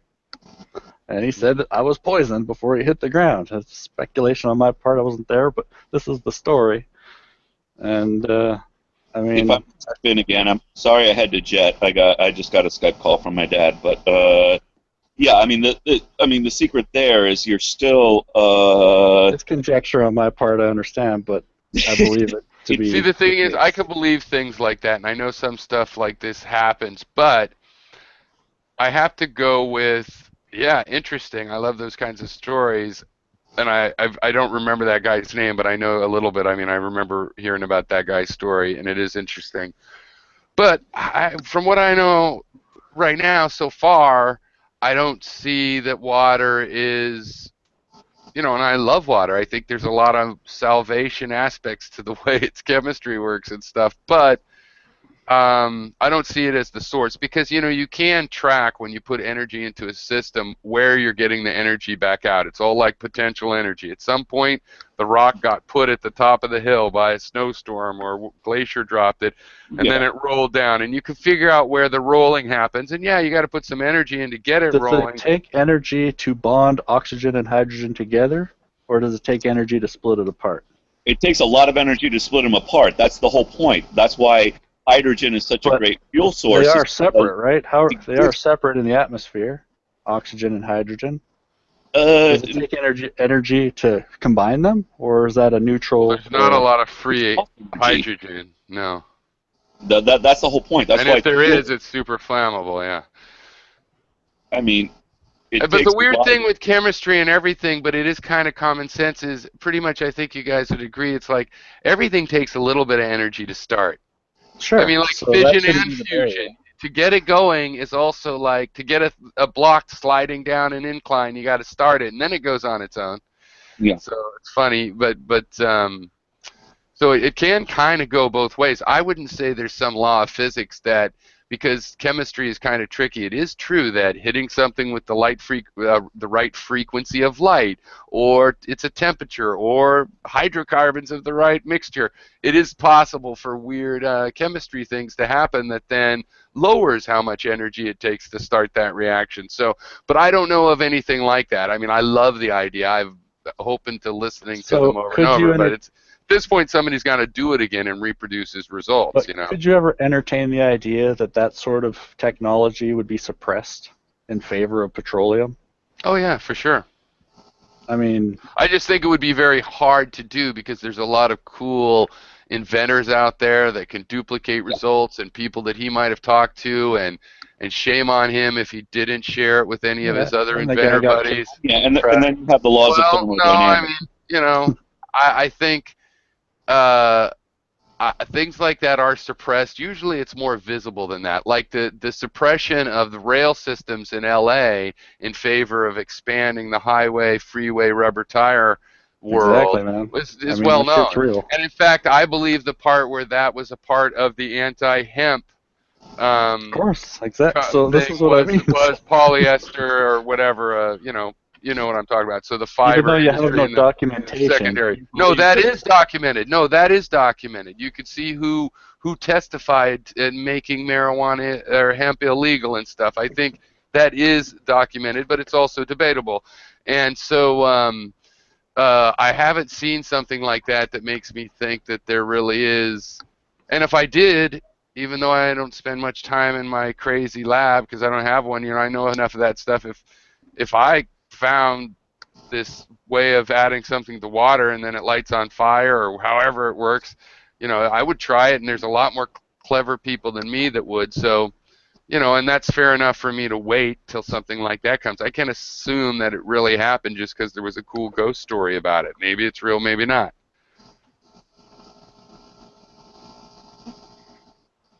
So anyway, you weren't claiming any more than that anyway. Yeah, you're just saying it's a possibility. Yeah, none of it's fundamentally untrue. I mean, it's possible the government would try to fake the moon landing, but I don't think they could get away with it. There were too many people involved that I don't believe would. Not to mention the Russians. You think the Russians would have let the U.S. government get away with a fake moon landing, considering that the whole point of the moon landing was the space race during the Cold War? I mean, it defies. I agree. That's a good point. I hadn't thought of that. And that particular angle. I'm gonna be. No, I mean, that's a common argument. Why wouldn't Russia cry foul, right? Well, that is an odd thing, is why wouldn't they cry foul if they didn't do it? But it's also odd that they didn't finish going to the moon.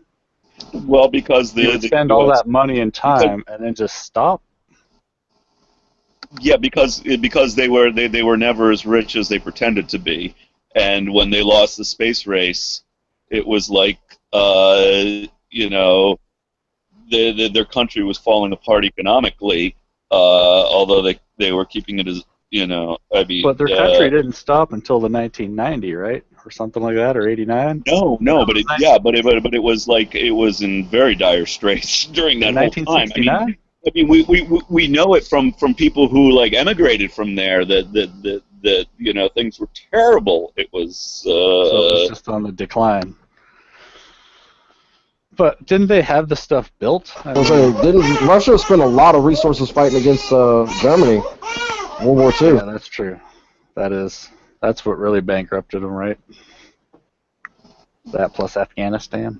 Yeah, that plus. I mean, well, they were already like kind of like in bad shape, and Afghanistan was sort of like, you know, what you know, put them over the edge.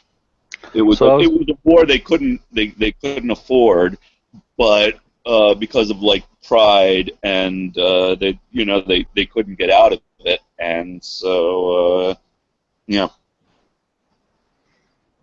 Familiar story. It's happened before in history, many times.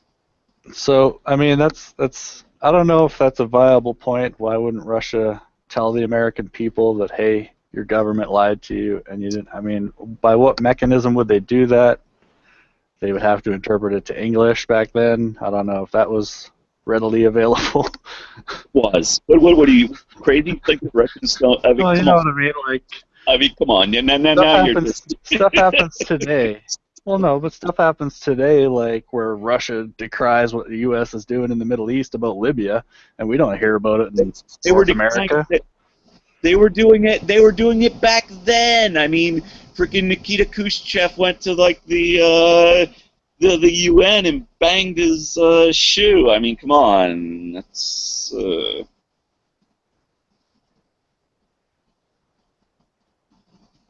So yeah, I guess that could be a thing. Why didn't they cry foul? Who knows?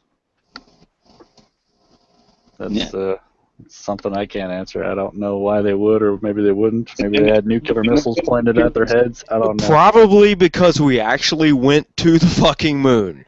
Yeah, exactly. Well, that could be. Could be. Well, you know, that's the simplest explanation, right? It's the one that fits. Possibly, it's the one that fits the data best. Well, they don't have any telemetry data. Apparently, you can't find it. They lost it. 14,000 reels of it. First trip to another body in the human race, and they lost the telemetry data. Mm-hmm. You're right. So if it's all about the data, you know, you'd think you'd keep it. Where are you getting all this information exactly? That's from Joe Rogan.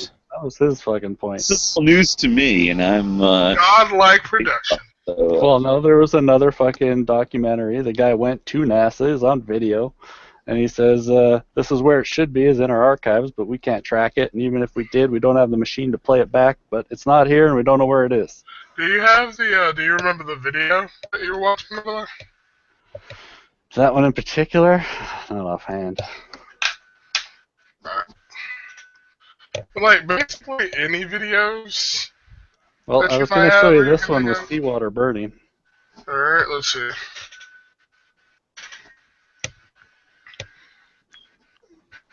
By the way, I provided 3 separate links to talk about Tesla cars. Oh my god. I don't know if anyone checked them out, so I'm just making sure. No, I'm sorry. I'm drinking. I have a cold, and I'm drinking this god awful NyQuil.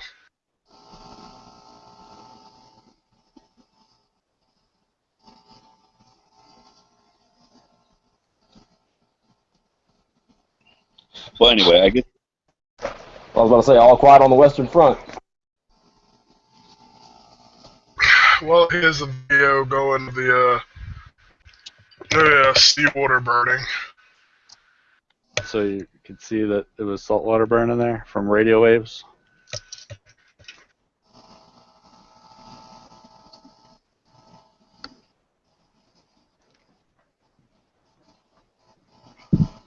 Also, radio cures cancer. No, I'm sorry, radio cancer cures. Yeah, what his idea was, his wife had cancer, and he was a radio operator guy or some shit.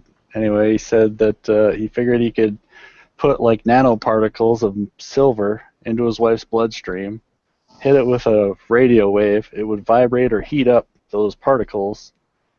Those particles would adhere to the cancer cells and therefore destroy them.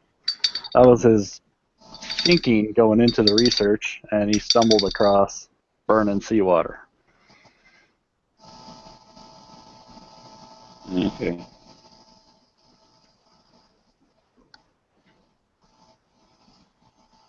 Mhm.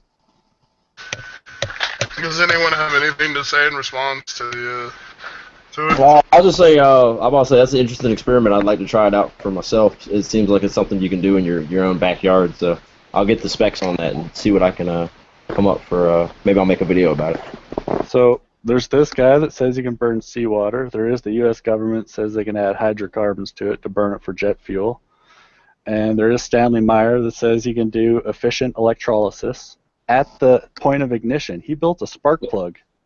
Basically, it's a spark plug. It's an injector. You take out your spark plug of any gasoline engine, Water down, and it'll burn.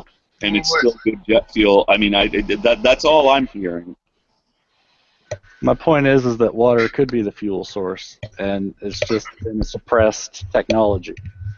Javier, you were Well, like. you should experiment with water then. Because then it should be discoverable, and we should have that. That would be great. Javier, you were breaking up. What did you say earlier? You're saying I should experiment with water, but I'm honestly reluctant to do anything that would challenge an energy cartel. I live in an oil town. I work in the oil field. And when you even mention to people that hydrogen is a fuel source, they don't like it. They don't like anything that challenges the status quo of making good money pumping oil out of the ground. Well, that just kind of shows how it doesn't take a conspiracy from the top to keep things the way they are, right? No, it definitely conspire. doesn't. Of course, it definitely doesn't. You're 100% right. It is there's been a lot of fracking in my neighborhood, and I was on the sites when they would do it, where they hammer down literally millions of gallons of water into the ground. And if you even talk about any other kind of energy and stuff, these people, they're invested. They don't want to hear about it. It's like, shut the fuck up. We're making money. Because if you were to actually look at the trade-off, if water, just imagine, water is a good fuel source, right? Let's just say that's common knowledge. But we're trading it, pumping it in the ground for fucking oil. It doesn't make sense. Well, yeah, I mean, I don't see how you could hide that from scientists who experiment just about every which way with every material so much. Yeah. I don't understand where you get all your information from. Like, are you into all these laboratories and reading their scientific papers every month? Like, how do you know? Well, what are you saying? How do you know? No, I mean, but from what I know. If it's not told on TV, on the news, No, or, I don't get in my an article science knowledge. or magazine. Right. So I'm asking, Yes, where nobody do you get, reported on it. I don't usually go to the physics labs myself. well, this is my point. If it's not But reported why would on, it be hidden? I think that a scientist that discovered this why would it be would hidden? probably be willing to risk their life to share it. So if one person, it could be hidden, but it would rise up again. It would rise up again. It would just be a truth that you couldn't really suppress. I'm Do you proof that it's know how rising much up. money would be involved if you actually could burn water? I mean, you'd be a zillionaire. Okay, maybe that's exaggeration, but you know. Do you know how much money you would cost the petroleum industry? Yeah, but industries get killed off all the time. I mean, Well, good luck killing that one. the $3 trillion a year and growing. We gotta try. We can't live in fear, though. I mean, Well, according to you guys, you'd rather live in fear than well, no. If you experiment had with a water. cheap form of energy, you could undercut them pretty quick. You might want to make sure that your technology was spread out so they couldn't kill you and stop it. So wait a minute. I'm sorry, I missed something. People would buy cheap engines with no energy. What were you about to say, Infinity? Are you claiming that there is a better form of energy than oil out there? Yeah, it's water. Okay, Have you ever but heard this, Infinity? Have you oil. ever heard of this, like the guy back in the 60s or whatever that burned oil? No, in the 90s. Oh, I don't know. Is that your guys from the 90s? Oh, I was thinking Stanley of one Meyer. that was I from think the he 60s. was killed in 1990 or something. Oh, okay. He was on TV. He had a water-powered car on TV. You want to see the video? Water is not a form of energy. What's his name? No, I just assumed he was this other guy I know from way back in the day. But I'm what's trying to his name? understand this. Steve Harvey. Alright, hold on. Was Infinity not here the entire time we were talking about this? No, What's the missed. name again? I missed something. The name, Steve. What? I missed something. I stepped Well, away. What's the name again of the guy? Stan Meyer. Oh, Stan Meyer. And this Like is his Oscar car. Meyer, except Stan Meyer. Right, and if Drive a you... giant, like, hot dog shaped car that runs on water. It was a buggy. This was his first concept car. Water It's a fuel cell. contains energy just like anything else. It's not energy. So is gasoline energy then? Like, what logic is that? It's compacted energy. So is water. It's hydrogen. well, it burns. how do you get the energy? How do you get it? That's the question. How do you get it out? Yeah. By splitting the two up. How do you do that? With a small high-frequency pulse of electricity. That's the simplest I can explain it.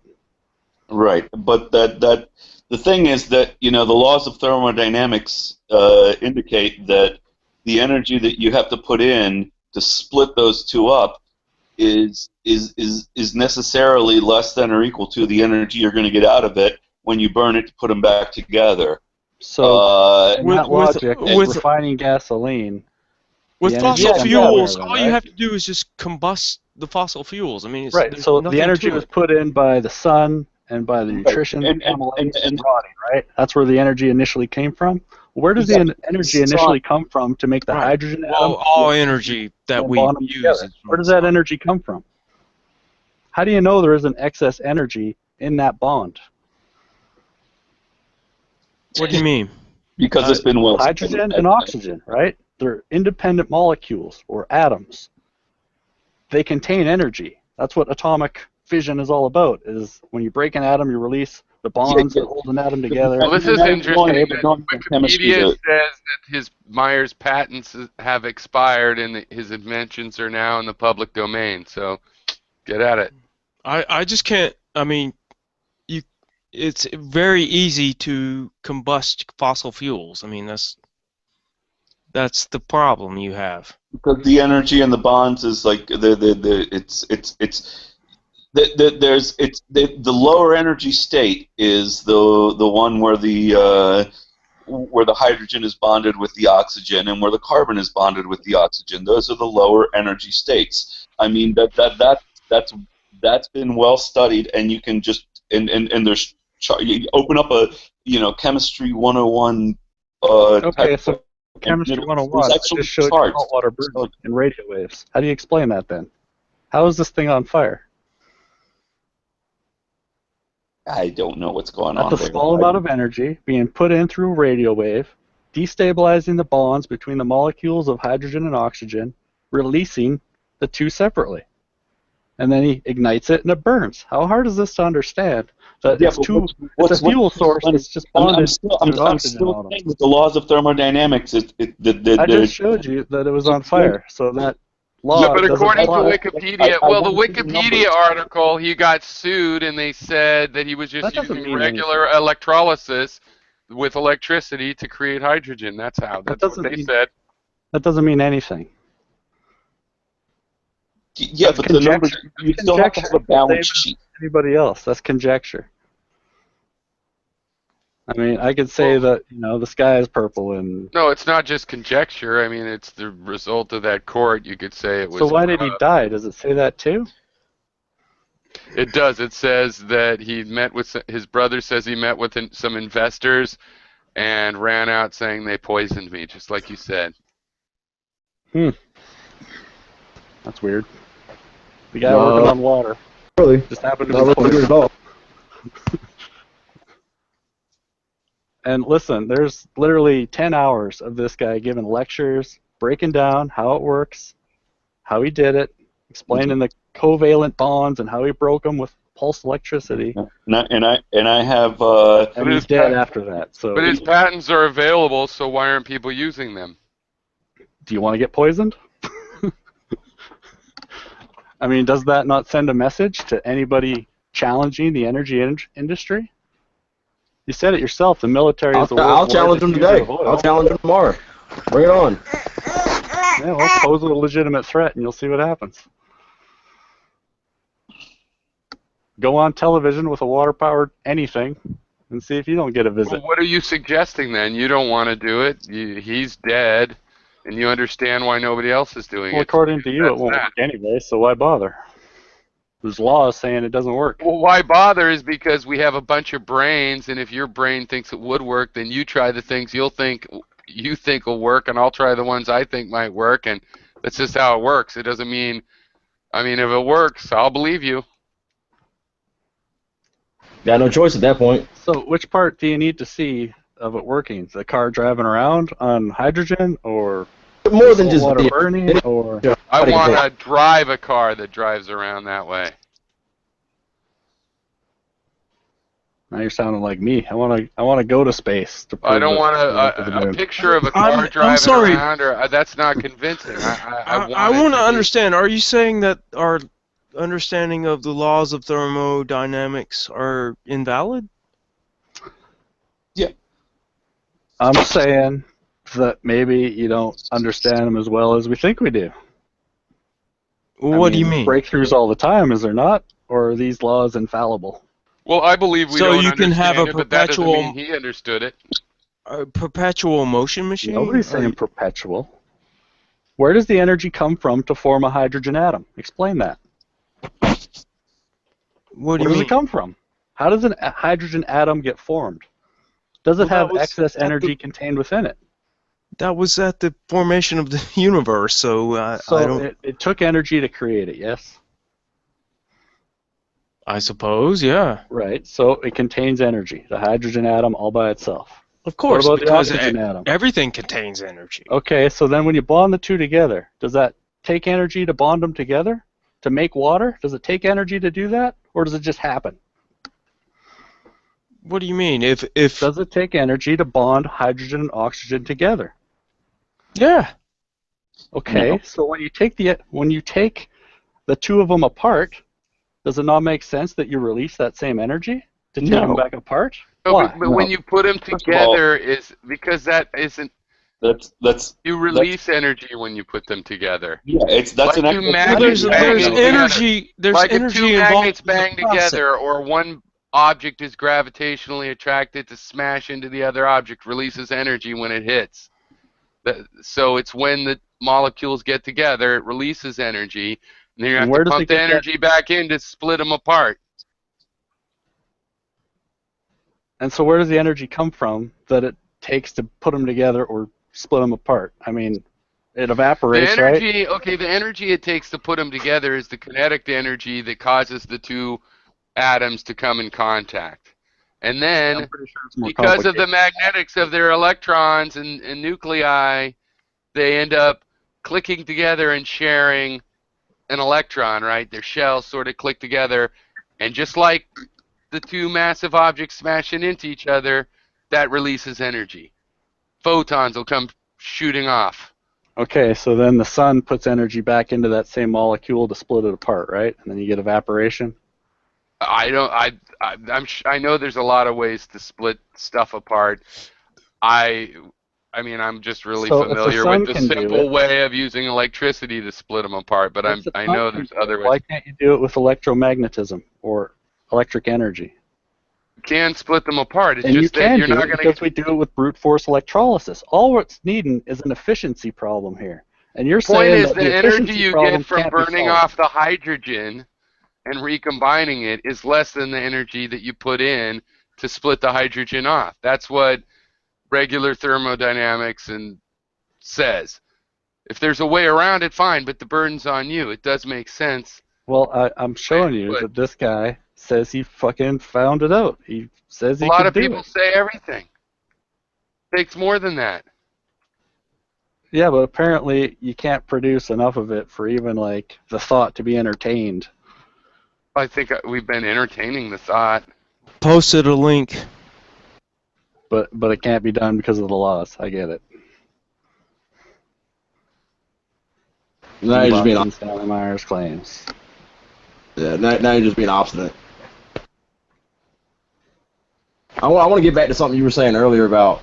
I mean, you said you're actually in a town where you could actually, the more people you convince in the town you live in, would do a lot more than possibly a lot of other places. But you said you're scared. You said you're living in fear of what might happen to you. And I want to know is why are you so scared if this is so, I mean, this sounds like some pretty compelling stuff, but you gotta, I mean, if you're not willing to get off your ass and risk your life, how can you expect anybody else to? I don't. I'm just telling you that the technology exists, and it's like beating your head against the wall. This is why I don't bother pursuing anything, because short of smearing it in someone's face, they won't admit What do you mean wrong. the technology exists? He was driving around on it. You just said Toyota's coming out with a this fuel guy, cell. Stan Meyer, technology. you're saying that it exists because of this guy, Stan Meyer? Yes. Okay. He was poisoned. Just wanted to understand. By coincidence. Yes. Just because there's a debunking page of fucking literature doesn't disprove anything. But see, I've seen a lot of people, I like to follow these things, and there's other people like these, Rodin coils or whatever, and people say it could have free energy. They've been saying it for 5 or 6 years. I happen to know the guy that invented the little mathematical trick. Well, do it. Nobody's suppressing you. They show videos on YouTube all the time in their lab. If they could have free energy, they don't have to do anything else. Do you want to help do it? Yeah. Send me a working one. I'll take it to the local physics department, and we can determine if it works or not. I said, do you want to help do it? Help do it in what way? Build it from scratch. No, I'm not that interested. Yeah, exactly. And well, why should I be? Are you interested in my hobbies? That's the point I'm trying to make. Is nobody's interested because what happens if these ideas are taken? I'm telling you, hundreds of people have videos of doing it, but they won't. Then why can't they make a free battery? You don't think that'd sell on Amazon? A battery that you never had to, just infinite battery? It might work. People might buy that. Infinite battery? Yeah.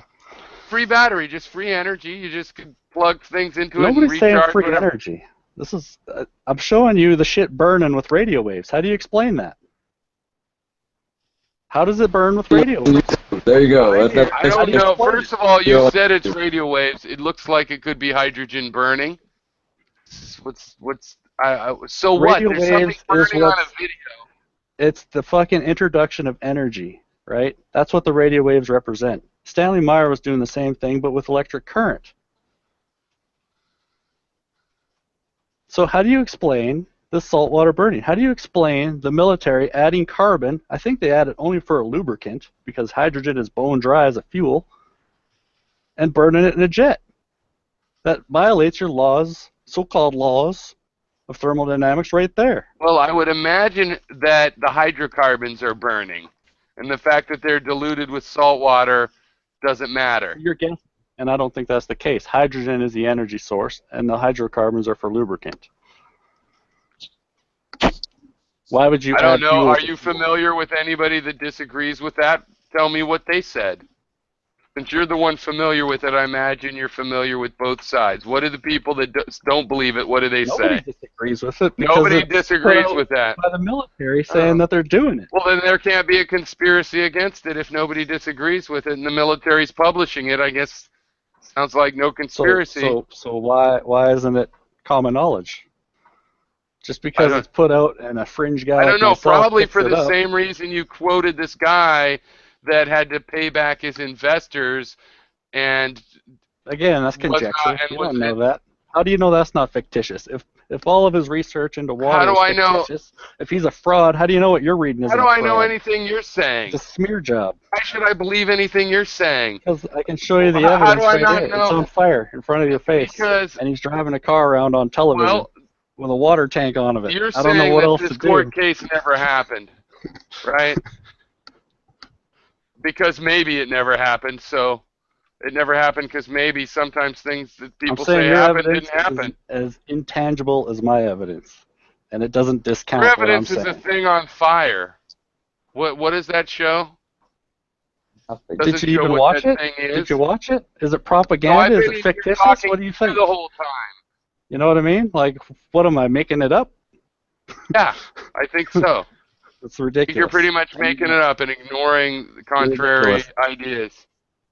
No, that's ridiculous. You said so yourself that there's a conspiracy for the rubber industry to build the cities that the way doesn't they mean did. that every But Did you that even doesn't look mean that at they the- stole your dog, okay? So what if there's some conspiracies? It doesn't mean every single thing you think is a conspiracy is This one. is one of them. It takes Why is that so more- hard to understand? I told you, for example, it's well documented about the hemp industry and about highways in Southern California. Oh, Not but you so can't- with you the can't do gas it with water, fuel. saltwater gas engines. That has not panned out to the same level of historical scrutiny. Just According to because you. it's possible. According to me, it has been. So Well, I guess we're at a You know, disagreement. well, so Puro, far why you does showed your a video hangout, where somebody said that, and I told you I've seen videos of dozens and dozens of people saying, "Here's free energy." So what does that mean? People say all kinds of crazy bullshit in their videos. Are you kidding me? And they really Okay, believe it. Yeah, I get it. Yeah, I get it. You don't believe it. So what? I don't. You know. Okay, fine. Fair enough. I guess we're at a disagreement. I think water is fuel. They use it in the space shuttle. They use it in fucking the military. Okay, And got this guy it. That's drove- the same thing again. Well, it's proof of concept, as far as I'm concerned. I mean, fair enough. It's just, but that is the same thing we are now at ends with, right? I mean, it seems like your argument is why isn't it out there? Why isn't it like this? Well, why Yes. isn't fucking anything the way it should be? You know, why are politicians corrupt? Why isn't the world fucking fed? I mean, why? You know, there's injustices everywhere in the world. What makes you think? But do you Yeah, and understand there's how reasons for it, science too. works? You understand how science works? Do you think science? Do you understand that he science doesn't. doesn't know everything? That people can make breakthroughs on a daily basis? That science isn't absolute? It's a Works? Yeah, but you seem to be saying that It's there's not a my science. It's this science. It's this guy. He's right there. You He seem to be explains it multiple you times. seem to be saying that there's a suppressive mechanism involved. You're that denying keeps- that there can't be one? That That there isn't one? That the electric car couldn't have been around 50 years ago if we wanted it? the I mean, electric car really? was around. That doesn't mean that science said, "Hey, the electric car It's called is not suppression. commercially It's called viable." funding. It's called That's not suppression. what It's called funding. happened. That's not what happened. That's a If you don't dream go fantasy world. With it, you don't get funding. It's simple. Suppression. How do you think governments do it? How do you think North Korea does it? Suppression. Simple. Well, what I We're really think, talking about science, how science works. Science. I think Well, what you it is seem really, you seem to think that scientists are How hard is it to colluding. control science, honestly? If you control What it do you at the mean? schools, Okay, so you're saying science doesn't it's really work. hard. It's hard to control science because the You're people saying that in the science lab, doesn't work. why is this You're an against science? anti-science nutter. the people Why in the is it against labs science? are hard to control. They play around a lot. Wait, And makes no calm sense. down. Okay, this needs to stop. Hold on, stop. No, stop it. Alright, go ahead, Piero. The people in the labs are hard to control because there's plenty of outliers that like to try crazy stuff, and once they try something they can repeat and they can prove it, there's really no stopping them, and people will even ruin their career at that point where they know they can prove it, even though sometimes they're wrong. So I don't think you really could hide it, and just because some things are hidden doesn't mean every single thing is a matter of being hidden. I wanted to say that I think this is a matter of we feel so powerless because basically we've been enslaved for thousands of years, most of us, and even the wealthy upper class kind of people, they still have to work, they still have to wear the tie the way they're told and can't be gay or whatever it's been over all these centuries. Nobody really is feeling free. So it's very easy to just think that everything is some power play against us because we're the victim of so many fucking stupid power plays that we know for sure did happen and so many that seem to have happened that it's natural just to go to the next level and say the reason we don't have flying cars yet, but flip that conspiracy. around. The reason we don't have to wear leotard, Just same thing. flip your perspective around for half a second. You don't have to believe it, but just look at it from the other side, and that there is a conspiracy against humanity to keep humanity enslaved, as you so called it. Yeah. How would that not require a conspiracy to keep all of humanity enslaved? These are your words. That we're Well, it would, enslaved. but I think we're winning So that's a against that. conspiracy. I think we're And winning how do you against control that. humanity? They might have liked to have had their their litters carried by hand, and too bad. It's We like got you can cars. see I mean, so far, technology but then there's and a science invisible is wall you overtaking can't them. cross. Wait, let me just finish. Science is overtaking them. We are making progress of freedom against them and their tricks. And their tricks are kind of usually stupid, old school things they pulled off for centuries. They're not that clever, like a step ahead of us. No, the working class guys keep inventing, and wealthy guys that are, your outliers that likes playing with wires and stuff. Everybody, not to make it a class thing, but I'm just saying regular people throughout the bell curve, they make interesting things and invent new inventions, and I don't think you can really stop that process. You could slow it down, and we could be in a middle area where somebody figured out how to uncrack water in some weird way, and we'll find out, oh, we didn't know about this component, that's why it doesn't violate the laws of physics. I don't see that happening. So you have to have a reason for it. It's not that it couldn't be, it's that it's not. It isn't. I don't see any reason but maybe we're in the middle period where that next step's going to come later. Then you get to wait till later and act like I have to take it serious. Right now, I love reading about these things or Fortean issues and taking them as seriously as I can, but I don't just go whole hog and then go, so I want to believe it, so yeah. No, it's like it was interesting to think about, but I don't see the evidence. And, I mean, we're voting that none of us do here, so it'd be nice to go on to another subject and we can come back, to this later when maybe something will be discovered on it. And let's fine with that. Let's let each other finish each other's sentences because we were all civil and shit before, and then it got all heated and shit. Not when I came back, no. I love you, Pierre. You make me happy, Pierre. You do. Yeah, I'm just gonna be here on like 30 seconds this time. Don't fight. Well, I mean, the thing about these arguments is that you really can't provide tangible proof about any of these large-scale topics. They're too big to solve on fucking YouTube and Google. All right, do you remember any of the videos you watched? I have a bunch of them saved. I try to save as many of them I come across as I can.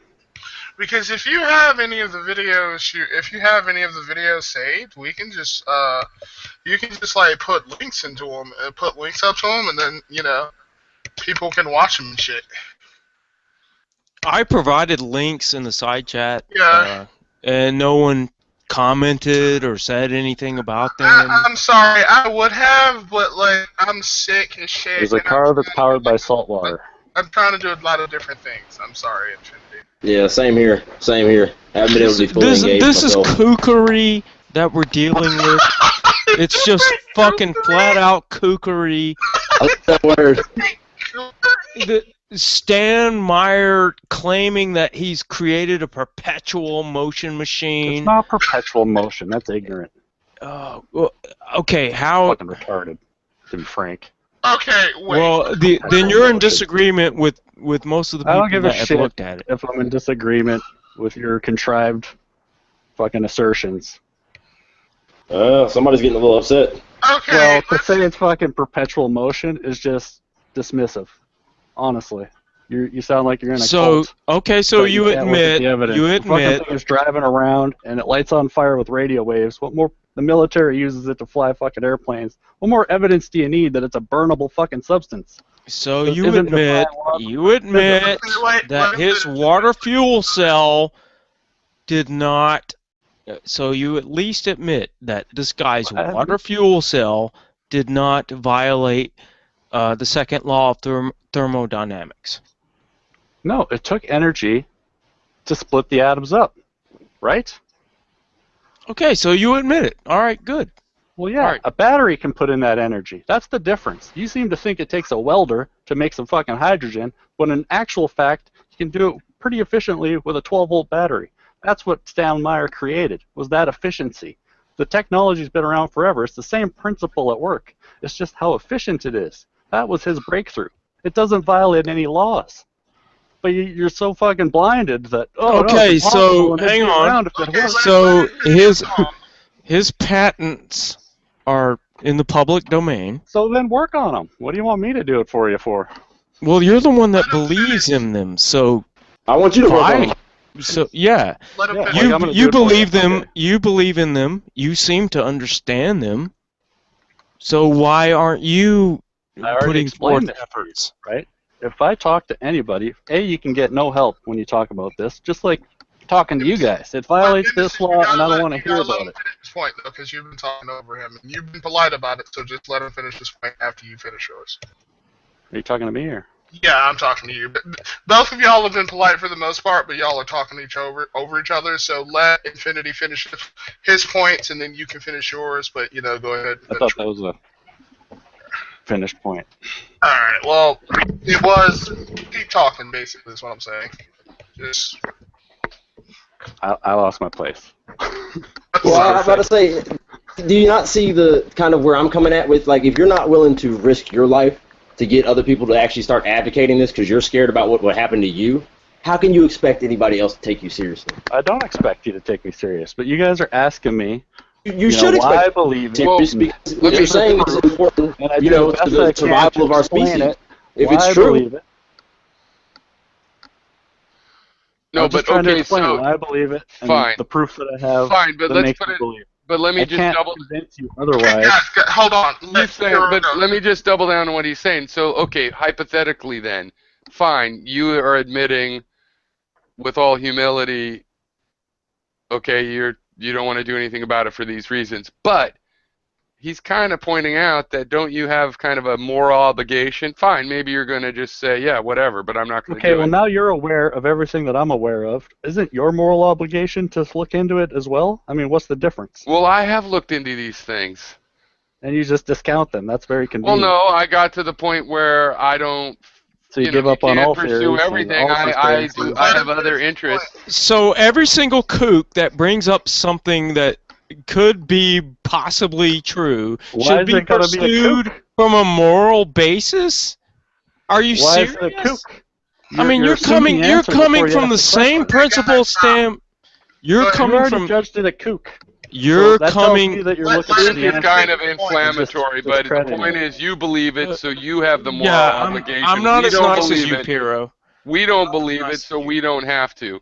And even things I believe, I don't expect that you have to pursue, like, people don't have to pursue advocating for this liquid thorium nuclear energy. I'd like to, but I wouldn't tell somebody else to do it. I'm the kook that believes in it.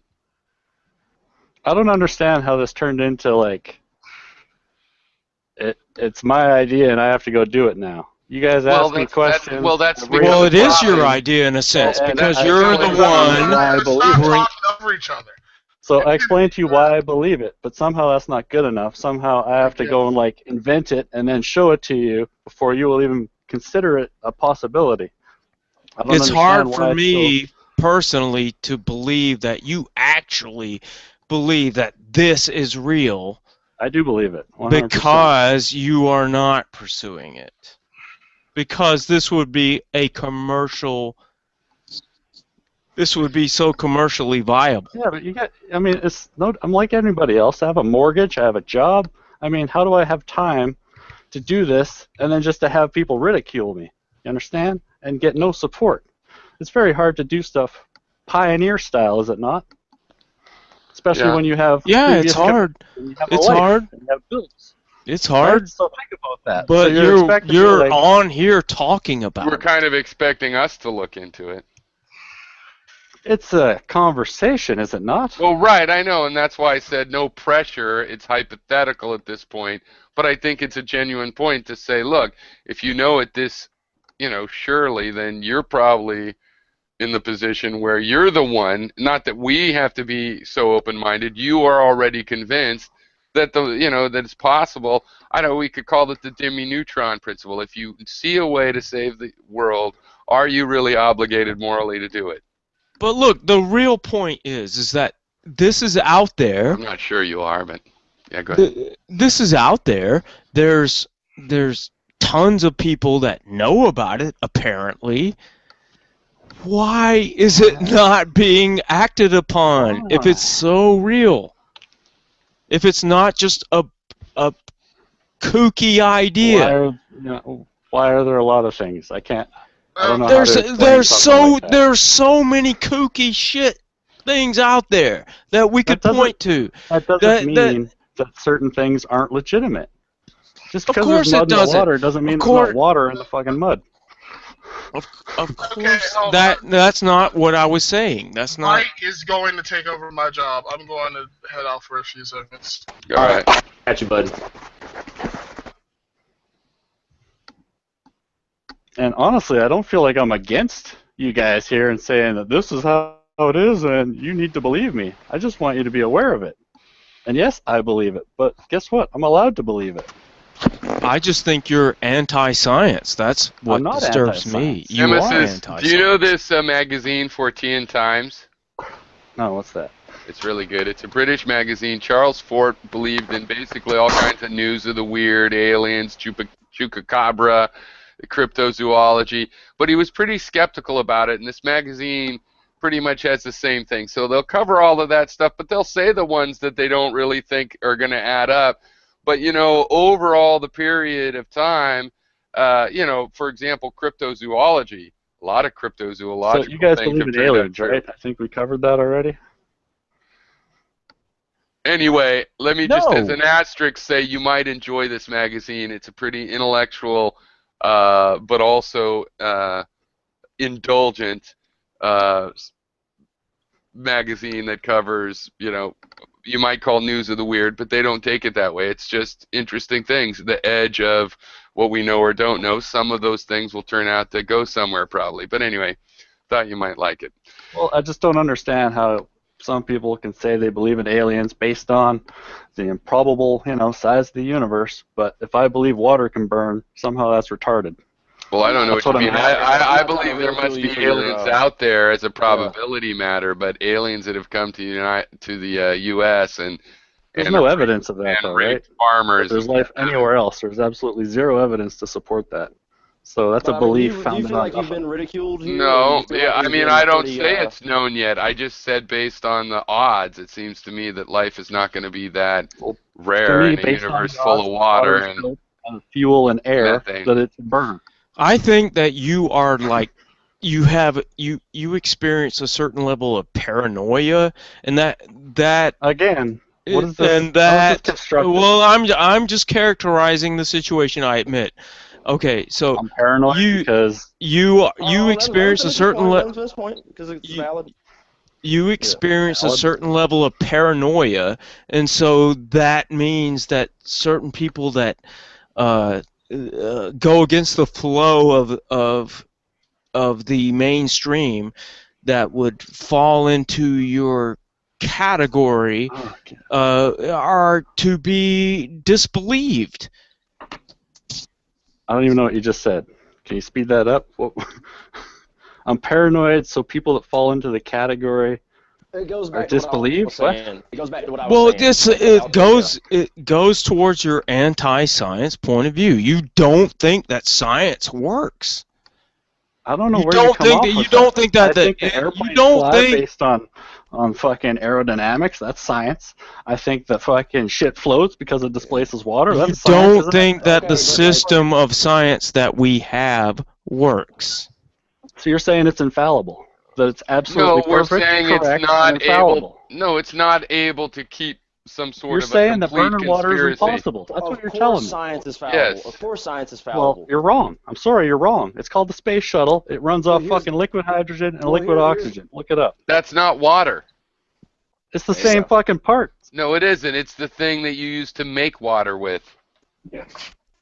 So again, if it's made out of fuel, why can't it be fuel? I mean, that's common sense, isn't it? Just because you don't know how to light it on fire with your fucking match doesn't mean it can't burn. That's like saying the ashes can There's be no fuel because the wood there's was. no scientific basis Burnt it with for radio why waves. this guy that you keep Radio waves. defending, why his Not ideas Sandman. work. The guy There's burnt it no with radio waves. scientific theory for why it works. I don't care about scientific theory. It's physical evidence. Exactly. You know what? Let's exactly. talk about Evidence. something like. That's my let's- point. let's You talk don't about something care like about scientific scientific theory. Physical Why evidence is trumps Obama the most divisive president ever? I think it's because he went up there. Because and he started you're a tap racist dancing. motherfucker, that's why. He started tap dancing during the Dallas fucking shooting fucking ceremony. I mean, what a disrespectful act. No, I'm That's I'm right. there with I know. it, I know totally. yeah, I'm about to say because we pretty much. Here's my point. What's your name Whitey's again? gonna be down. The guy who came in here. Let me see. What's his name? Born Nemesis. Okay, so Born Nemesis. I feel like you've done a great job presenting your points and your evidence, and it'll be up here on the live Because you're more show, civil than and it'll be us. on there for YouTube. And regardless, Okay. you know, we can move on from this discussion, and we can all take what we want to take out of it. But I don't want you to think that we weren't being we weren't letting you have your say. By the way, I will Yeah. watch some of those videos you're linking. I will Same here, take same time. here. Yeah. No, Same I'm here. interested. So that's why I kind of had a problem with I'm the not way you were just going to labeling stop us as with a not, stupid like, wiki page. I find it Yeah. interesting, so thanks. Exactly.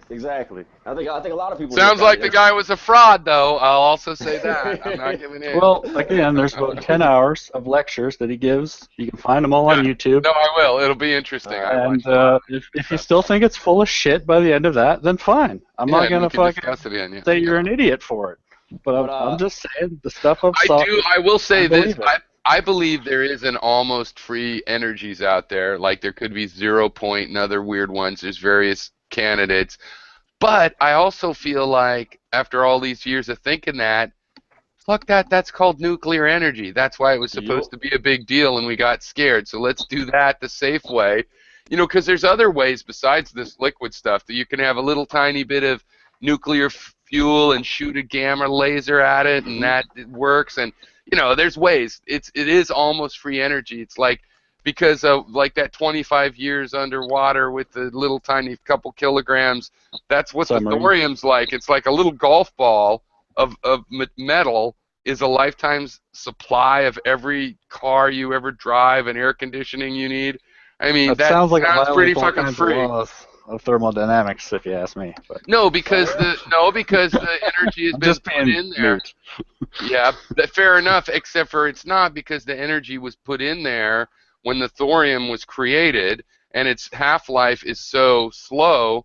The energy's still in there. Whereas with uranium, over 90%. I forget what it is, but I think it's like 95% or something of the.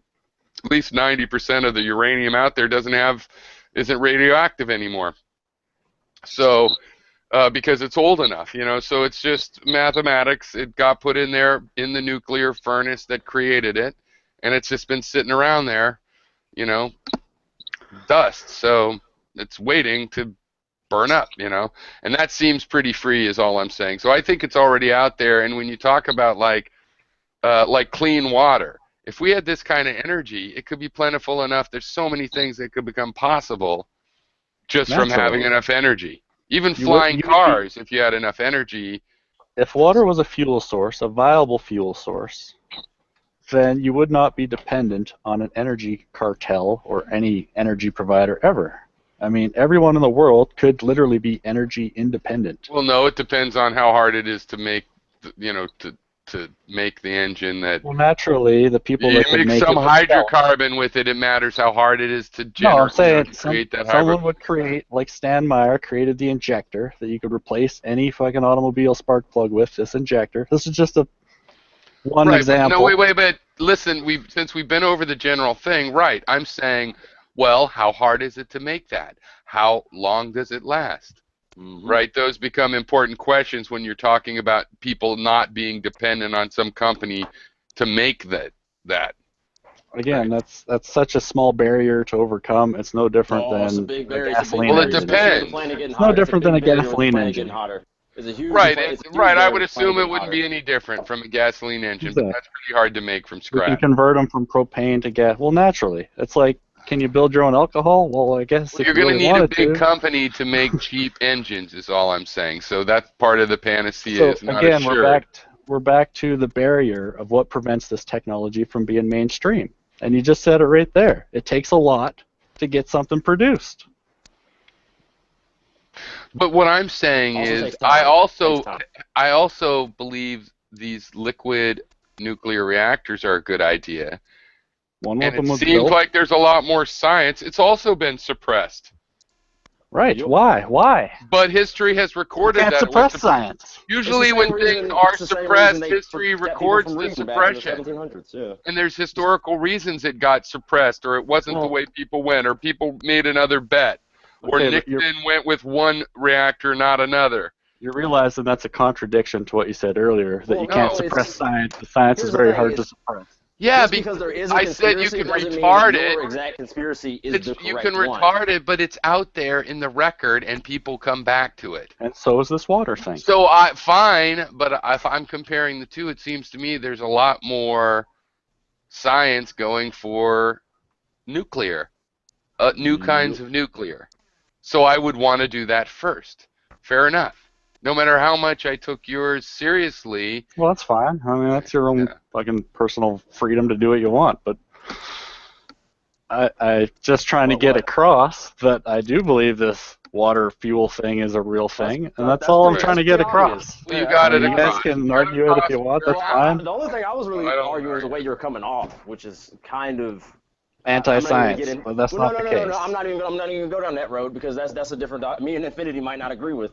That character. I did think there was some of that, like they're all could just be liars, which is a little bit extreme. Well, I think people do things for money that goes against their morals. I see it firsthand. It's rampant in the world, so it's not out of the realm of possibility. I don't look at everything as in a blanket form and just be like, oh, everybody's fucking corrupt. There has to be reasons for things, though. This sounds like it reminds me of the Vic thing of like. Well, it's a possibility he was wearing red, and therefore he was a terrible person. So, yeah, but just saying there's a possibility of something is not grounds to believe. You're saying there's a possibility of aliens. That's the same thing. It's not based on nothing. But I'm not saying that's reason to believe that they visited Earth.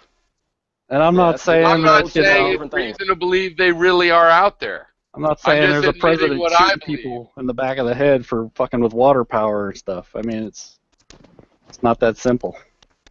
Actually, I think a lot of people don't care that much about their life and death. You just said it right there. I think there's a lot of people that if they had that knowledge would go for it, even if they were faced with death. I think there's a lot of people for whom that would be exciting. No, I'm right there with you, there's millions of people. It only takes 1 in a million for there to be hundreds of them. So I don't That's not believe true. There was one, and he's dead. So And he got There his was stuff one. out though too, and his patents was are one. out there, What and nobody's using them.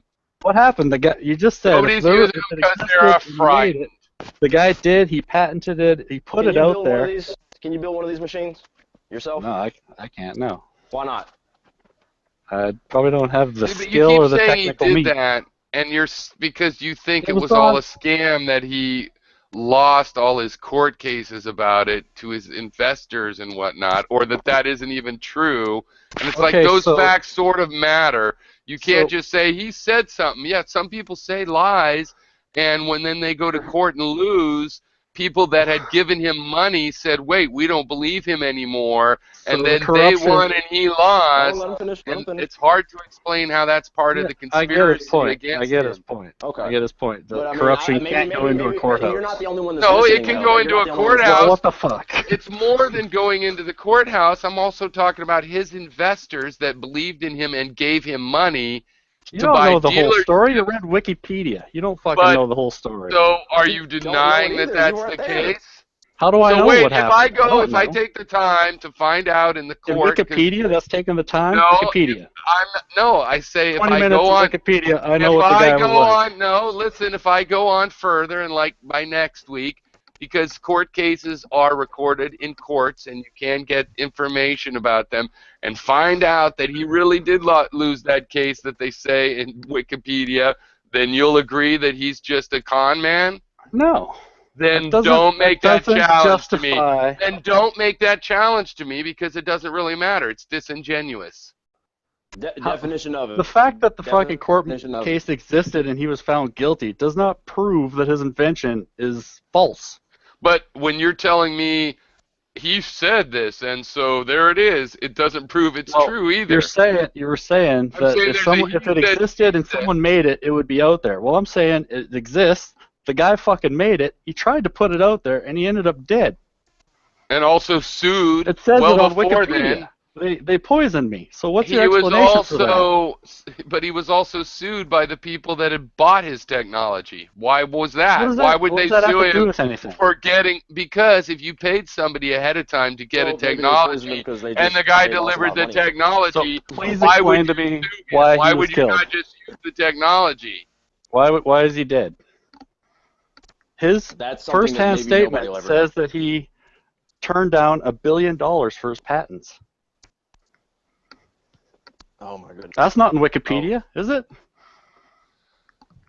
But why would it matter just what one person says? It has to be Yes, substantiated. Exactly. And that's the whole definite. Like that's where science begins. His with partners skepticism. say a different thing. Those were his partners that at one time had a vote of confidence in him. Why did they What lose partners? Name these partners. I've never heard of these that? I'm partners. or telling you, I investors. went from the Wikipedia page and I'll look it up, except for okay. there's no reason, because even if I looked it up, you said it wouldn't have any effect on your opinion. Is it whether more it is partner likely? or not. Fucking, So no, it's not mine. why you want to give me the runaround to go find partners you don't care about anyway? That's Well, it. let's chase it down. What partners are they? How much money did they give him? Well, I mean, if all this is evidence, let's lo's look into it. I'm willing to look see the into it. partners If of he's Well, a start fraudster, off by prove reading that what he's they a said in fraudster, Wikipedia, and I'll because change my that's mind. all I'm going by. I mean, he had to pay him back $25,000 a piece or something. It See, said.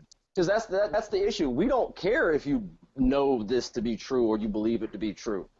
But you Well, that's care fine. that we don't. But you care that we don't believe it, and you're trying to convince us. Well, you got to do it in a compelling way. And that's what my point earlier about bringing up the whole fear aspect was trying to point out to you. A compelling Is way. because I don't I'm very understand. I'm very open-minded to, at least I like to think I'm very open-minded to new ideas, especially when it comes into the realms of energy and technology.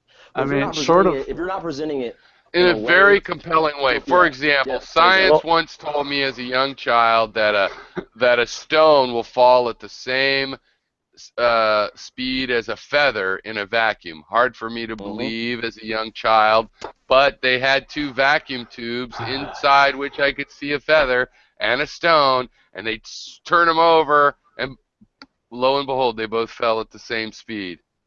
I was convinced. What distance? It's about a meter, I would, or no, probably 2 meters. It was about as Try it. tall as Try the it. guy. Have you tried that in an atmosphere? That experiment? Well, I mean, we all know that oxygen. The you know, experiment the bottom, is the in a heavier oxygen vacuum. gets. In an atmosphere, obviously, the feather So falls slower. if you point the feather straight at the ground, it won't hit the ground at the same time as the rock? No. Are you sure? Yes. All right. Just checking. Got air resistance, buddy. Mm-hmm. One of them's designed to actually, you know, resist air, and the other. So one's anyway, whether designed that to- was, hold it if sideways, you want, you I know, mean, I'm just surprised if you want to argue But with if you that point it at the example. The ground, point it is, drops it's possible to demonstrate things that are hard to believe. Right. How much science are you going to deny tonight? Who's denying that? I mean, it's just everything is like. You said it drops the same in a meter. You're going to deny the science of how we determine. It doesn't gravity? matter the distance. It matters that that it's the same gravity and no wind resistance. No, I've seen it done on the moon, right? And apparently, some people have reproduced it on the ground, and it's the same fucking effect because a meter isn't far enough to have much of an effect. Are you kidding me? If I hold, first of all, it was 2 meters. I corrected myself. But second of all, if I hold a feather and a rock in our atmosphere at a meter, you think I won't be able to tell which one hit first? I think it depends how you hold the feather. Are you? No matter how you hold the feather, the feather will fall down and the rock will hit weight first. Do some actual experiments with this guy. What are you even arguing? I don't know what we're arguing now. What are you arguing with Piro? It's a very valid question, Infinity. Yes, you. That is his proof of gravity, right? But supposedly there's an experiment done on the Earth with a feather and a rock from the same height as it did on the moon. That was a proof of a statement. Are you seriously arguing that we can just throw? Have you I'm done trying the to understand what Have you really point. done it? I'm trying to understand. Curious, which one of you has held a fucking falcon feather and a rock and dropped it at the same time? Who's done that? Put your hands up. I haven't done that, but I've done other experiments that prove. I've done one in a vacuum, and I've done one outside of a vacuum. You do it outside of the vacuum, guess what you're going to run into? Air resistance. No shit. I'm not fucking stupid. Don't patronize me. You're one to call on the whole patronizing thing, but I mean, you've been kind of, condescending a lot this night. Well, because I'm being attacked, is what it feels like. No, you're just being challenged. Why should we believe what It's you not say? challenged. It's attacked because I show you the fucking there's a difference between criticism and prosecution. Okay? No, I show you the thing on fire on TV, right? And the guy's like, "Hey, I can burn water. It's right here. It's on fire." Buddy, that's not evidence. That's a YouTube video. Okay? Evidence is a lot of stuff. So what would you like me to do? Set up a lab and invite you over? And fucking. But to say the video What do you expect on a fucking Google chat for evidence? I just can't believe that you're arguing with gravity.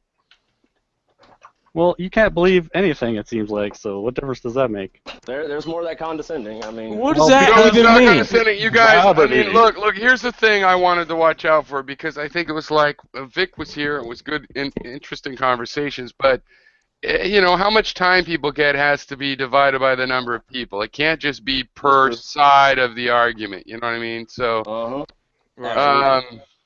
I don't think it's condescension. I personally think that it is a feeling of being lied to for thousands of years. Paranoia. I was saying that one line. But it's paranoia. But the justified part is that regular working people have been lied to. For example, in America, we have been lied to about what our foreign policy was at any given point in history. No, you can't lie to that many people. From day one. Right, so people feel so lied to that it's like what you just said there. If somebody knew, they would speak out. You never know. They've been lying about everything, and they really have. Like whether the Pope raped children, and they lied about things after things after things. Oh, you can't keep really that secret. severe. So I don't think it's fair to extend that to science, considering the way that yes, science can have some of that kind of corruption, and it's made of humans, but there's also a way of going into the lab and playing with reality, and that's why we have these revolutions in science, because it will work its way out since you go back to nature to check. But anyway, it can happen in science, in the Department of Defense kind of science. It happens, anyway, the point is, it's really a factor of how much everybody knows, is learning. They've been lied to for centuries. Naturally. I agree with And you. just 'Cause that's a the quick thing. point. Oh, go for it. Yeah, go for it. Sorry, just a quick No, point you're fine, is you're that fine. Yeah. provable science, nobody's disputing here, right? The stuff that's repeatable, but gravity, I'm sorry, isn't one that you can explain coherently to fucking anybody. It takes PhDs and books full of fucking mathematics to try to wrap your head around the square root law or whatever the fuck it is for gravity. And that's just my own ignorance. I'll accept that. I can't understand it completely. I don't understand why the moon is the same size for an eclipse as the sun, but is balanced perfectly and pulls on tides, but doesn't hit the earth, and it's That is a weird faces thing. the fucking earth the whole time, but still rotates. Like, none of that adds up in my head. Well, but fine, that's- I'm an idiot. I get it. Okay, But when it part comes to about simple facing stuff, the earth like actually water makes on sense. fire in front of your fucking eyes, it's made out of fuel. We all agree that hydrogen is flammable, and it's combined with. I don't Well, see, understand some of those why things that's make such a sense. dissidence. Okay, so first of all, the R-squared law is really simple mathematically, but the woo-woo part is... Yeah, the woo-woo part, no one The woo-woo understands. part is like, well, why do they affect each other in this way? The math And is... at that scale and not at other scales. Right. Like, However, it's- let me add one that is easy. Why the moon faces the Earth, it makes sense. Think about it. Because of the whatever gravity is, whether it's really gravity or this or that, there's something going on. It squeezes the moon into an egg shape from the tidal force. Right, just like the ocean, but the ocean can roll around the Earth and keep that, and that makes it look like that egg shape or the ellipse is two tides, right? If it's made out of rock and it's squeezed, it ends up getting grabbed in that way, and that's what slowly over time will make it point towards the Earth, because it's being squeezed into this tidal shape that, of course, points at the Earth, right? So wouldn't that naturally grab the thing? And that's why, Mercury does a similar thing, though it does flip around every once in a while because it's not quite locked. Yep. Does that make sense, though, as a with the title? Possibly. I mean, Well, it's yeah, hard for me anyway, to I wrap think my that head one- around. Okay, completely. fair enough. No, But it's anyway, I good. think I that know one. what you mean. I know what you mean. And I'm granting to you the woo-woo part of gravity is explaining gravity isn't just saying, hey, it's 9.8 meters per second squared or r squared. It's kind of like, why, Because there's no Einstein- micro level of it. Is it right? warp That's the hard part. space? Is it We're still coming to graviton? understand gravity. We're still coming to terms with our understanding of gravity. Right. I agree. It's So, still yeah. mysterious for something so Exactly. obvious. It's not, and that's the cool thing about science is it doesn't deal in absolutes all the time. I mean, it starts in the foundation of skepticism. Hey, And, are you familiar with this? This is an old one I like of Tesla. I think Tesla Oh did man, this Tesla. one. Tesla. Where that's he my was dude right there. spinning. He did these things with spinning objects, and he said spinning objects fall faster and spinning objects magnetize and all these things about spinning objects. And it's very interesting because spinning objects do have weird properties. Like when an object spins, you've got angular Electricity. momentum and angular velocity and things like this. But unlike regular velocity, angular velocity isn't relativistic. It actually, there is an absolute sense to it, right? Like if you spin an object really fast, it'll fly apart. It does matter the absolute rotations And you per get gyroscopic effects. second. Yeah, there's still general relativity because of time and the various effects of relativity, but it's not relative in the same sense as like regular linear velocity. So I always are you familiar with that one? You did these spinning object things, yeah, dropping them and stuff, and Never heard of that before. yeah, and he said they fell faster. And from what I had read, and this is like 18, 20 years ago that I was reading this, so I haven't followed up really even in the internet era. But it wasn't. It was one of these things where it hadn't been confirmed, but it also hadn't really been followed up on. So See, I would think it's simple a drag coefficient being reduced by the rotation. exactly though, but that's why I'm saying there could be something there. That's something to look into because there could be a regular reason, but it also could be one of these like when I'm thinking of maybe there's a way to tickle the water molecule into giving its energy back. metaphorically. I kind of feel that way about spinning objects. There's something weird about the motion of, wheels and wheels and stuff. I'm sort of romantic. Well, that brings you to a gyroscope and how they exactly. Gyroscopes are amazing. rigid in space. That was one of my favorite toys as a kid. Like, if I lost one, I'd go get another. Gyroscopes are fucking awesome. They defy relativity. Like, I'm naturally relativistic. Like, what's it from the dog's point of view? But things like gyroscopes are like, no, motherfucker, I'm oriented. I know what the fuck, which way is up and down. You know? Good stuff. Yeah. Good stuff. I'm really happy with the direction of the conversation because I don't feel like a lot of the combativeness has been melted away. Yeah, that's too bad. But back to Obama being a fucking ungrateful goddamn black president. Oh my god. So hey, does anybody think Trump will really win? Oh man, let's all say he has a chance, right? Because I think it would be stupid to say he has no chance with the way that everything is. And also Assange is like he's going to come out with an indictable thing or whatever. But do you think? I'm of the view that it'll be the biggest landslide in my life in the end. However he's polling. I think women are going to come out, and I think a lot of people are going to come out and just support Hillary. I really don't think. I think when it comes down to it, Trump it's becoming more obvious to even like a lot of diehard Trump supporters. Or New Yorker magazine was pointing out that there's been a lot of getting out the vote in Arizona and Hispanics, and like there's like twice as many Hispanic voters registered now as there was last time, and he's down in like the 12%. Yeah, he's fucking approval. Done. He's done in a lot of states. So that'll kill him, and if he's not going to carry any, like Arizona is we don't really think of it as a big deal swing state, but it's pretty conservative, and if he loses those kinds, and I don't know, I don't really see it happening no matter what, really, except for Hillary getting hit by a bus or indicted or, anything's possible. Another brain aneurysm. Yeah, and that's the scary thing is that he's so close. Yeah. That if something does happen to her, we're pretty much fucking screwed. Yeah. But I mean, let's say everything goes normal and they're healthy enough or hide their sicknesses or whatever. Mm-hmm. I mean, he doesn't have a chance. Come on. I don't like I said, I don't think he's got a realistic. Like, I think the closer we get to November, the worse off his numbers are gonna get. Honestly, I think this is about the worst that it's gonna be for the Democrats going into their convention with the WikiLeaks and all that stuff.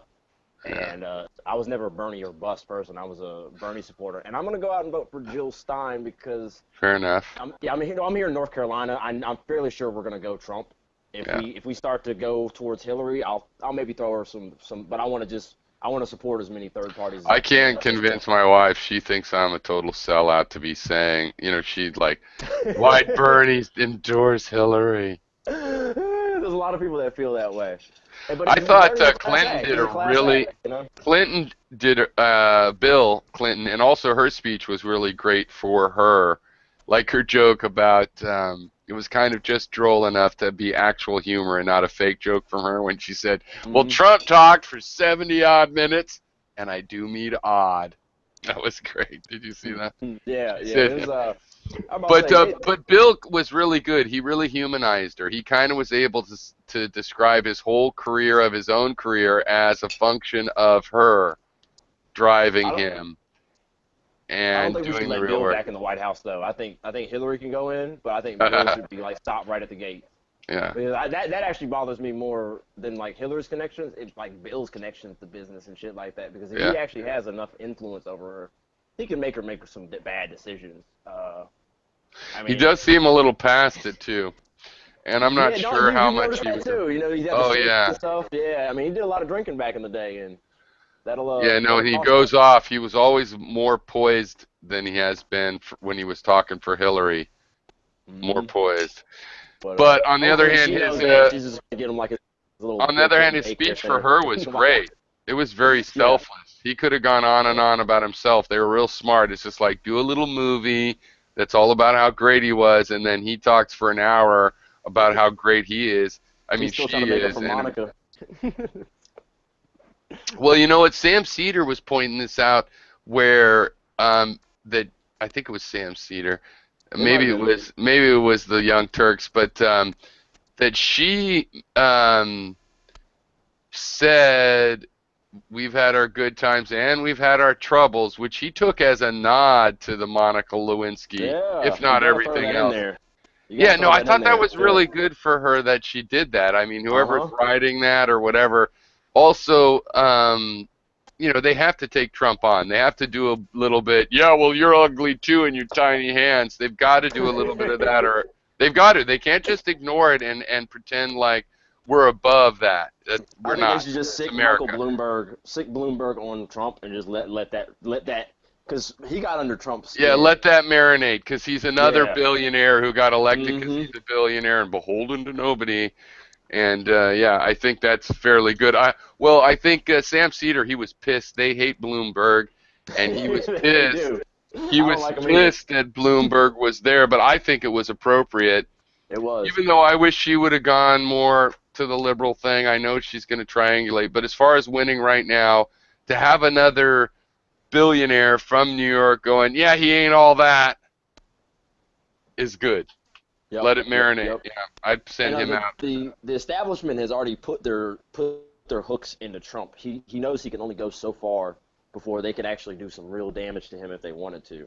Hey, Vi, do you have a theory about why these guys get away, or in their own minds, I mean, with saying that Obama is divisive? I mean, if you read the transcripts of any of his speeches on these things, he's so much like pro-cop, but there's something really going on. But he's like as mixed, whether you disagree with it's non-divisive. He's black, right?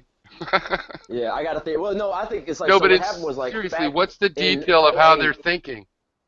Back at, they basically got kind of carried away with it. Back in 2008, they knew that there was a good chance that a Democrat was going to get elected, coming behind Bush, because Bush, we could just, talk all day about, Bush's fucking presidency. Yeah, no, and he had a terrible. So they already were getting the attack dogs ready, and when it became apparent that, Obama was going to be the Democratic nominee, they were like, oh, great, we can use our little dog whistle racism against them. And that's what they did relatively for their first 4 years. They were like, all right, this will work, and then we'll get one of our guys in 2012, right?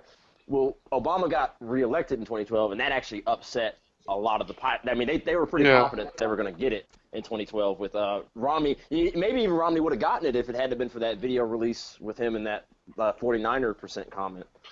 Yeah, but the thing is, what I'm saying. So what I'm at, but the thing is, him being black was a lot easier. The demagogue. But they don't. Yeah. They're not saying he's divisive because we can get away with that. No, they think he really is divisive, as if like maybe the fact that he's black makes them not like him, and so they blame him for being divisive. Maybe they think that they don't hear any of the stuff he says about, hey, you don't kill cops, and all they hear is Trayvon looks like me, and so they're blacking out part of it. But my point is, I think they really believe he's the divisive one. Now, obviously, I believe it's projection of some sort. That's it. But that's a good way to look at it. But what's the mechanism of that projection? How can, with a straight face, you take somebody that goes to Dallas and talks about both sides of this thing, or who, before he was even a senator, said there's not a Mexican America and a black America, it's just fucking Americans. That was his line. That guy's the most divisive guy around? I don't think so. He is constantly non-divisive. Yeah, they live in bubbles. They live in bubbles where they're paid a lot of money. Is it just that he's black, though? It could just be he's black, and he's black, and that makes it divisive. It's he's a Democrat, and he's also black. So, like, they were already going to go after the Democrats anyways, but the fact that he happened to be black meant that there was a whole nother set of things that they can imply about him. Oh, he's untrustworthy. Where other people go, Obama's cunning, he's intelligent. They're going, he's sneaky. You know what? I think there might be this racism of literally there's a racist attitude where if the African American doesn't be especially polite and especially like, remember when they were saying he was irrational and angry? And I remember there was this one where he had totally chewed out this reporter behind the scenes, and somebody came up with a video of it, and it was like Obama going like, Now listen, that's not very fair. You know what I mean? Just typical Obama. And it was experienced like, in my own life. yeah, they I've experienced actually my in own their life, so. mind, it really is enough that he's black for it to seem divisive because he's not super polite. Like almost a You're yes familiar sir. with Jack Johnson, right? The boxer Yeah. back in the Uh-huh. day. Mm-hmm. You know, that's, you know, that whole culture still exists Yeah. where black people have to know their place.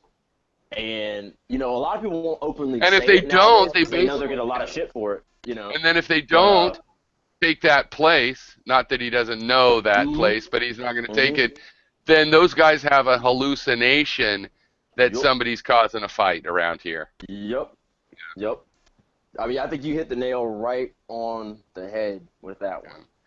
It's a lot of projection and it's a lot of deflection. Yeah. Well, They never I just actually had get a around to bunch of addressing Canadian anything. relatives, in-laws, Oh, word. relatives down Oh, here, word. and they're pretty conservative.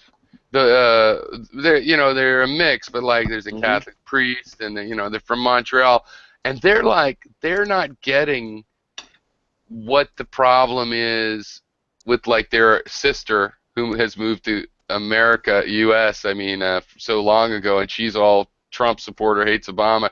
They're not getting it. They're like, hey, from where we're sitting, he makes you guys look pretty good. He's pretty well spoken. Really, really nice to listen to. When there's a tragedy, he really says something positive about it. Makes me feel better. What's the problem? You know what I mean? And these are people that are like anti-abortion and Catholic as could be, but it's like, and I think this is true. He is, he's really, his rhetoric is very, it's the opposite of divisive. Like, I disagree with him on so many things, keeping Guantanamo, a lot of these things. And yet, when he talks about them, it's kind of like Clinton. I mean, I would not feel divided from them, but united with them. I mean, that would maybe if I was going to make a complaint about this, it would be fair if the conservatives were saying, yeah, he talks a good game. He talks about bringing us together, but that's not really what he believes. Here's the real deal. But they don't do that. They act like it's obvious, like you can't deny it. Like he's just so divisive. I mean, Hannity screaming at the top of his lungs, like I am now, that, obviously it's divisive. Why is he so divisive? It's the only confusing part is why is it so much this way? And Hannity's got CTE. Hannity's got CTE. He's definitely got that concussion condition from his high school football days. I mean, he's the definition of a meathead. I've watched him long enough. Yeah, he kind of does seem like that. Yeah, he's not living. There's no amount of talking to that guy that you can get him into reality.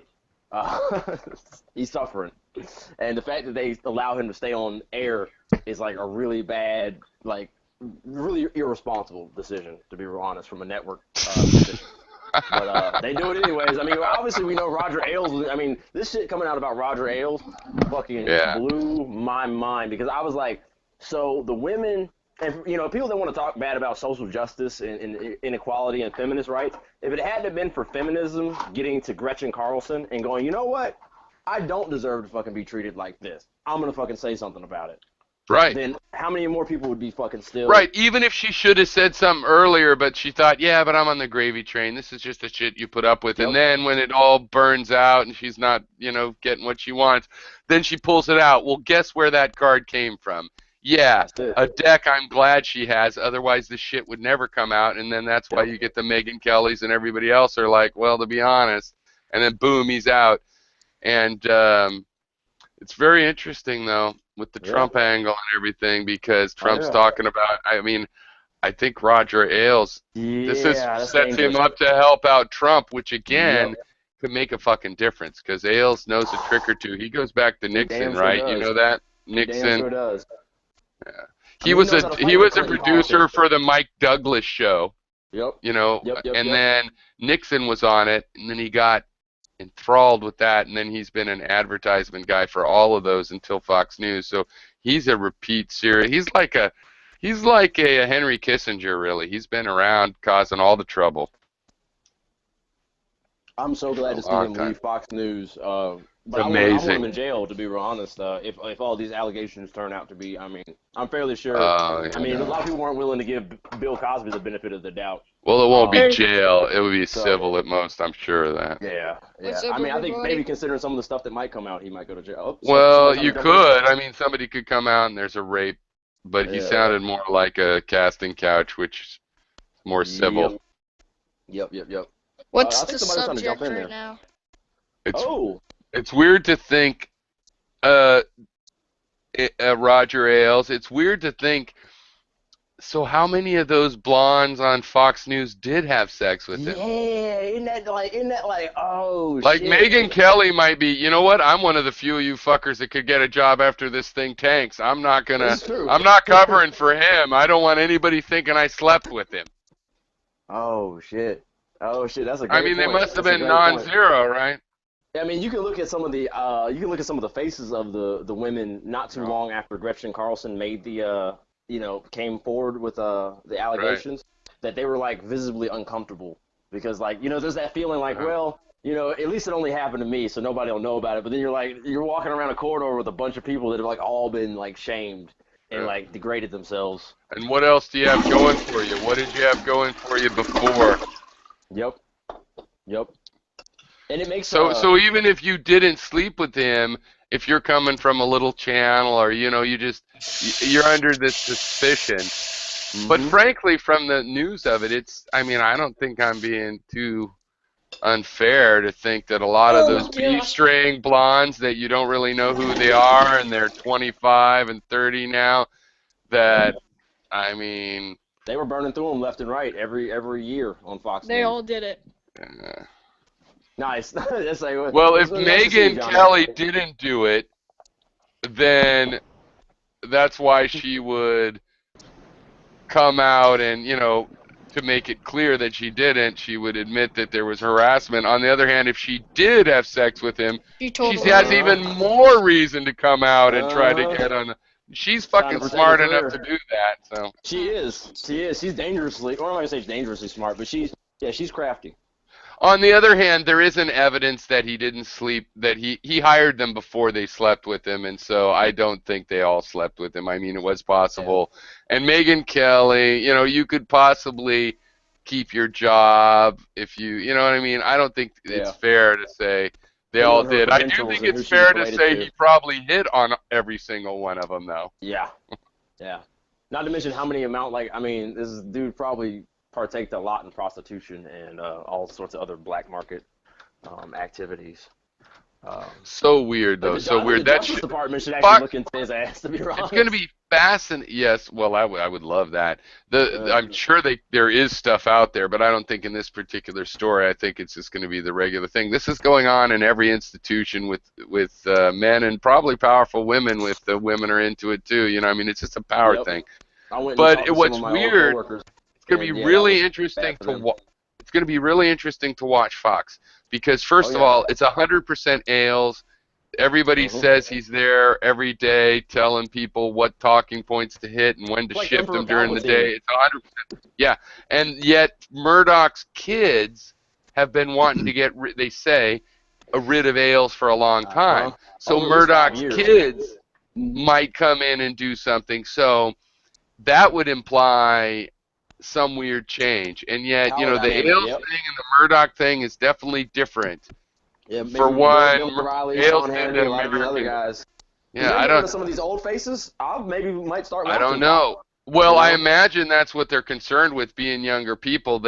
Somebody over there must be going, yeah, we're making $1 billion a year, but the average age is 79 or whatever it is. I don't know. It's not going to keep up. We're not it's got to run out. And for guys that are 40s or whatever or whatever, they've got decades left. That's present. The money train could stop with the shit. So I don't know. It'll be interesting to see what they do. I wouldn't be surprised if they do a reverse MSNBC.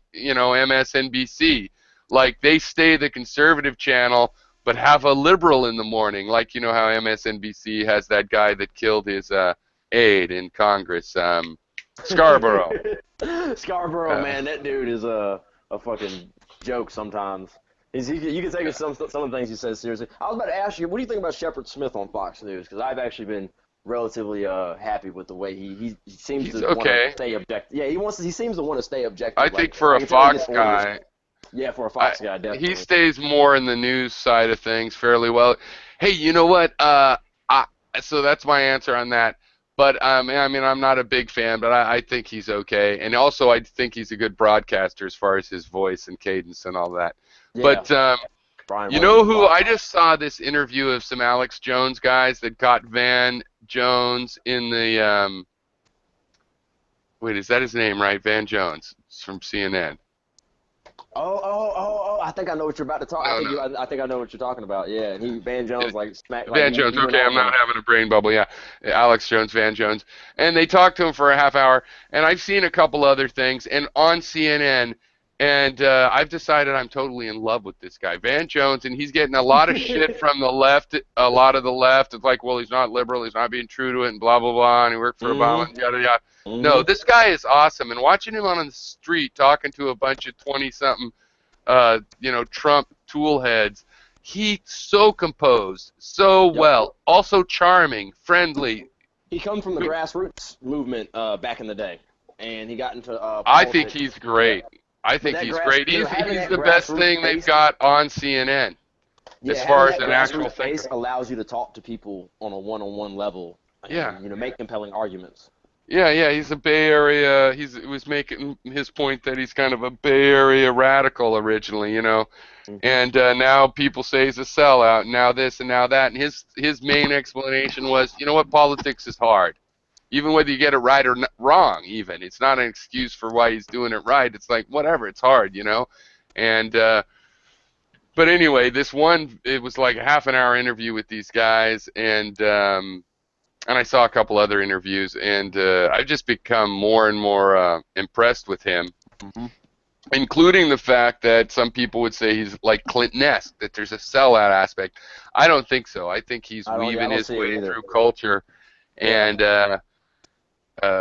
because he lost his establishment ties when he started speaking. Right. I mean, I'm not going to say he started. He's always spoke his mind. But when people said, "Oh, well, maybe you shouldn't speak your mind around so and so or so and so because they're going to disagree with you and you might lose your access," he was like, "Well, that's the definition of living in fear." And then I'm not a journalist. Then I'm not. I also think he's really good in all this political coverage where he has a balance of saying where he's coming from, saying a point of view, or being on. I've seen some clips of him making videos on YouTube, and he's still. I think he maintains his rational, the simulation of objectivity to let somebody you're interviewing make their point. He does that. And when you see how strong some of his personal views are, that he does that and still doesn't, pretend to be someone he's not overall, I think that's journalism. I mean, I'm surprised, actually, that somebody of that quality is even at CNN. They've really fallen far. I mean, they've I know. really It's far. to the point where, like, hey, maybe Wolf Blitzer isn't so bad. I mean, it's pretty bad over there. I mean, I think at this point, CNN should just cut their commercials. Just cut the commercials. I mean, it kills me when they'll be talking about some kind of, breaking news, terrible tragedy in France, and then like, oh, hold on, we got to try and sell you these fucking diapers and fucking, high expensive cars, shit like that. Like, it just, I don't take them seriously, and it goes across the board. Like, I can watch stuff on CNN, MSNBC, and Fox, but I'll have to do it with a grain of salt, depending on who's. Would you guys consider those news stations to be propaganda? They can be. Depends on who's building the pieces and who's delivering the pieces as well. But that's just to just give them a blanket statement. I think there's a lot of propaganda that gets pumped into it, and at the end of the day, it's the people that do the broadcasting. I mean, in some sense, everything is a propaganda, but that's like hypocrisy. How do you determine propaganda from non-propaganda? Yeah, exactly. I think it's on the level of. I think it's on the level of honesty. If you know something's false, and then you go, or something's true, and then you paint another story out of whole cloth, that's different than if you just honestly think that this is how things went, that, Archduke Ferdinand deserved to get shot, that motherfucker. That's different than, fabricating a story. So, like, with the Nazis, we have enough written record to know that they actually thought one thing, wrote another thing, knew this fact, and wrote another fact, and said if you lie right, you can get away with it. So I think that's propaganda. Philosophically, truth and what people believe is so fluid and mixed with their self-interest that, anything any newspaper says is a propaganda. right? But there's relative strength. So let's reserve propaganda for when people out and out lie and create some narrative that they know isn't true. Or they're just they're happy to believe they've been convinced of it too, so they're Or like cool with Pravda back in the day. Yeah. They deserve being the Oh, yeah. typical There you go. propaganda thing, where they knew. And then they call themselves truth. Or, for example, propaganda. Oh, sorry, I was going to ask. Oh, yeah. Yeah, I was going Go to ask ahead. him if there was anything he was getting with going anywhere with that. I was just curious if you guys considered it to be propaganda or not. Okay, Like the New York Times. Trying to get to know us better. That's The New York Times moving us into the Iraq War with the Chalabi stuff. That was propaganda. Yeah. She knew. For sure. And even if she didn't know, it was kind of like, well, if I don't know, it's because I don't care. Here's what the story I want for the results that my friends say. So, plus, she does that as an alleged liberal, which everybody knows is bullshit, anybody smart, but she supposedly has in a liberal newspaper, which is why she can get away propagandizing us into war, maybe more than any other person or journalist outside Bush administration itself. And, that's fucking propaganda.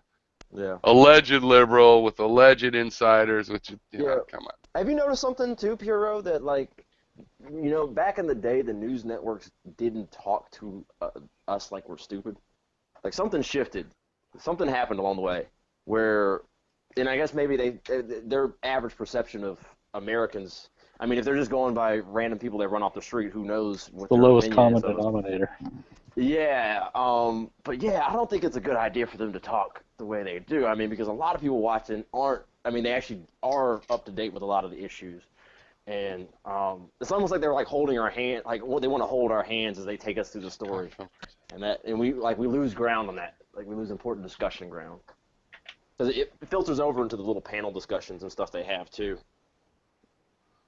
Where they say stuff like, well, don't you think some Americans, that's those Americans. Are any of the Americans at that table that feel that way now? Okay, well, then we're talking about the ones that are here now.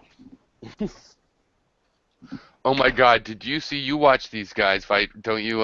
Did you see the Young Turks versus Alec Jones when Alec Jones burst on their set? Oh man! Oh, I love Tank. I love Tank. Yeah. I saw somebody criticize him because he's the CEO. Can you imagine he's acting that way? And it's like because sweetness and light isn't what we want. We want Alex Jones to get off our fucking set. Oh, what crazy great shit that was. At the end of the day. See how fast Ben came out of his jacket? Yeah. But that Jimmy Dore, that bastard. I love Jimmy Dore. I brought him up the other day, and you're like, okay, right on. But he's a little bit whatever. He should not have gone. He should not have spit on Alex Jones. That was wrong. He walked like 50 feet over, and all he did was go and spit on him, and then walk away. Oh my God! What a great fun. Did you see? Are that you was familiar wrong. with the comedian Eric Andre? When? What? Are you familiar What with the about him? comedian Eric Andre? I know the name. Okay, he trolled Alex Jones in a very similar fashion. I probably I think the recognize next him. I'll day. look it up. Or it might have been really? earlier at the Republican convention before they actually. Yeah, because they were at the. Yeah, I think it was the same day or the day. Oh yeah, I recognize him.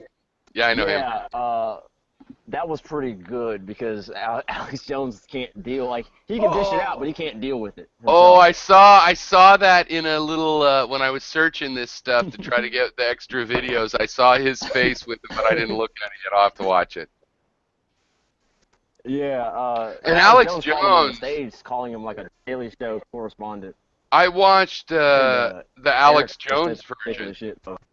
And Alex Jones right away after it is like, well, they asked me over there, and they asked me, and they said, yeah, and they waved me up. They said, come on. Well, you could see from his own video footage that that's just total bullshit. Nobody waved him on or anything. They were all like, what are you doing? What? We're live.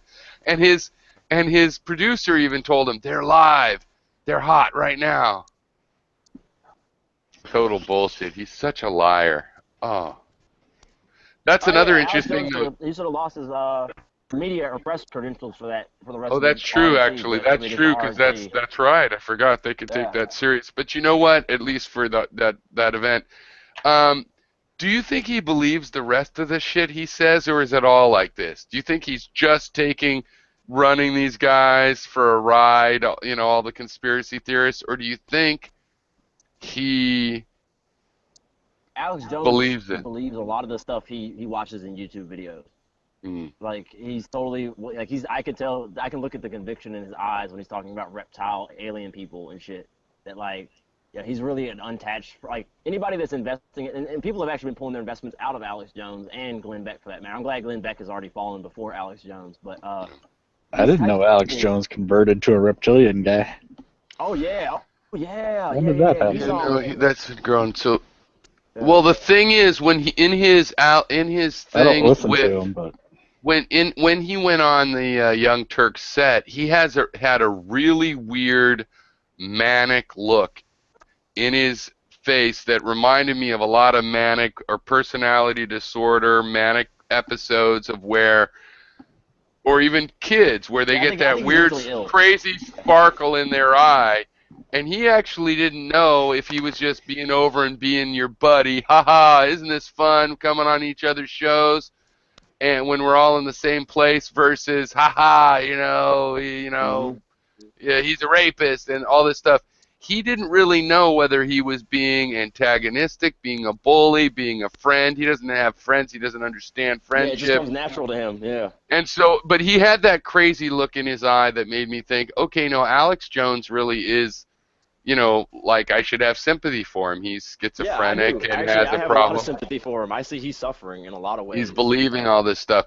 But it's hard to know because he is good enough at his salesmanship, though I guess people are saying it's not doing so well. But he seems good enough at it that you never know if he's fake. Because sometimes people that are good at that crazy they know it. They go home and who knows, he's a liberal. Votes for Obama. There's people like that. I think he likes to mix the truth up with ridiculous. Yeah, only he knows himself the best. If I could get, I'll tell you, he doesn't seem to have a sense of humor about it. I'd give you a better. Yeah, that's very true. That's very true. Well, like, who's the guy before George Norrie that started that Up All Night thing? I know what you're talking about, but I can't think of it. Yeah, I do too. The original guy. Coast to Coast. Coast to Coast. Anyway, the original guy in Coast to Coast, his name slips me. He was good because he's like, I want to entertain this stuff. You it's were fun. a werewolf? Tell me about it. Yeah, exactly. But he was also honest about what he believed and everything, and yet he had a charm as far as people would want to come get to tell their story. That is the angle. It was a non-hateful, isn't this interesting?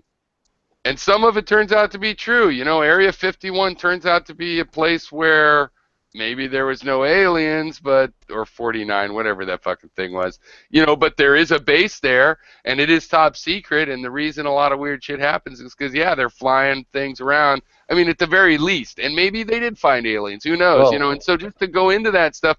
But Alex seems like angry and paranoid about it. But to me, that could be the big act, right? Is like, I'll sell this by taking it so serious that I'll get these people to buy Beta Vitality. All the drones that are in the air today were prototypes in the late 70s, early 70s, into the 80s, and were mistaken a lot of the times for UFOs. I could believe that the drone and rotor are both, well, not just rotor, but drone technology. So in 1970, they had pretty sophisticated drone technology. Well, because by then you could have made a computer to do it. It just would have been so fucking expensive. Of course, we would, it'd be secret. Just like cheap computers can run them now. So I totally believe that could be a lot of especially real versatile. But also we know they've had some amazing aircraft.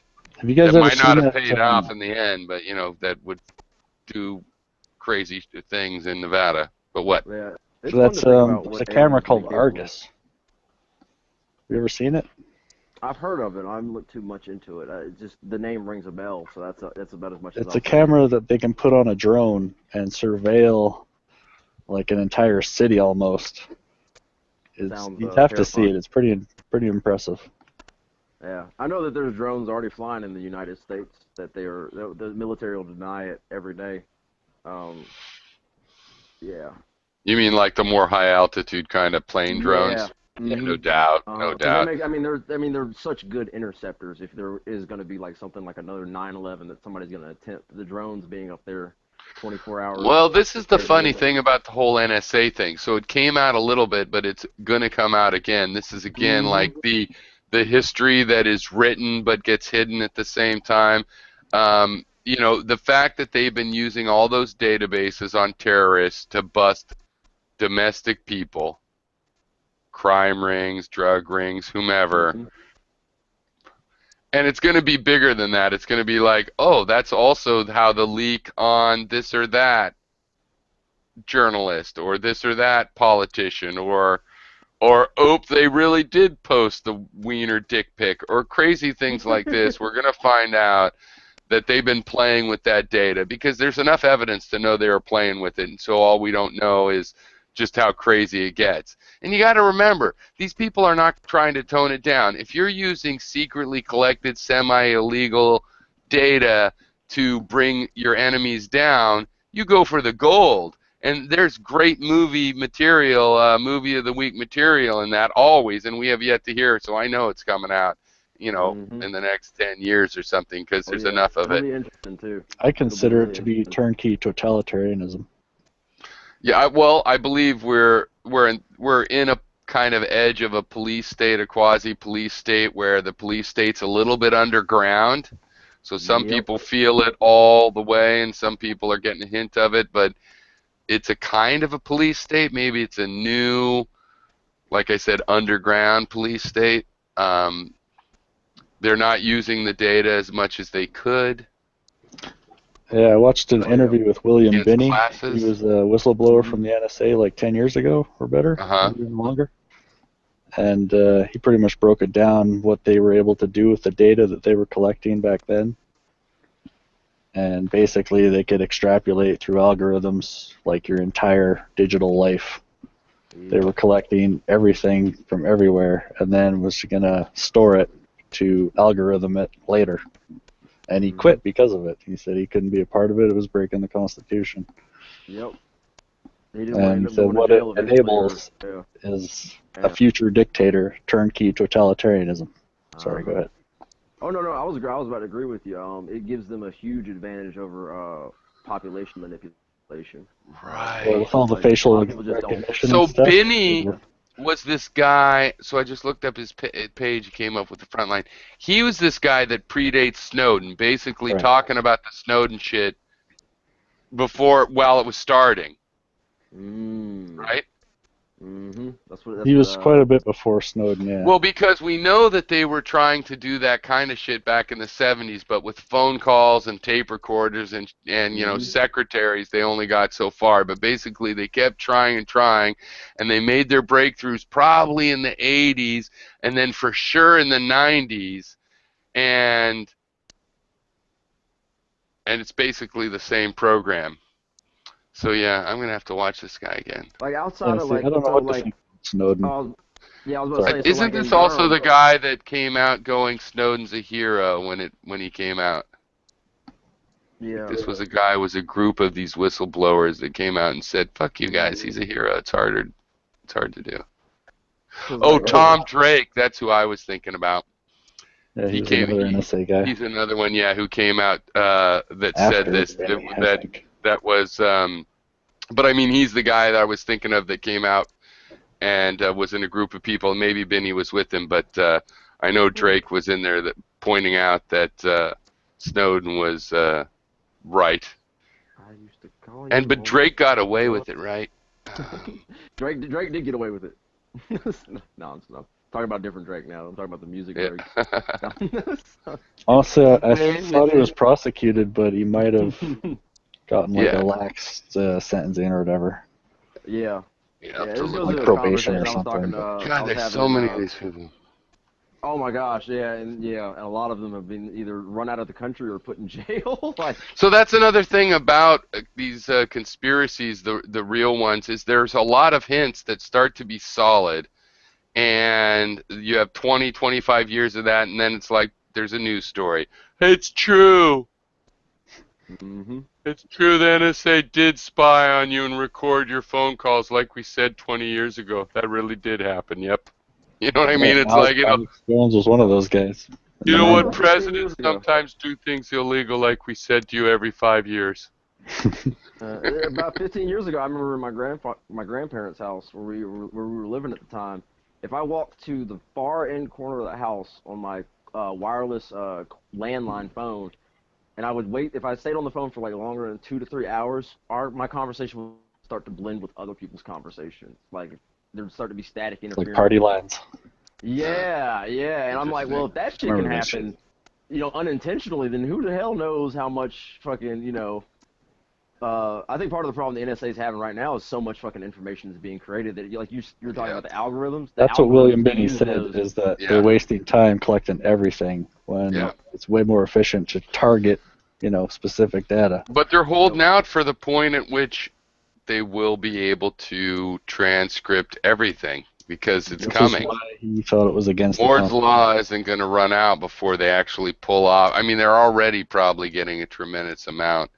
But yeah, no, I think they're swamped. That's why they can't stop any of the real shit. Also, I think because they're looking for... The other thing is, I don't think they're really looking so much for terrorism. Terrorism is the excuse to get all this stuff where people can take out their own personal enemies and the corporate enemies. The American companies can help the American... American government can help American companies undermine German contractors and vice versa. You're suggesting that terrorism is state-funded? No, I'm saying not a real Islamic movement? No, I'm not. I wasn't commenting on that, but I was saying that I think that the real reason for this NSA surveillance extreme is corporate espionage. That's why it turns out we're spying on Germans. It's because we're looking to undermine these business contracts on behalf of our nation's companies, and the terrorism is mostly an excuse. So they're not looking as hard as they could on the terrorism, but also if they did want to do that, they'd be inundated with too much data because they have they're just so promiscuous in who they want to track when it comes to terrorism. Whereas when it comes to corporate espionage, believe me, they're tracking, the executives and people in those companies. It's a lot easier, a few thousand people instead of, random citizens from around the world.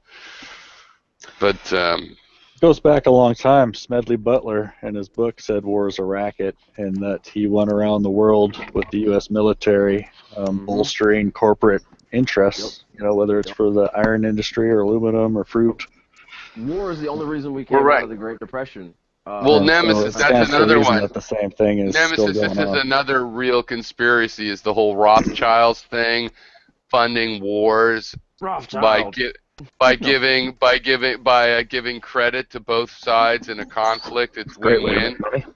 Yeah, that really happened, for sure.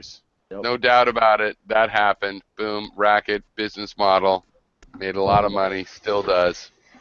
Making tanks and Hummers. I mean, that's a pretty monstrous conspiracy. It's an amazing. Millions of people dying. Yeah, it's amazing. Oh yeah, it's really fucked up. And it shows like no loyalty to any group on any part of the planet except maybe your own family, and that's questionable. That's scary. It's scary. It's scary that we're moving into that age. It is. It's an amazing pathology to think that there's no kids, no nephews, no nothing. You wouldn't care. The British kids, the German kids, the French kids, whatever, on none of the sides. Doesn't matter. None of them mean shit to you. Not even the ones that are... It's just that you will have cousins that go fight in this. It doesn't matter. It's definitely pathological in some way. It's like it could be a normal psychology, but only in the sense that we're crazy animal. It's like it's so lacking in even the remotest amount of empathy. And there are certainly people that are like that. And Well, I you know, think it's still going on. I think it's become Yeah. a business model, and there's Oh, people yeah. now that They're don't even buying have it to now. think that way Yep. because they just keep doing the plan, and they don't think of it that way. They don't think Donald that Trump's that's what they're children. doing. Donald Trump's children are a perfect example. I mean, you So think Dick who's Cheney really thinks, running hey, the I'm profiting off of exploiting the misery of young Iraqi children. No, that's not what he thinks anymore. But at one point, somebody had to think that. It's like, hey, I got an idea. And at that point, he must have been thinking, I can pit these two people against each other and fuck them both. You know, 100 years later, people are just like, no, I'm just doing my job. Somebody had to actually plan pitting these people against Perfect each other example. so they all Perfect die. example. Why else would Dick Cheney? You know, why else would Halliburton move their private security? Our private security forces had no fucking place in Iraq and Afghanistan, but they were there, and that created a whole nother like interesting fucking phenomenon because you had the U.S. soldiers there, and then you had these private security forces, and to the people on the ground, there wasn't really much difference to them. They're being screwed by either Americans in military uniforms or screwed over by Mercenaries. Americans. By mercenaries. And so the soldiers that were over there doing the right thing kind of got overshadowed by the Blackwater. I mean, It should be illegal, the mercenaries in those kind of positions. I could imagine bringing in like engineering companies and stuff for any of that security stuff, including guarding a convoy. It's just ridiculous because, you know what? Soldiers do things wrong, but they actually have a controlling authority and have to answer, often, to some degree, answer for what they did, and yet Blackwater doesn't at all. So how could that be right? And how can those private people that don't have to answer and that aren't vetted that great, how could they not fuck up the whole hearts and minds thing that is important? You know, it's like, plus they're more expensive. That so then it goes back to your original point about, you know, Dick Cheney looking at it from a solely profit motive, you know, incentive, like, oh, you know, this I will be just really can't profitable believe for I'm in a and country. it'll be great for our soldiers because they won't have to work as hard. Can you believe we're in a country that's like the vice president, former CEO of Halliburton, starts a war in which Halliburton gets like half of the contracts and makes billions of dollars. It's like the corporations are running the government. What? You're going to accuse Dick Cheney of something wrong? Are you kidding? Oh, my God. How dare you? That's obviously nothing wrong with one company. Anti-American. Plus, also, this is the United States. There's probably 24 companies like Halliburton that do that kind of shit. But he just chose the best one. You got to choose the best one for the job. It happened to be the place he still owns a lot of stock in. So what? So what do you call it when corporations take over the government? You're calling me a conspiracy theorist now. Is that it?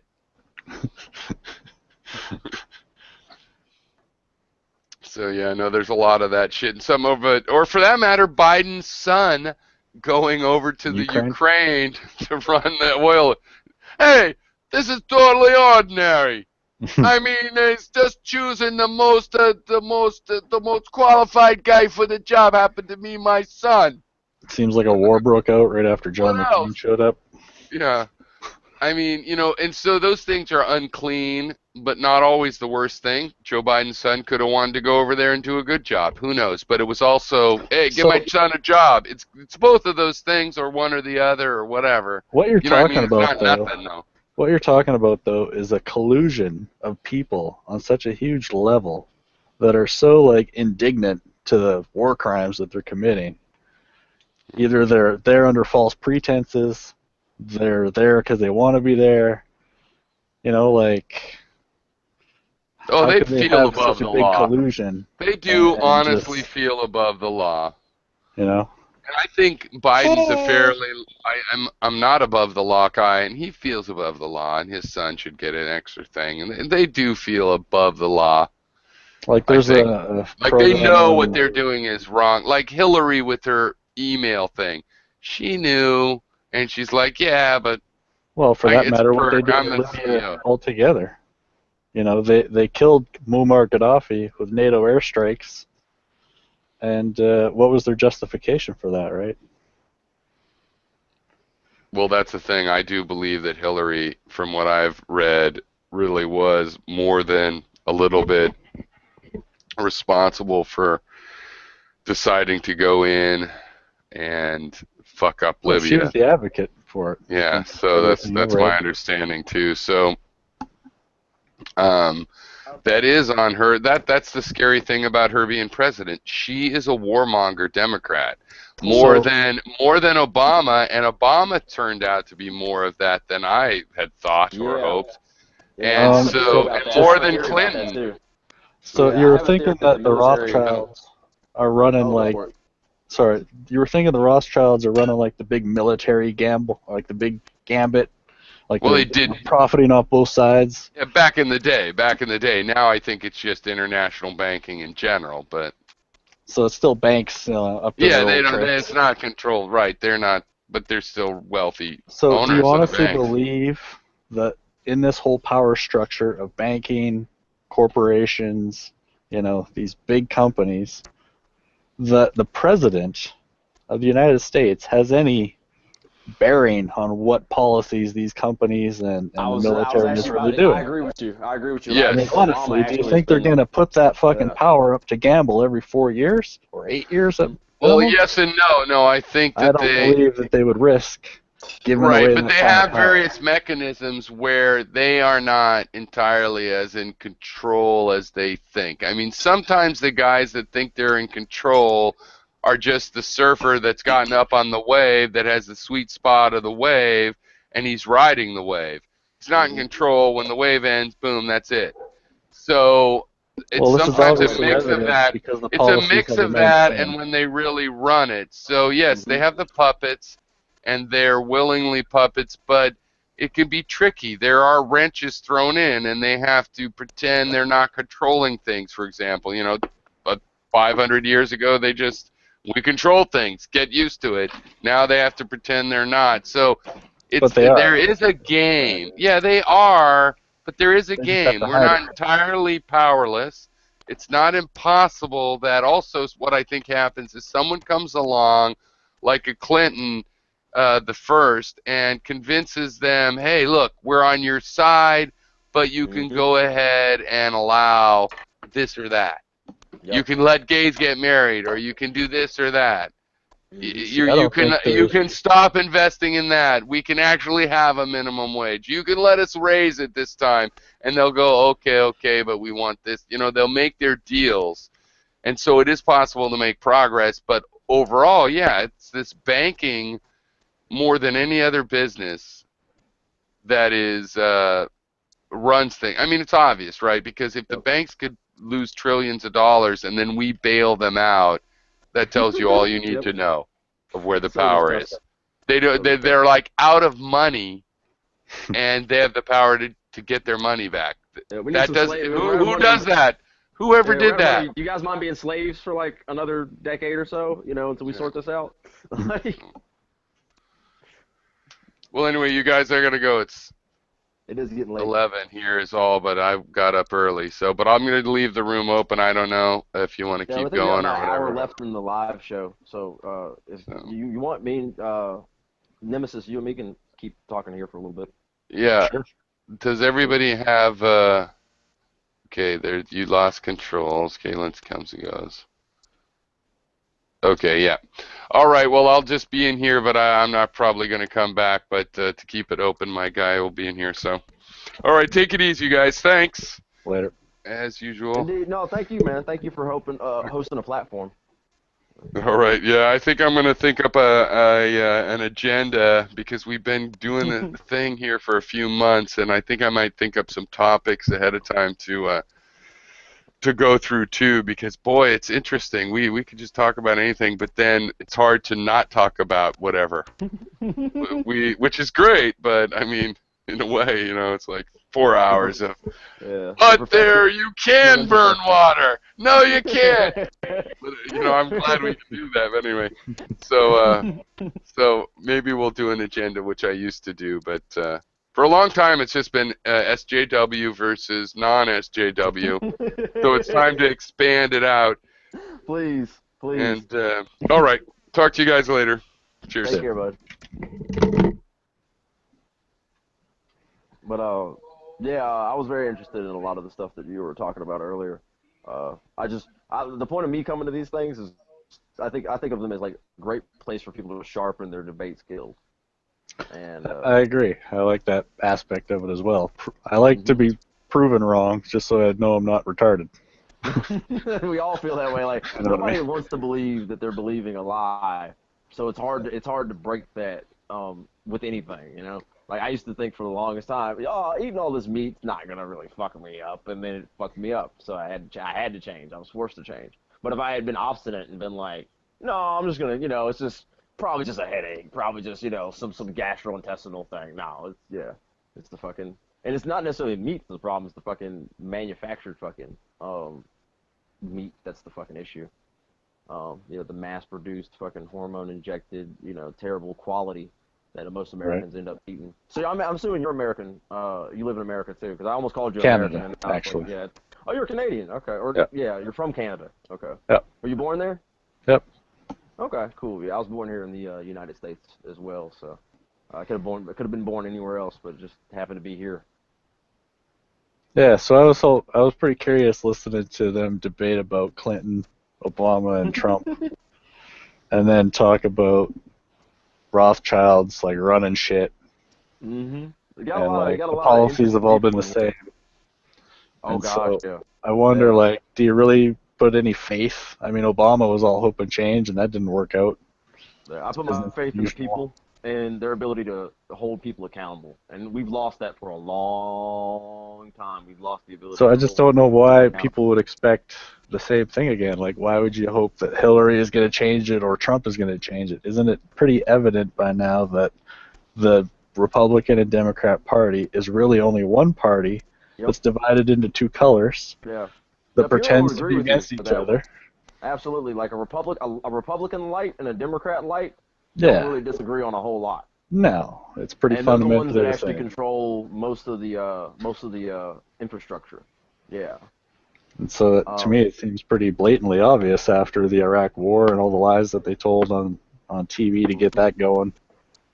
That I watched it. How old are you? I'll be 29 in December. I'm 35. Okay, so you got a little bit of head start on me with watching this stuff. But not Yeah, too I mean- far away. Some people would still consider you a millennial, actually. Yeah, well, no conspiracies ever concerned me until I see 9/11 and that building number 7 fall down, and then you find out no airplane hit it and stuff like that, and that's what got me hooked onto the whole like, what the fuck is this? Because that does, what it was for me was the deflection, the way the Bush administration never really seemed too concerned about how the attacks were carried out, who actually carried the attacks, who funded the attack. They just well, wanted once you to, broke it down, it was pretty blatantly obvious who was behind it and what the motives were, right? It was to transform America with the new American century. That fucking think tank thought it up. Perfect example. Okay, so a lot of times they talk about the 3,000 Americans that died when those towers fell.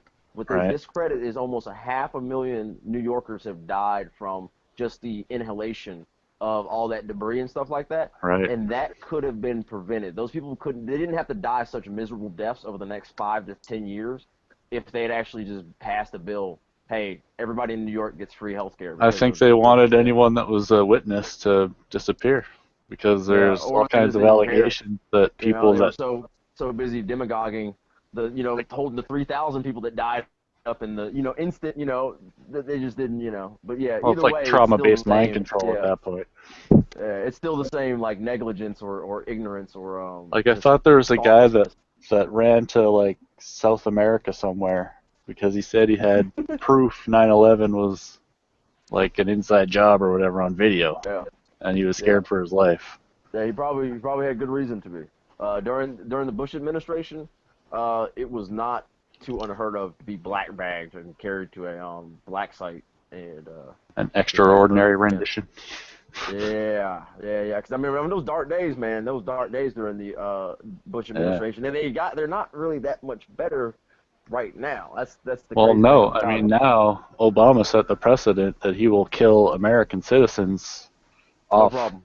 American soil, no problem. Yep.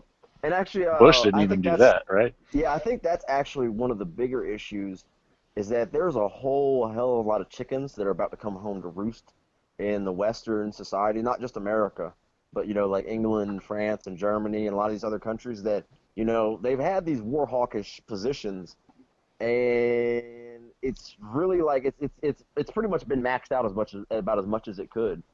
If they had stopped after the Vietnam War, they probably would have been able to, history would have just forgiven them. But no, there's really no way. I don't think history is going to forgive. Like, I know a lot of people in foreign countries don't have any sympathy for what's going on in America. Especially when so you bad find out where they're at. Oh, so go for it. Sorry. Oh, no, you're fine. You're fine. I was done. Yeah. I was going to say, especially when you find out about all the uranium munitions that they were using, and then any stockpile that they supposedly found in Iraq. There's apparently only video footage of one of them, but they say there was like several. Yeah, but we they don't blew talk them about up how those instead weapons of got there to picking begin them up. with. And so a lot of the soldiers are fucking dying with all these problems from uranium exposure and chemical exposure, and that it's all being like swept under the rug.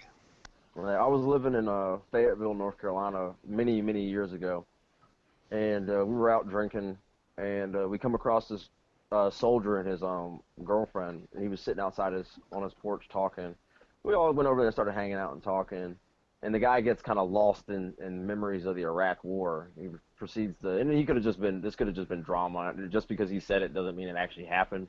But he went on to explain how, they were out patrolling, and they're going past these houses at night, and somebody pushes a shotgun out of one of these windows and like blasts his friend, who's like right in front of him, just blast his face off.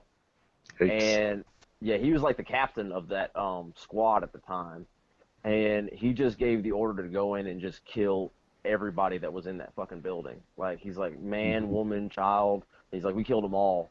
And the way that made me, what made me hardcore. believe what he was saying, yeah, it's a hardcore shit. What made me believe is after he said it, he kind of just gazed off into like the ground for about 20 to 30 seconds, and then he kind of came back to reality. Because it cost him his soul to commit Yes. murder, I think. Yes. Yeah. And I think, I've never committed murder, and I don't think I ever will. You never signed up for the And- military. A lot of people sign up for the military knowing that they're going to be given a gun and given the order to shoot somebody eventually. But I don't think they understand, yeah, until they pull the trigger. until it happens. And then that's when you hear these stories of these people going like, I don't know what the fuck I became over there, but it destroyed me.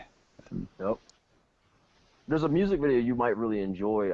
It's done by a group called Run the Jewels, and the name of the song is Crowns. If you want to, I'll put a link for you in the Sure. sidebar. Give me 2 seconds. So hopefully you'll be able to see it. I'm using this on the mobile app, so sometimes it's a little wonky with the chat messages. You ever listen to a guy named Payday Monsanto? Sounds familiar. Let me search him real quick so I can subscribe to some of his stuff. Payday Santana. Monsanto. Oh, Payday Monsanto. Okay, let me see. Yeah. There it is. It's like a movie or something. I don't know. He's a YouTuber. He's like a rapper. Okay. I think I found his YouTube channel. I'm gonna subscribe to him and I'll check out some of his He's content. got some kind of out there stuff. Good stuff.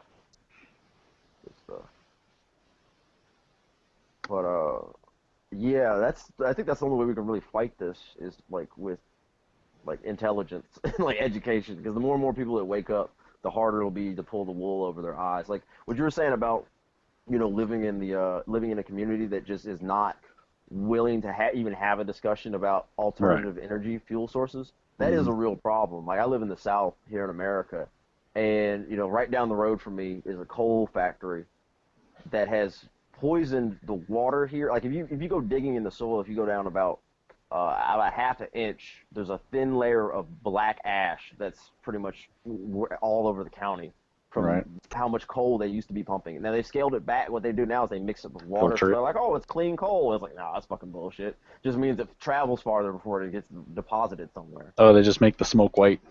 Yeah, pretty much. Steam, yeah. But they do the same thing here with the wood mill. Yeah. So, and now people are starting to get sick now off the groundwater. but they're fighting it. The coal company is fighting. They're trying to deny, because they just got bought by a bigger company. So this company just invested a lot of money in this coal factory.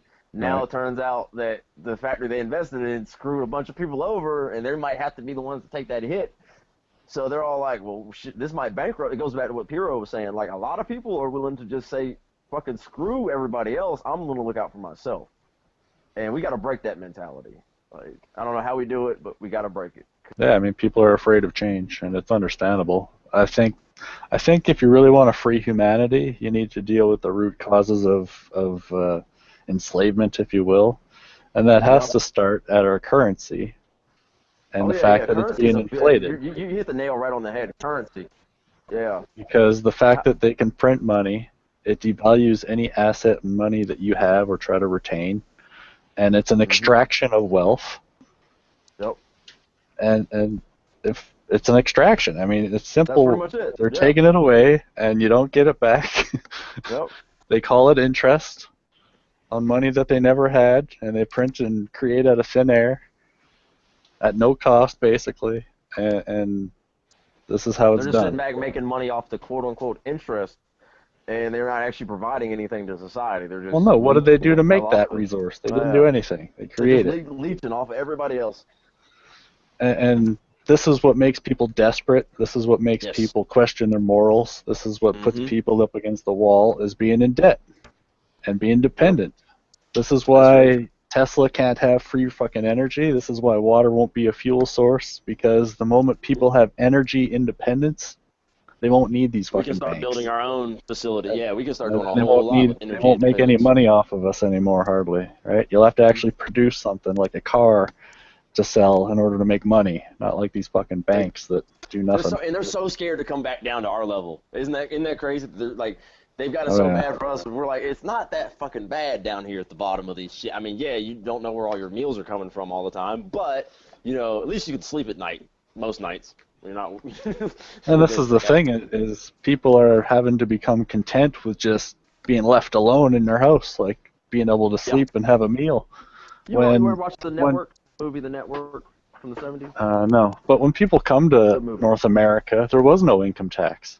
So one man's job could support a family, a fucking wife and 6 kids, put his kids through school, because there was no taxes when he first come to this country. Now when a kid is born today, 50% of his money is taxed, whether it's secretly or hidden or out in the open in an income tax or through sales tax or product tax or whatever.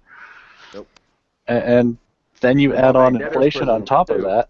Yeah, they brought back debtors' prisons in the South here. Oh, really? Yeah, it's kind of scary. You forced labor to pay off your debts before long. Yeah, I still got $4,000 owed on my student loans, and if that goes for too much longer, I could very well end up in jail just because of that. Yeah. Now, you got to realize that I believe it was in 1950, secondary education in America was free. Yep. So you wouldn't have had school debt. Think about that. Yep. What kind of difference would your life be if those opportunities were still present? And then you got to ask, well, why aren't those opportunities present? I mean, isn't our technology getting better? $16,000. It used to take all day for one guy to plow a field, one field, and now we can do 10 fields in a day or less. We have all this extra production and capacity and efficiency from years and years. Even better ways of doing it. Yeah, we got even more innovative. And yet somehow we're producing less for ourselves. Somehow one guy has to work full time, and he still can't put his kids through school anymore. It takes man and wife to fucking work full time to make the same amount, and this is different. Will be a big factor. I think China will be a big factor in the change, because there's a lot of Chinese people that are fucking fed up with their government and the way things are running over there, because their government essentially kind of partners with all these other government, kind of the same way they're ours bought does. And sold out. Yeah, it seems like they're just treating the people like disposable fucking useless eaters. Yeah, and the average Chinese person is just as smart as the average American person. Like, we're not, the average person is not dumb. Well, I see that over the world, whether it's in India, in the slums in India, or if it's in China where they're fucking sorting through all the electronic waste. I mean, in Pakistan, you name the country, they're being exploited, and usually by these multinational corporations. You know, they have 17 fucking shadow companies that they run the shit through to keep their hands clean. But you know, honestly, I think the environment is going to be the thing that actually fucking pushes everything over the edge, one way or another, because it's just getting too fucking hot. To like it's, I mean, it's getting fucking hot in a way that's like, you know, I knew climate change was happening. I never thought I'd see it accelerating as fast as it is right now, though. So I have a real conundrum with climate change because it used to be called global warming, right? Both terms have actually been around since the 70s.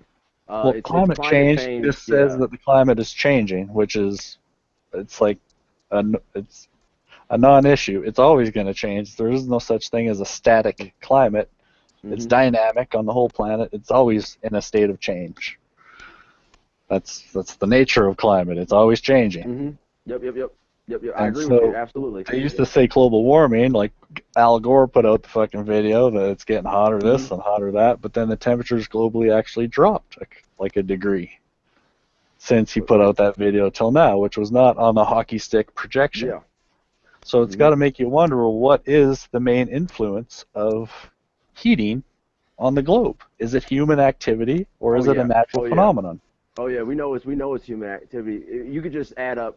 Let's just forget about the factories and stuff like that. The sheer amount of vegetation that's been destroyed by humans has thrown out our balance of oxygen to carbon that's in the atmosphere.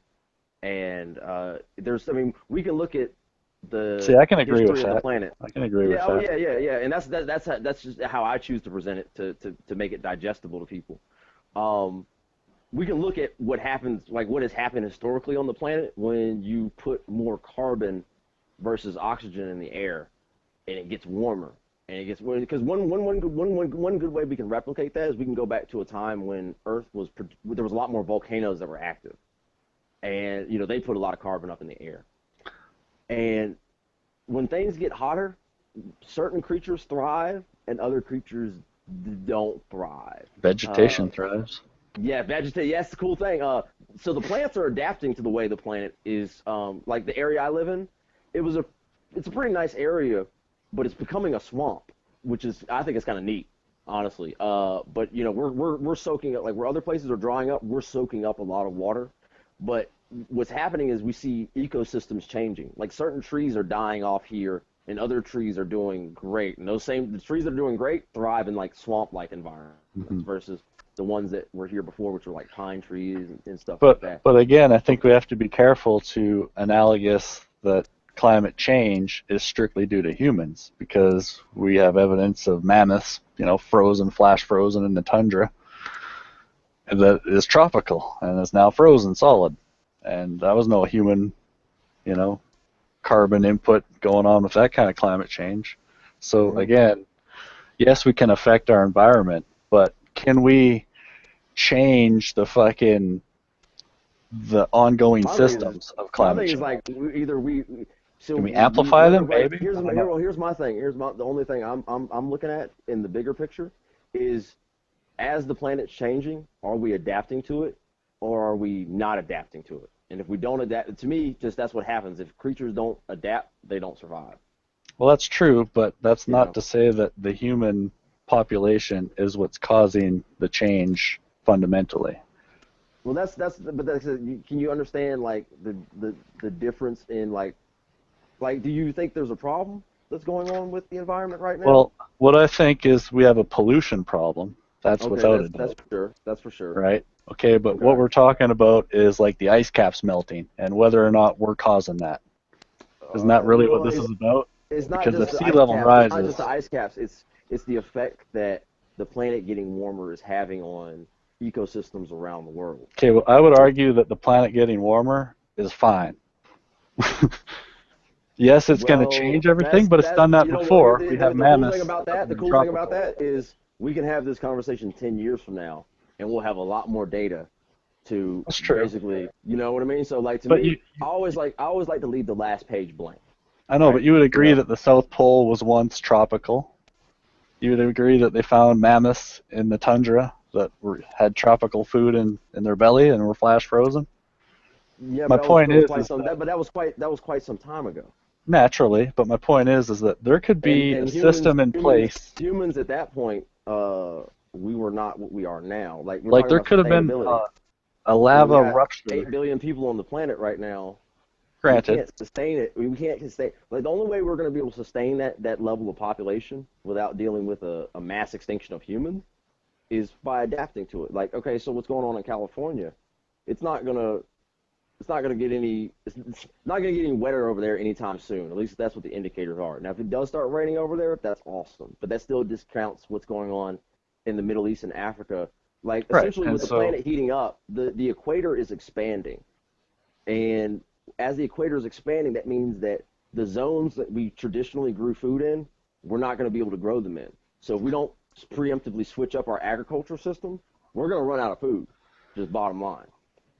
And not to mention the whole disease aspect and the fact that insects thrive in a warm tropical climate, the one you're talking about with the mammoths and stuff like that. And Right. what do insects do? They spread disease a lot faster than, Right. say mice and rodents and things like that can. No, I will definitely say that the climate is changing. There's no doubt about it. I I'm more don't think interested it's particularly. I don't think it's really particularly valuable to have the conversation of, what humans' role in that change is. Well, I think it's a crucial concern is one. adapted. Yeah, my concern No, I is think about it's a how crucial we role address, because the future. in my how we adapt country to the they future. introduced a carbon tax due to climate change. Are you Right? familiar with SO Observer? No, Okay, I well, he's assume got that's a a YouTube NASA channel, and observer. his speculation is he doesn't think that, like, he thinks that, humans, the pollution aspect is one part of it, but he's actually got a theory that, we're going through a solar cycle right now that's actually just baking us with more heat in general as So well. this is what I was going to get at is that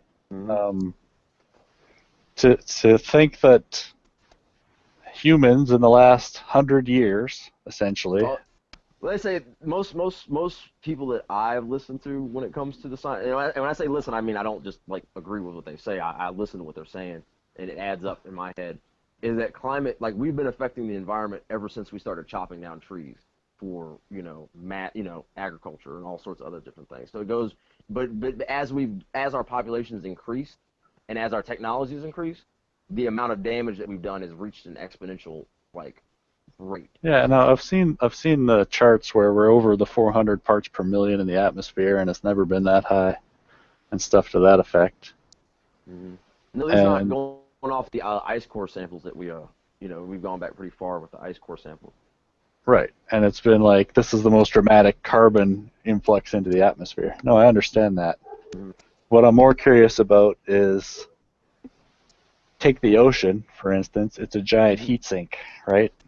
It's really what determines the climate on the planet is the ocean, how much heat is in it, how much is being circulated around the Earth. And so that could be on cycles of thousands of years in terms of the ocean warming up and cooling off. And so we could be going through a cycle that was initiated 1,000 years ago via thermal radiation from the sun, or maybe a thermal rift in the ocean floor, what have you. Like, what a volcano compared to humanity in terms of pollution? I wonder what the equation would be. Like, how many volcanoes are we equal to as a population? A lot. A lot. I wonder, At because least based on my understanding, a lot. like dozens or hundreds or. Way I wonder, more right? than the volcanoes ever did in the past. Like, because that's part of the other issue with how fast the planet's heating up is the rate at which it's heating. Like, honestly, in my opinion, the best scientists won't admit that we're in a much dire situation than we are, because they don't want to just use fear to motivate people. Well, that's kind of my point, is that so their answer for climate change, from what I've gathered, is a carbon tax on everybody. That's what they want to use to curb. You don't want to paint with a broad brush, because the scientific community is pretty broad and everybody's got different ideas on what would help. I think the best thing we could do is actually scale, there's a lot of things that we don't actually have to use electricity for, but we do luxurize and use it for. I think that would be a great step in the right direction. Because we obviously know that humans didn't need electricity 200 years ago to do we can still write by candlelight, we can still do a whole lot of other stuff, but people like We couldn't do this though. It's true. Yeah, this is true. It's true. But I'd be willing to make that sacrifice though. It's a small sacrifice, not being able to do Google Hangout. Well, see, I really don't think that that's even necessary. I don't think carbon tax is necessary. I think pollution should be our target when it comes to climate change and controlling it.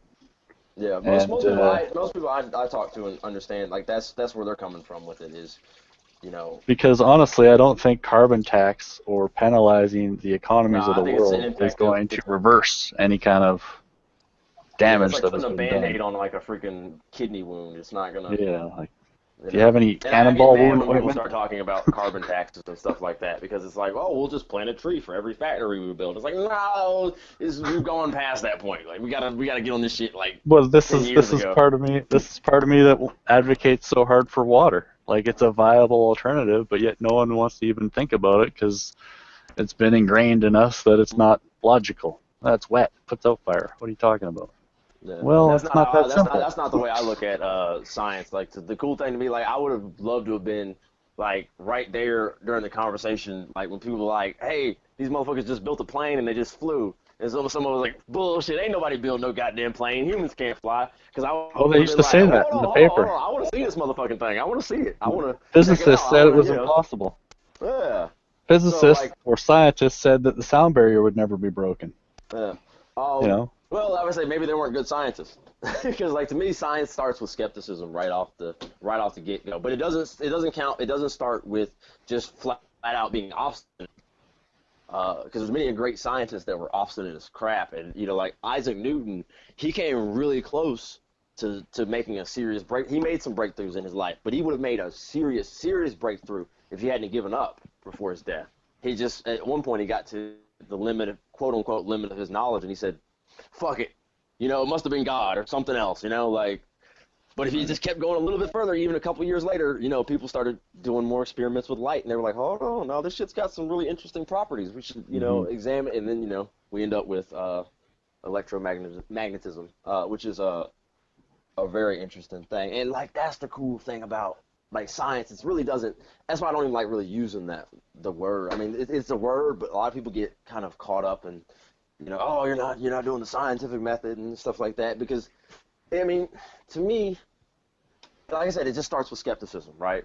Okay, so you got something, you want to share it, right? I don't necessarily have to believe it until you provide me evidence for it. Now, me as the individual, I determine what that threshold of evidence is to be sufficient for me in order to take it to the next step. Right. However, one of the most undeniable things is for people to be able to reproduce it for themselves. And with what you were talking about with the water being used as fuel, awesome, totally awesome. But we have to fight this ignorance. We have to fight this because it's not just you know, you get pushback from the water thing, but there's still people that get pushback from the solar. You know, oh, we can't. Why the hell we use solar energy and stuff like that? See, because your solution is just one piece out of it might be a relatively big piece of the puzzle to get us on the right track. Because like you were talking about, if we have like a good, renewable, sustainable form of energy, all of a sudden a lot of shit is not a problem. Yeah, a lot of shit that was a problem previously is not like, oh, holy, now all of a sudden we can terraform Mars. Well, just not even that. On a local level, I drive a V8 pickup truck because I work in the oil field, and for me to drive 1 hour away and back in my vehicle cost me just about $60 Canadian in gasoline. So it's a real limitation for me. I have to justify driving to the city. It is a lot of money. Not to mention wear and tear on the vehicle. That's just strictly the fuel. Oh yeah. That's because combustion. Though, with the combustion engine, they do a lot more damage than, say, electric. You know. Well, you got dirty oil and all that stuff. Where water's a clean fuel, it doesn't dirty your oil. So that's another bonus it has.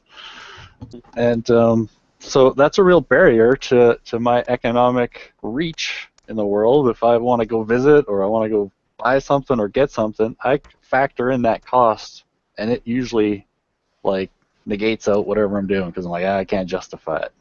Yeah, I've been trapped by the petrol industry virtually my entire life. You know, there's friends of mine that I would love to go visit around the country. I just can't do it because there's just no. It's that limitation. Yeah, economically, unless I'm gonna get out there and just bike it, like, it just ain't gonna happen. And I And I mean, don't want to just throw money at if you the could literally problem. piss in your gas tank and drive 100 miles, that would be revolutionary. Nope. So I think maybe one thing that we can do is we can start to help people. Like, if the more and more people we can convince to not drive unless they absolutely have to, we can cut the legs out of the gas industry a lot. But like your point about the military, United States military using more gas or using more petroleum than any other freaking industry in the world means But that we they have to, fight for like, freedom. for me as an American, we have to stop the military, and that's been my goal for a long time, to stop the military-industrial complex. First of all, like, having an economy that runs off of war, we know how this shit works historically. Like, eventually we're going to be the ones that are getting plundered, not the other way around. Have you seen The Untold History of the United States by It sounds so Oliver familiar. Stone?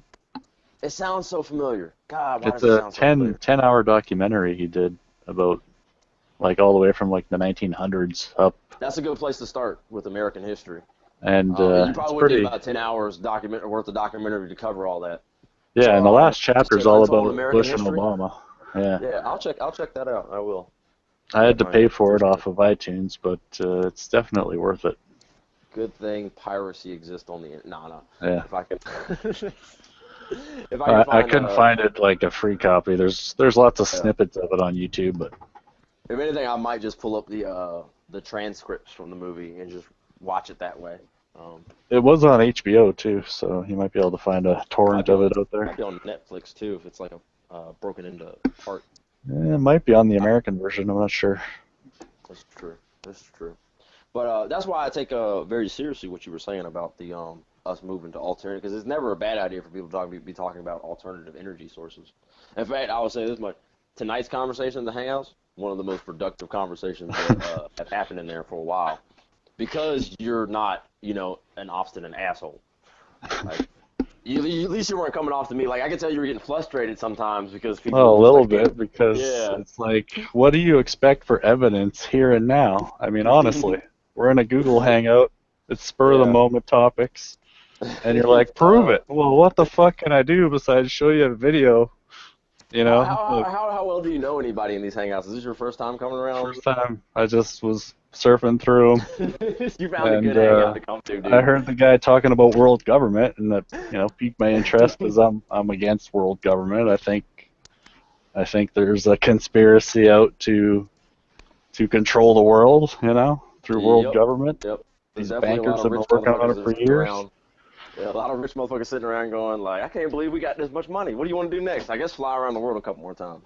And so the one guy, I think it was Pyro, was kind of advocating it, like, why not do it? And what if your neighbor was killing somebody? How's it different than across the world? And so I wanted to chime in on that topic. Yeah, rightfully so, we are so used to, there's like, nobody really has any ties to each other in these Hangouts. Like, I got like one or two friends that I've made since doing this. But like, everybody's got their own perspectives and positions. And over the last like 2 months, we've been kind of stuck on these social fucking issues for a long time. And it's like a dead-end road a lot of times because, well, I'm not even gonna get into that, but because of that, the level of combativeness that everybody brings to these Hangouts, even subconsciously, like Infinity, he has had to fucking defend some of the fucking most obvious shit to some of the most obstinate assholes in here, and I think his perception of you is different than what you actually are, and given a little bit more time, maybe if it was just you and him talking, y'all, he would understand that, and vice versa. Yeah, it was a good hangout. I'm glad you stood up for yourself. That's important. Well, I mean, I don't think my views are completely unfounded. I take a very broad, not even outside of the realm of possibility. I take a very broad intake in terms of what I see around me, and rather than listening to what people say, I try to judge them by what they do and the policies they carry out. I look at the actions, right? Because to me, that you can say anything you want. Lies, people lie all the time, right? Damn straight. Parents will lie to you about Santa Claus, so anyone will lie if there's no holy, sanctimonious thing that they won't lie about. Well, And so you have to really look at what the fuck they're doing. Look at the policies. Look at the state of the economy. Look at the state of the world. Look at the news. Look at the media. Look at as a whole, and you start to see like, oh, this is how the world works. It's under the disguise of law and order, but really it's like an autocracy of 2 levels of law and 2 levels of fucking, Sorry, I just of society. But yeah, I think that's why people in the Middle East are so fucking pissed. Too. That's another reason Oh, they why they're have so every fucking right to pissed. be. Yeah. Oh, And to think like some of these people that come in Fox this News hangout assholes. that if you said that the people in the Middle East have a right to be pissed off, they would jump down your throat. And I would fucking yell at them right back because they're Yeah, ignorant if they yeah, think yeah. otherwise. Oh man, No dude, fucking Muslim ignorance. country invaded America, so what the fuck is your argument? Yeah. Oh man, there's this one guy who comes in here on a regular basis. He runs his own hangouts. I'm not even gonna say his name because it doesn't even bear repeating. But he's got, oh my gosh, he is the definition of an obstinate, ignorant freaking. And he didn't used to be that way. You can go back to his YouTube channel 6 years ago, and he was a much more reasonable guy. Something happened though between now and then, where he just doesn't give a fuck. Or he probably got ridiculed by the wrong person. It could have been that. It could have been. I mean, it's really trying to get into. That's why I try to get to know people, man, because it helps out a lot. If they're willing Context, to get, right? It's context. Yes. Very If important. you take what someone is saying as like, as the gospel, or they're in front of fucking Congress under oath, It's like, it's going to be very combative, right? The right? Bible. You know? Well, if God was still striking people down with lightning bolts, that might be true, but It's not that you can't hold them to account, but you got to realize you're talking on a Google Hangout.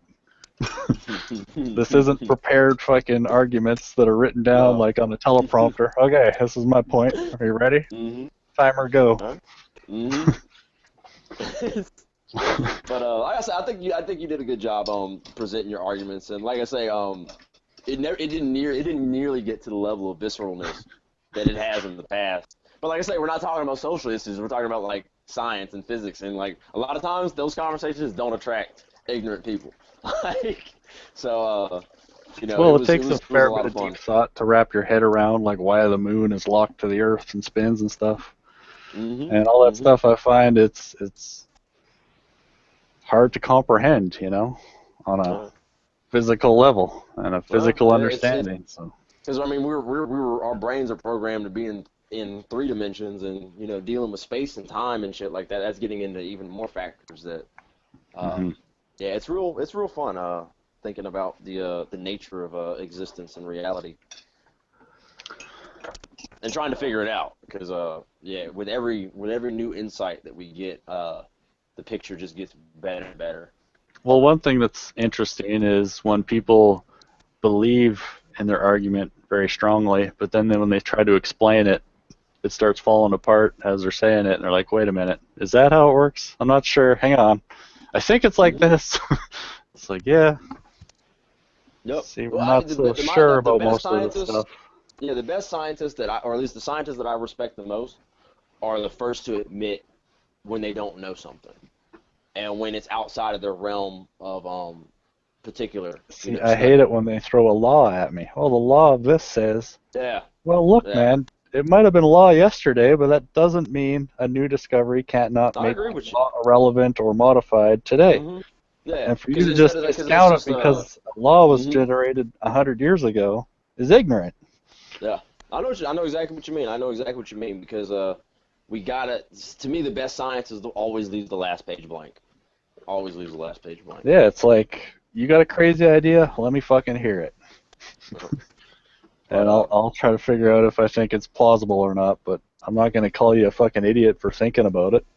No, that's stupid. I'm not going to defend anybody's actions because I think everybody did a pretty good job. But I know everybody did a great job. It just gets. Was anybody even watching that whole debacle?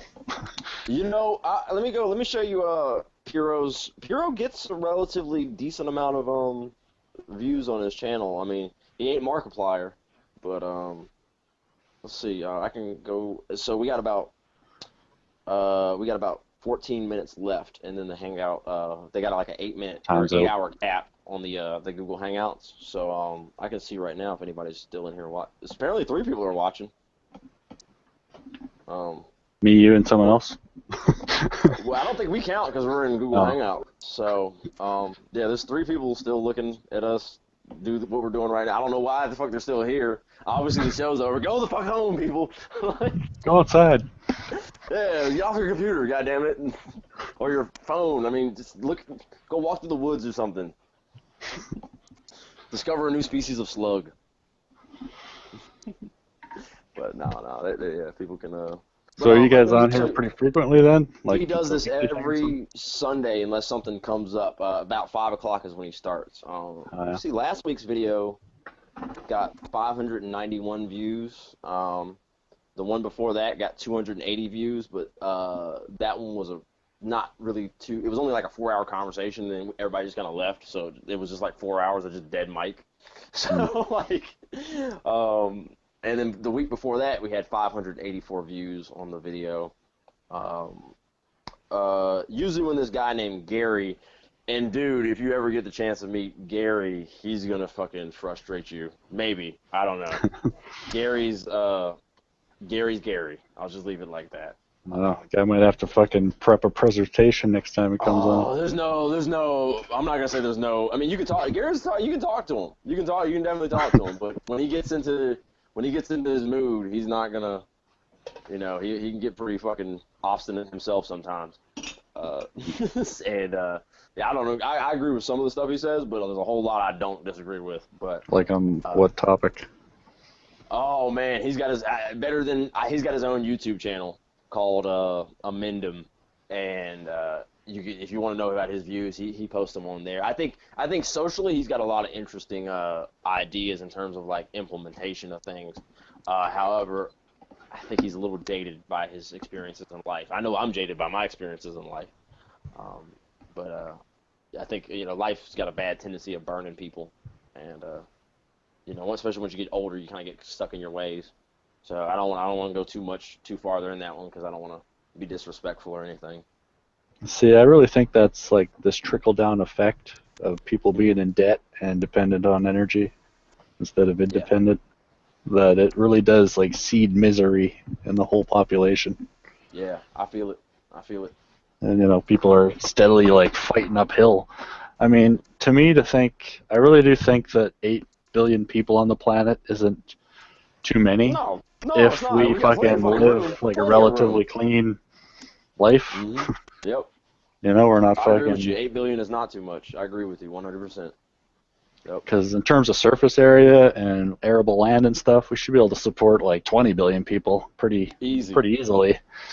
But there's got to be abundant energy for everybody, and that's something that goes against we can't just keep all these pulling out cartels' coal. interest. Yeah, we can't just keep pulling out coal and like what you were talking about with the fracking thing in oil. Mhm.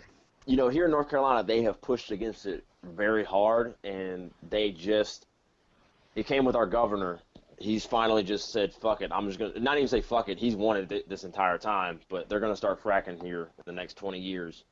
And I'm really fearful for the landscape here. They've already deforested a lot of North Carolina. With the fracking thing, it's just going to accelerate. I mean, people don't realize, like, when you take those trees down, where the hell do you think the wind's going to get broken up that travels all up and down the East Coast? It's not. We've already started Well, seeing not it to already. mention that it's the simple trade-off of fresh water for fucking oil. Yep. And that water is People don't realize that polluted once you put it down shit. there. Yeah, that contamination shit is fucking horrible. And if you take a look at the percentage of fresh water that is, available to drink, it's a fucking tiny, tiny percentage point of the water on the planet. It is, and it's like Why would if we pump- had desalination plants set up all over the fucking place to just process salt water, but we don't. I mean, for me to pump fucking bottled water that we sell for fucking $3 a liter down a fucking well that they pay a penny a fucking thousand, a cube for, Yep. and it's not Find it recoverable. nested. It's gone forever. Like, Yep. Chickens are coming home to roost. and then you go to a gas station and your water bottle is fucking $3 in Canada. Mhm. It's probably $2 there or something, right? I can go buy a case of. I can go buy a case of. Like, I don't know what bottled 28. water you guys have Yeah, I there, can but buy a case of 35 bottles of water for about $3 here in the United States. like a 1 liter bottle at the gas station, how much would that be? Oh yeah, no, at the gas station though, yeah. You're just fucking your arm and a leg. Yeah. But yeah, each one of these bottles is a pint of water. Right, and at Yeah, that same gas station, you'll pay fucking $1 a gallon or whatever. Drive your Even though car water's around. absolutely necessary. Yep. So why is this water so goddamn expensive? Well, it's free for them to fucking put in the bottle. That's not the issue. It's not like they're digging down 16,000 feet to pump oil or pump water out of the ground, right? So they drill down 500 and get water. So explain why the fuck would water be so expensive, right? And it's because that's the real resource. Yep. And I think they really want to Water expend. is water is the shit. It's the essence of life, really. Okay, but so this, I'm gonna go a little deep in terms of like mythology, but because maybe it's mythology, but I think that these motherfuckers know the future in terms of the next 40, 50 years. That water is the real resource that people are gonna be paying for, not oil. Because there's lots of oil, right? That's why it's so cheap right now. There's an oversupply of oil. As long as stuff keeps dying, there'll be oil. And so they know that water is the real fucking treasure on the planet, and that it's the supply is dwindling. So let's think about this. If you can take a huge percentage of your country's, or an enemy country for that matter, of their water resources and inject it deep in their ground and pollute it, plus pull oil out at the same time to help cover your costs, what you're doing is you're securing a future market for water imports.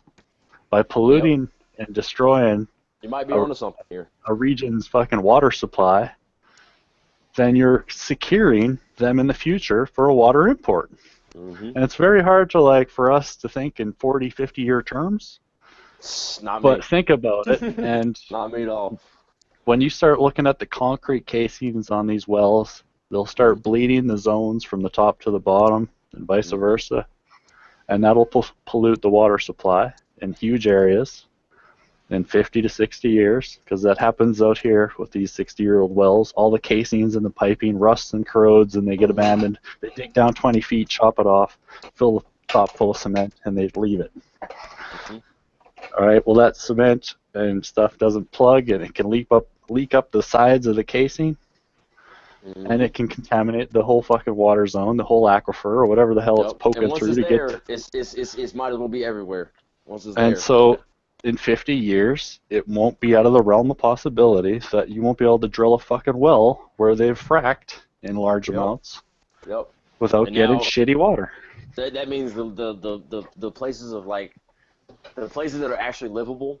And see, I'm glad you're having this conversation because we got about a couple. I'm glad you brought this point up because we got a couple minutes before the hangout ends. So this will be on the tail end of the live show. I hope somebody will get to listen to it. Nobody knows what conversation the 1% are actually having about the future. We know that they're not dumb. We know that they see what the direction the world is going in. And like to be a fly on the wall in one of those conversations would go a long way into confirming like about what you're talking about here. But there is a I think that way conspiracy because to fuck over people. Like there is a global conspiracy to fuck people over, and that might be the way they were planning on doing it. Because you do something like what you're talking about, yeah, the places of like livable zones that actually exist goes down drastically. Oh, and literally, you're talking trillions of dollars in fucking commodity prices when it comes to water. Yep. Because And it's the one thing you can't say no to. So we're at an interesting crossroads as a species because we have to decide. And your point about I understand, being fearful for your family's life and stuff like that about getting involved and trying to make change and stuff like that. The only thing I can do to reassure you is let you know that I'll meet you halfway with whatever whatever you're passionate about. I'll totally meet you halfway in terms of putting yourself on the line. If you need some encouragement, you need somebody just to talk to. Like, hey man, shit's getting to me. I don't feel like anything's going on. I'll definitely be an advocate along with you for this change that has to happen. Because I'm not, I'm done with being scared.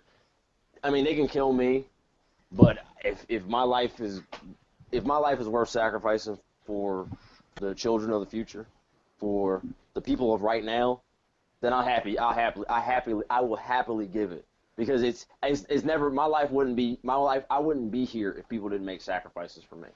Well, it only takes one generation to lose the freedoms of all generations.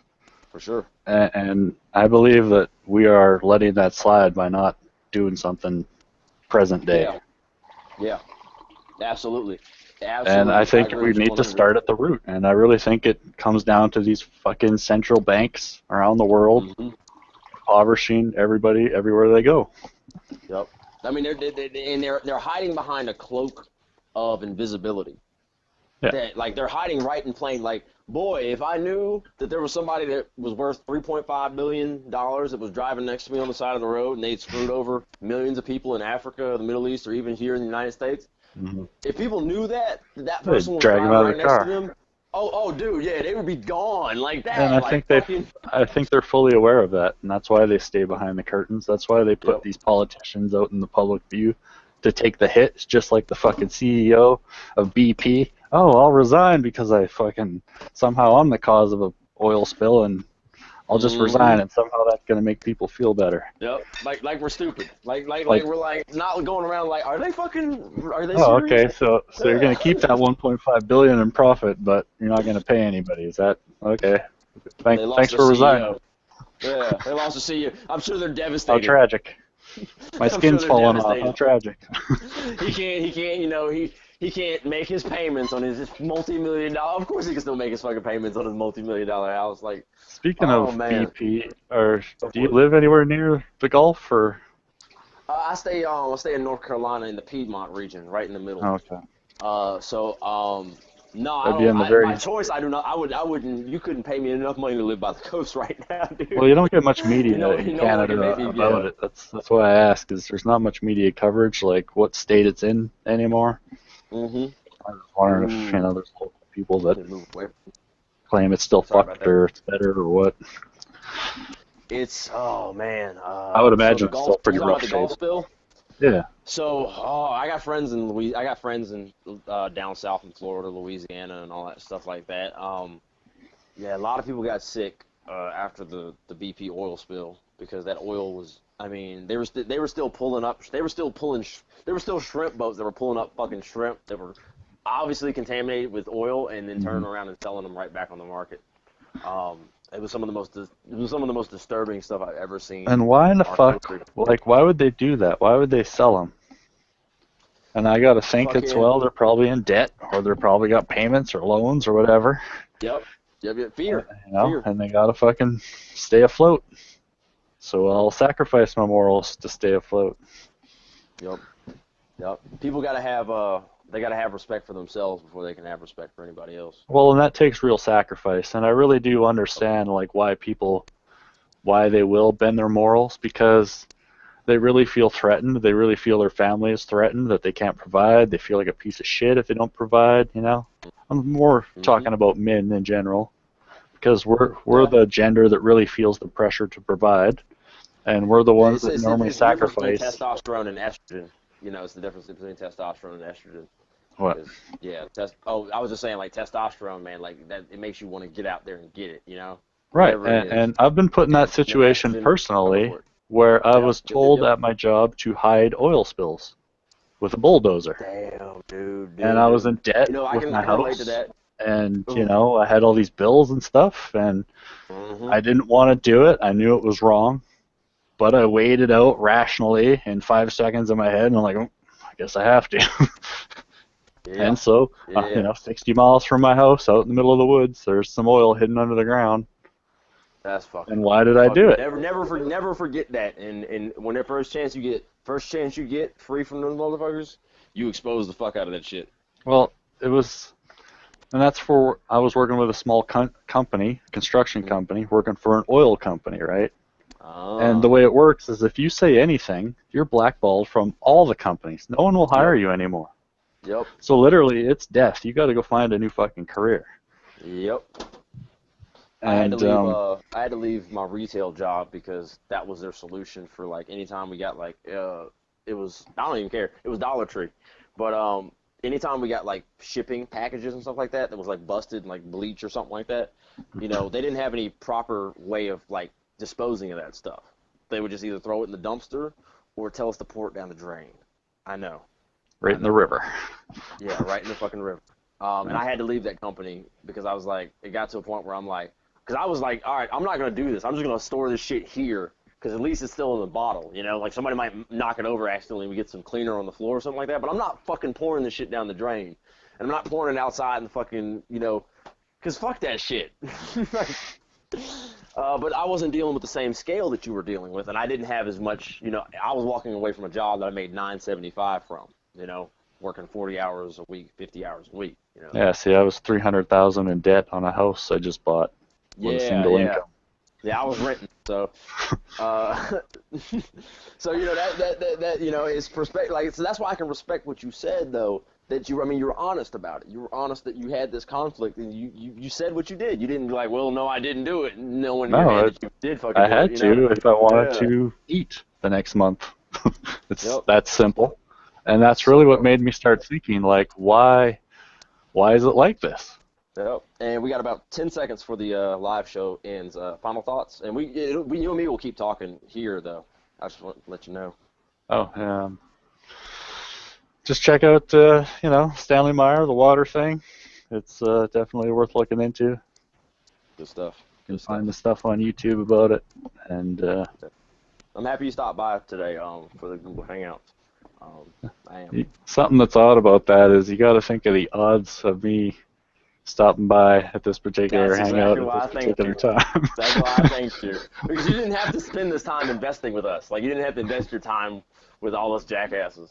No, I was just bored, so. Yeah. And I I mean like- that I in like the the broad sense, conversation. like, yeah, and like I said, I'm glad. Like I say, it's you know, if you happen to have some free time next Sunday and they're doing it, then you know, please come on by. I kind of want to connect with you though on like Google or something, so that you and me can continue having these conversations from time to time. But we can just leave that up to fate, you know. Well, I mean, if I subscribe to this hangout, is that how it would work? Yeah, This if is you Pyros? subscribe to the Hangout and then you make sure that the notifications are enabled, it should send you an email. And if you're using it like a mobile device and you got like your something like plugged up, that's how I get mine. Is like it'll pop right up on my phone whenever Puro's doing a Hangout. I don't think I can subscribe to it while I'm in it. I think I have to hop It's, out. But yeah, I'll do that. And Yeah, good I'm stuff. around. Yeah. If you want a good laugh, go check out some of our previous shows from the past and see how fucking frustrated, flustered shit we get talking about social issues. Oh my god, it's fucking, yeah, we're at each other's throats sometimes. Oh, this poor Yeah, guy. and see, I rarely ever talk about social issues in that sense because I believe that those are superficial like reactions from the root of the problem, which is the debt and the dependence and I agree the with lack you. of moral fortitude that we should all be able to have, but we're put in the same situation I was in. There's millions of people every day put in that same situation in different that scenarios. perspective is very unique. And that perspective you have is very unique. And I think I appreciate your honesty too, man. well, I mean, I feel real pity for couldn't have been- parents because I'm not a parent. I don't have kids, but I can understand that if I had kids, that pressure to provide is that much stronger, and therefore I will have to bend my morals that much more. And I really believe that some business owners, not all, but some, will use that against people. They like you in debt because then they can make you work longer hours, or they can make you miss weekends, or they can make you, cancel this or that. Like, oh, you don't want your job? We'll find someone else. No, I'll be there. Yeah, Never mind. we got a million people lined up out front. It's that kind of like hostage type fucking scenario that I really don't like. It's anti-freedom. Yep. It is anti-freedom because when people can't stand together, then they have nothing, really. Like, if we can't stand together as communities, then that's how I mean divide and conquer. I mean, that is our only power, is the numbers. And when they divide us into these little groups and, conspiracy theorists or fucking social justice warriors. As soon as you start labeling groups, you're blanketing all the individuals. You know, it's. Yep. I'm so happy to hear you say that too, because I think some people might not have, in the hangout, might not have known that that's how you felt about that. Well, I That mean, would change their I'm opinion. a real advocate for individual rights, and that we should take the time as a society to process all crimes individually, even if it is Anwar al-Awlaki in Yemen that we want to bomb with a fucking drone. And Make by sure he's we, got I to be mean right. NATO and you, American. It fucking that's immoral by I your own agree. fucking laws, and it should be. If you really want them that bad, you should take the time and the effort to do your best to attain him and give him a trial. And if you're so sure he's guilty, then he'll be found guilty. None of this double standard shit. No, but the moment, you know, they start expanding these powers, man, all it takes is the wrong fucking guy to get in control, whether it is a Donald Trump or not, and you won't get power back. For sure. Oh yeah. Once it gets to that level, then and like I say, I'm just, you know, a lot of people are like, oh, you know, Trump's so bad, you know, Hillary's gonna be great. And I'm right there with you on the same camp, man. I think like, your point about the president like having such limited power, like that's what happened with Obama. It's clearly like he got in there, he's like, I'm gonna do this, I'm gonna do that, and he got in the military, he's like, you ain't doing shit. Yeah, what are you, an This is idiot? what we're doing, and you can either sign off on it or you can fucking get in the back of the line like every other fucking person that's tried to fucking. That's when they open up this fucking hidden panel in the Pentagon, and it's like JFK stuffed head in there with a chunk blown out of it. Like, remember this guy? Yeah. Oh yeah. Show What's my agenda? footage from the day JFK got shot. From like you're like, well, I've never seen this footage before. Like on the grassy knoll and shit. It's like, a different angle. Yep, motherfucker, like put his Any CIA questions? badge up there. Yep. Just what my agenda is. Yep. Then that same motherfucker that shot JFK is gonna come up behind you with some piano wire and put you in a stranglehold. And be like, yeah, that's right. He's still here. He still works for us. He's still cool with killing people. Like, oh man, because the stakes are high, man. Stakes are high. Well, they're extremely high. As far as I'm concerned, they're for the stakes of the future of the freedoms of your children at this point. Because it's like William Binney said, it's turnkey totalitarianism. Once they establish this network, once they scare the shit out of people enough with a war or terrorism or whatever they're going to use, they are going to crack down on people for security. They will make them give up their fucking freedoms to feel safe. That'll end up chipping every kid born in a hospital from birth. Once that happens, they have complete control over your life from then on, and you won't get it back.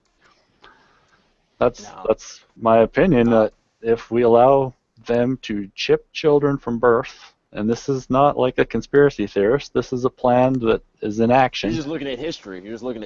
Yep. And dude, if that happens, if people do not understand what that means, it's too late.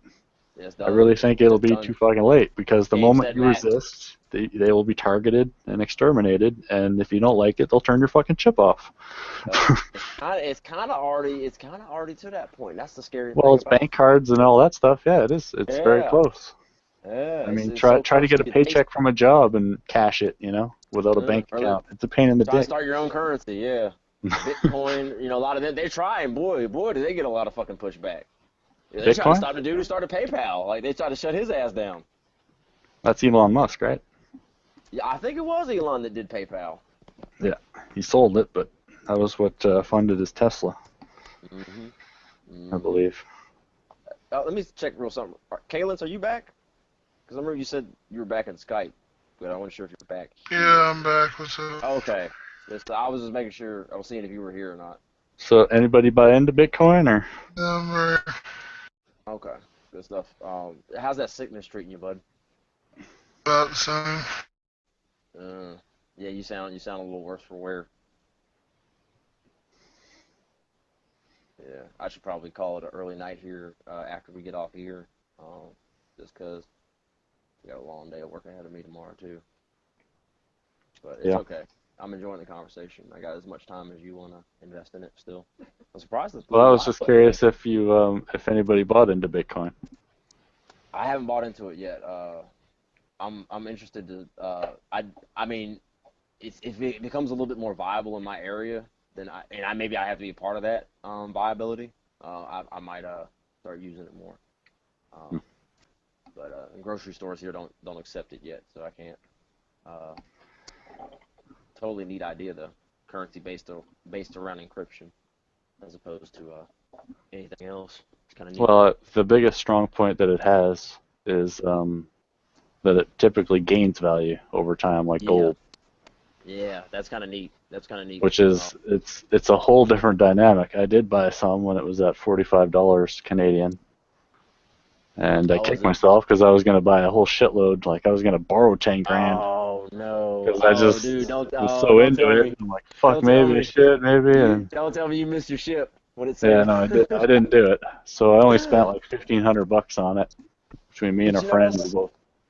That's crazy though, because there's a guy who comes in here. I'm not gonna say his name, but he was telling us a couple of weeks ago about how he had made a lot of investments with the stock market, and then the Brexit thing happened, and his I guess his investments were involving the United States or Britain, and when that happened, like his stock plummeted down to a point where if he had cashed out the day before, he would have still been looking pretty good, but he didn't cash out the day before.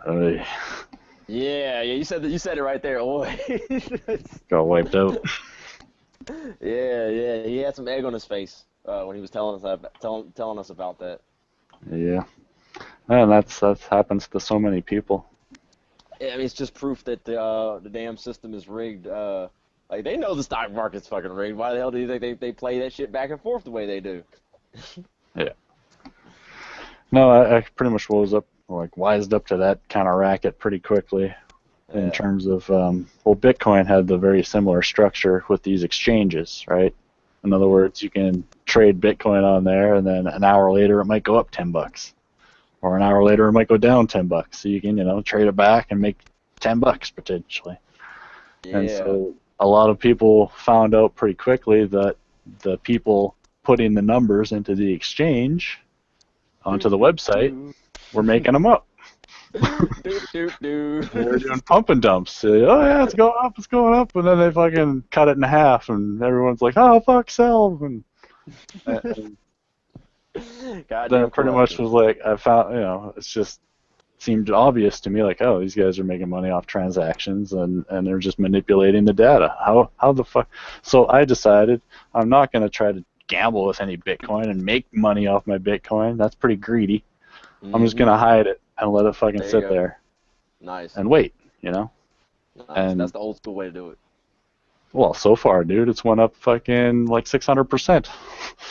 Nice.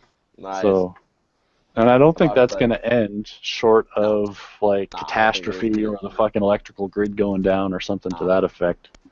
Because people are always gonna need some kind of currency. And well, because I think they printed so many dollars in the last 10 years that that's going to come home to roost pretty quick. Yeah, my currency in Canada is all-time low. Oh, sorry. Yeah, well, my currency in Canada has went down 20% in the last 8 months or something, 6 months. They're all down too. They're all down. The Asian market's down. Everything's down. And they all have in common that they're all printing money, borrowing money, like mad, And so that value isn't coming back. It can't come back. Nope. You got to restructure. To me, for the value to come back to that system, they have to actually deflate it. There's a lot you got to destroy that money. Go back. Yeah, a lot of billionaires are going to have to go after just being fucking millionaires. Well, in terms of the fracking that went on in Canada, from the studies I've read and stuff on CBC and stuff, I'm not sure exactly how accurate they are or how unbiased they are, but the information I've been able to find is that a lot of these fracking companies were borrowing the money to start their fracking operations. You're talking $5 to $10 million per well. Oof. And they literally did, I think it was 1,200 wells out here in 3 years in my local vicinity. That's an insane amount of freaking wells. If I showed you the pipeline map in the area that I live in, it would blow your fucking mind. It's ridiculous. I'm about to say I might get up with you on a different day just to have that conversation and look at that shit because I'm always interested in the blueprints and stuff like that. Well, we have a sign out in front of my town. It's called the oil capital of the world. Drayton Valley, Alberta. Oh shit. And I've 40 heard years dude, ago, I I think it heard about was. y'all. 'Cause Yeah. then weren't y'all just in the news for some oil fires or something like that, or Well, wildfires? that was Fort McMurray. That's about 3.5 hours west of me. Or sorry, east Okay. of me. That's still kind of close though. I hear you. Oh, it's very Yeah. close. That's where the tar sands are and stuff. So. You got me thinking. You got me thinking. Like I say, thank you for sharing your perspective. I was about to say I don't want to. I feel like I might be holding you on here, and vice versa. So. Oh maybe no, we should that's leave it right no here. pressure. But yeah, if you want to go, it's cool. I want to connect. I want to connect with you though. Let me see if I can add you somehow to some. Do you use any other form of way to keep in contact with people other than Google Hangouts, Skype or anything? Not Skype so much now. Okay. What else do I have?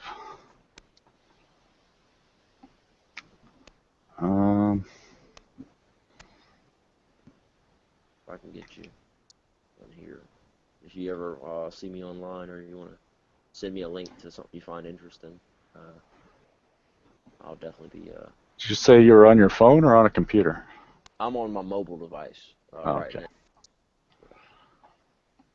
I was gonna say the only other thing I have, I think, is Steam, which is like a I'm on computer. Steam. I'm on Steam. Oh, okay. Yeah.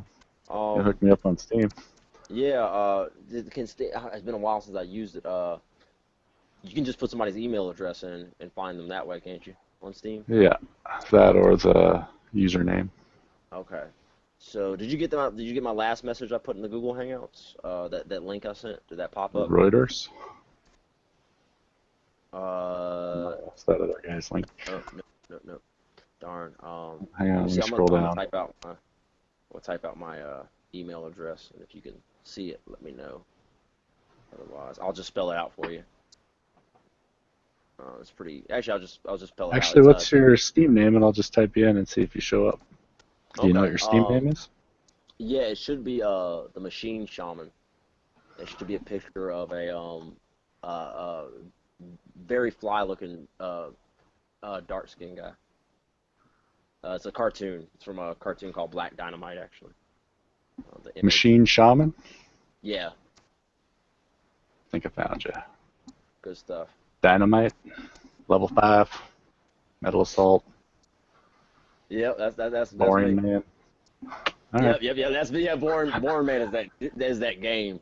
Okay. That game, boy, I put a lot of hours into that motherfucker. It's fun Spore. ass game. Though. I'm just looking at your names. Good stuff. So I'm gonna download Steam real quick, the app on my phone, so I can. Yeah, I sent you an invite there, or a friend request. Good stuff. Because I normally leave my computer on 24/7, so if it I pops got a up bad on there. habit about doing that too. We were talking about like energy conservation earlier. We're like, oh yeah, we just fucking burn shit up. It comes with being in the West. Kind of comes with the territory. Yeah, I mean, I used to shut it off all the time, but now I'm on it so much, I just leave it on. Because work around here has ground to a halt since the oil prices have bottomed out. So I have a lot of free time. Yeah, I didn't think about that. So that's why it's like I'm pretty in tune with the whole situation, and a lot of that is based on carbon taxes being introduced in my province. Yeah. That it literally chased away any investors and any expansion money. Like people are running for the hills from this province because the royalties and stuff with the government. They voted in a new government a few months back, so. Oh. So everything is in fucking turmoil, and then the Fort McMurray fire happened, and all kinds of stuff is going on. Another oil spill fucking in a river the other day. So now there's a state of emergency in like 2 or 3 towns downriver, and they figure it's already polluted like 500 kilometers of the river. Oh my god! And not like the little river. It's the Saskatchewan River, which is one of the biggest ones in Canada. And I haven't heard anything about this. What the hell is our news press doing? Hell. Yeah. Wow. Yeah, it's Peace River is the town that's under state of emergency. It's I don't know. I think there's 100,000 people that live there or something. What the fuck? Oh shit! Yeah, this is like we were saying earlier. Them chickens is coming home to roost. Well, especially with the age of all this infrastructure, like that's what I did for a living, and a lot of occasions was reclamation, right? That's what we call it. Okay. In other words, an oil well will be depleted or a site that we don't use anymore.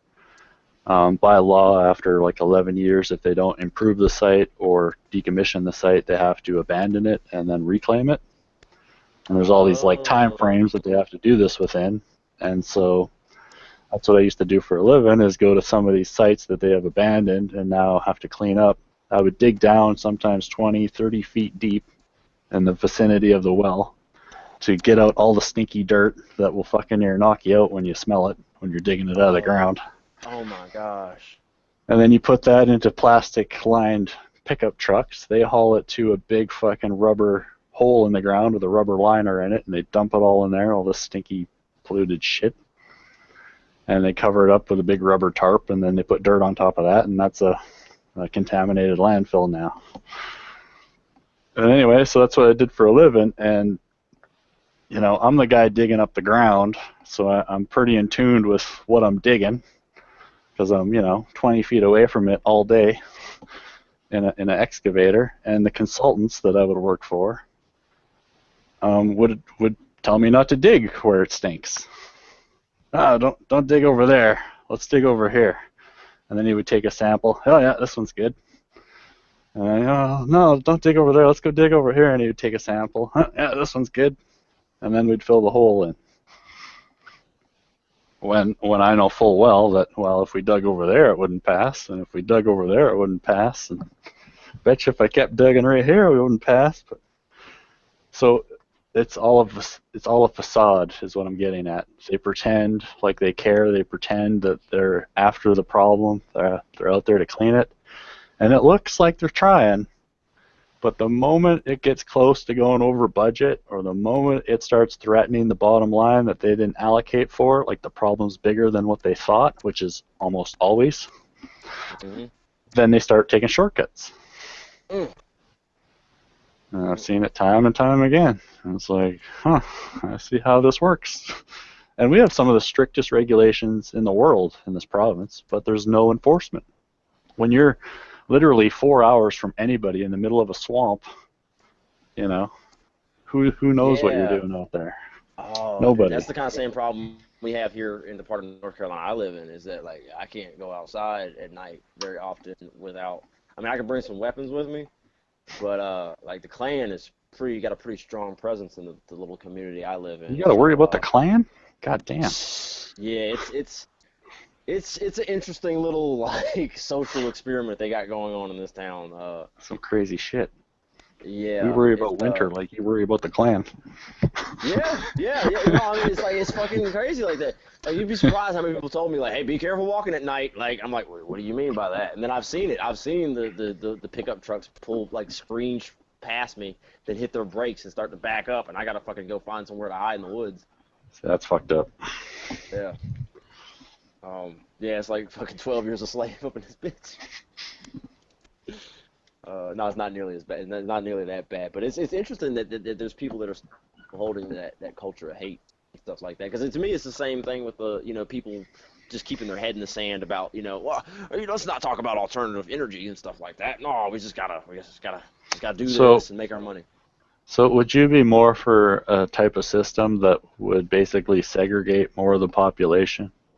So in other words, like rather than having the mixed nation of the United States, that you would basically treat all the states as independent countries, and each state could, you could have a white state, a black state, whatever the hell you don't enforce anything, it just naturally let people live where they want to live, and I would assume that they would all kind of herd together in different ethnic groups. That's kind of what happens naturally anyway. That's why you have a Chinatown in a city and a. Does that happen naturally? Not terribly, because a lot of ethnic groups also happen as a result of other groups leaving that area. Yeah. A lot of black groups, a lot of black communities form not necessarily because black people just want to stick together, but because financial reasons. Economic restraints are also what lead to that type of grouping. Yeah, definitely. But I was more saying that I think Like-minded people like to live around like-minded people. You can be a like-minded person, but it doesn't matter how like-minded you are if you can't afford to live where other like-minded people live. That's true, and that's a Yeah. different kind of barrier. Yeah.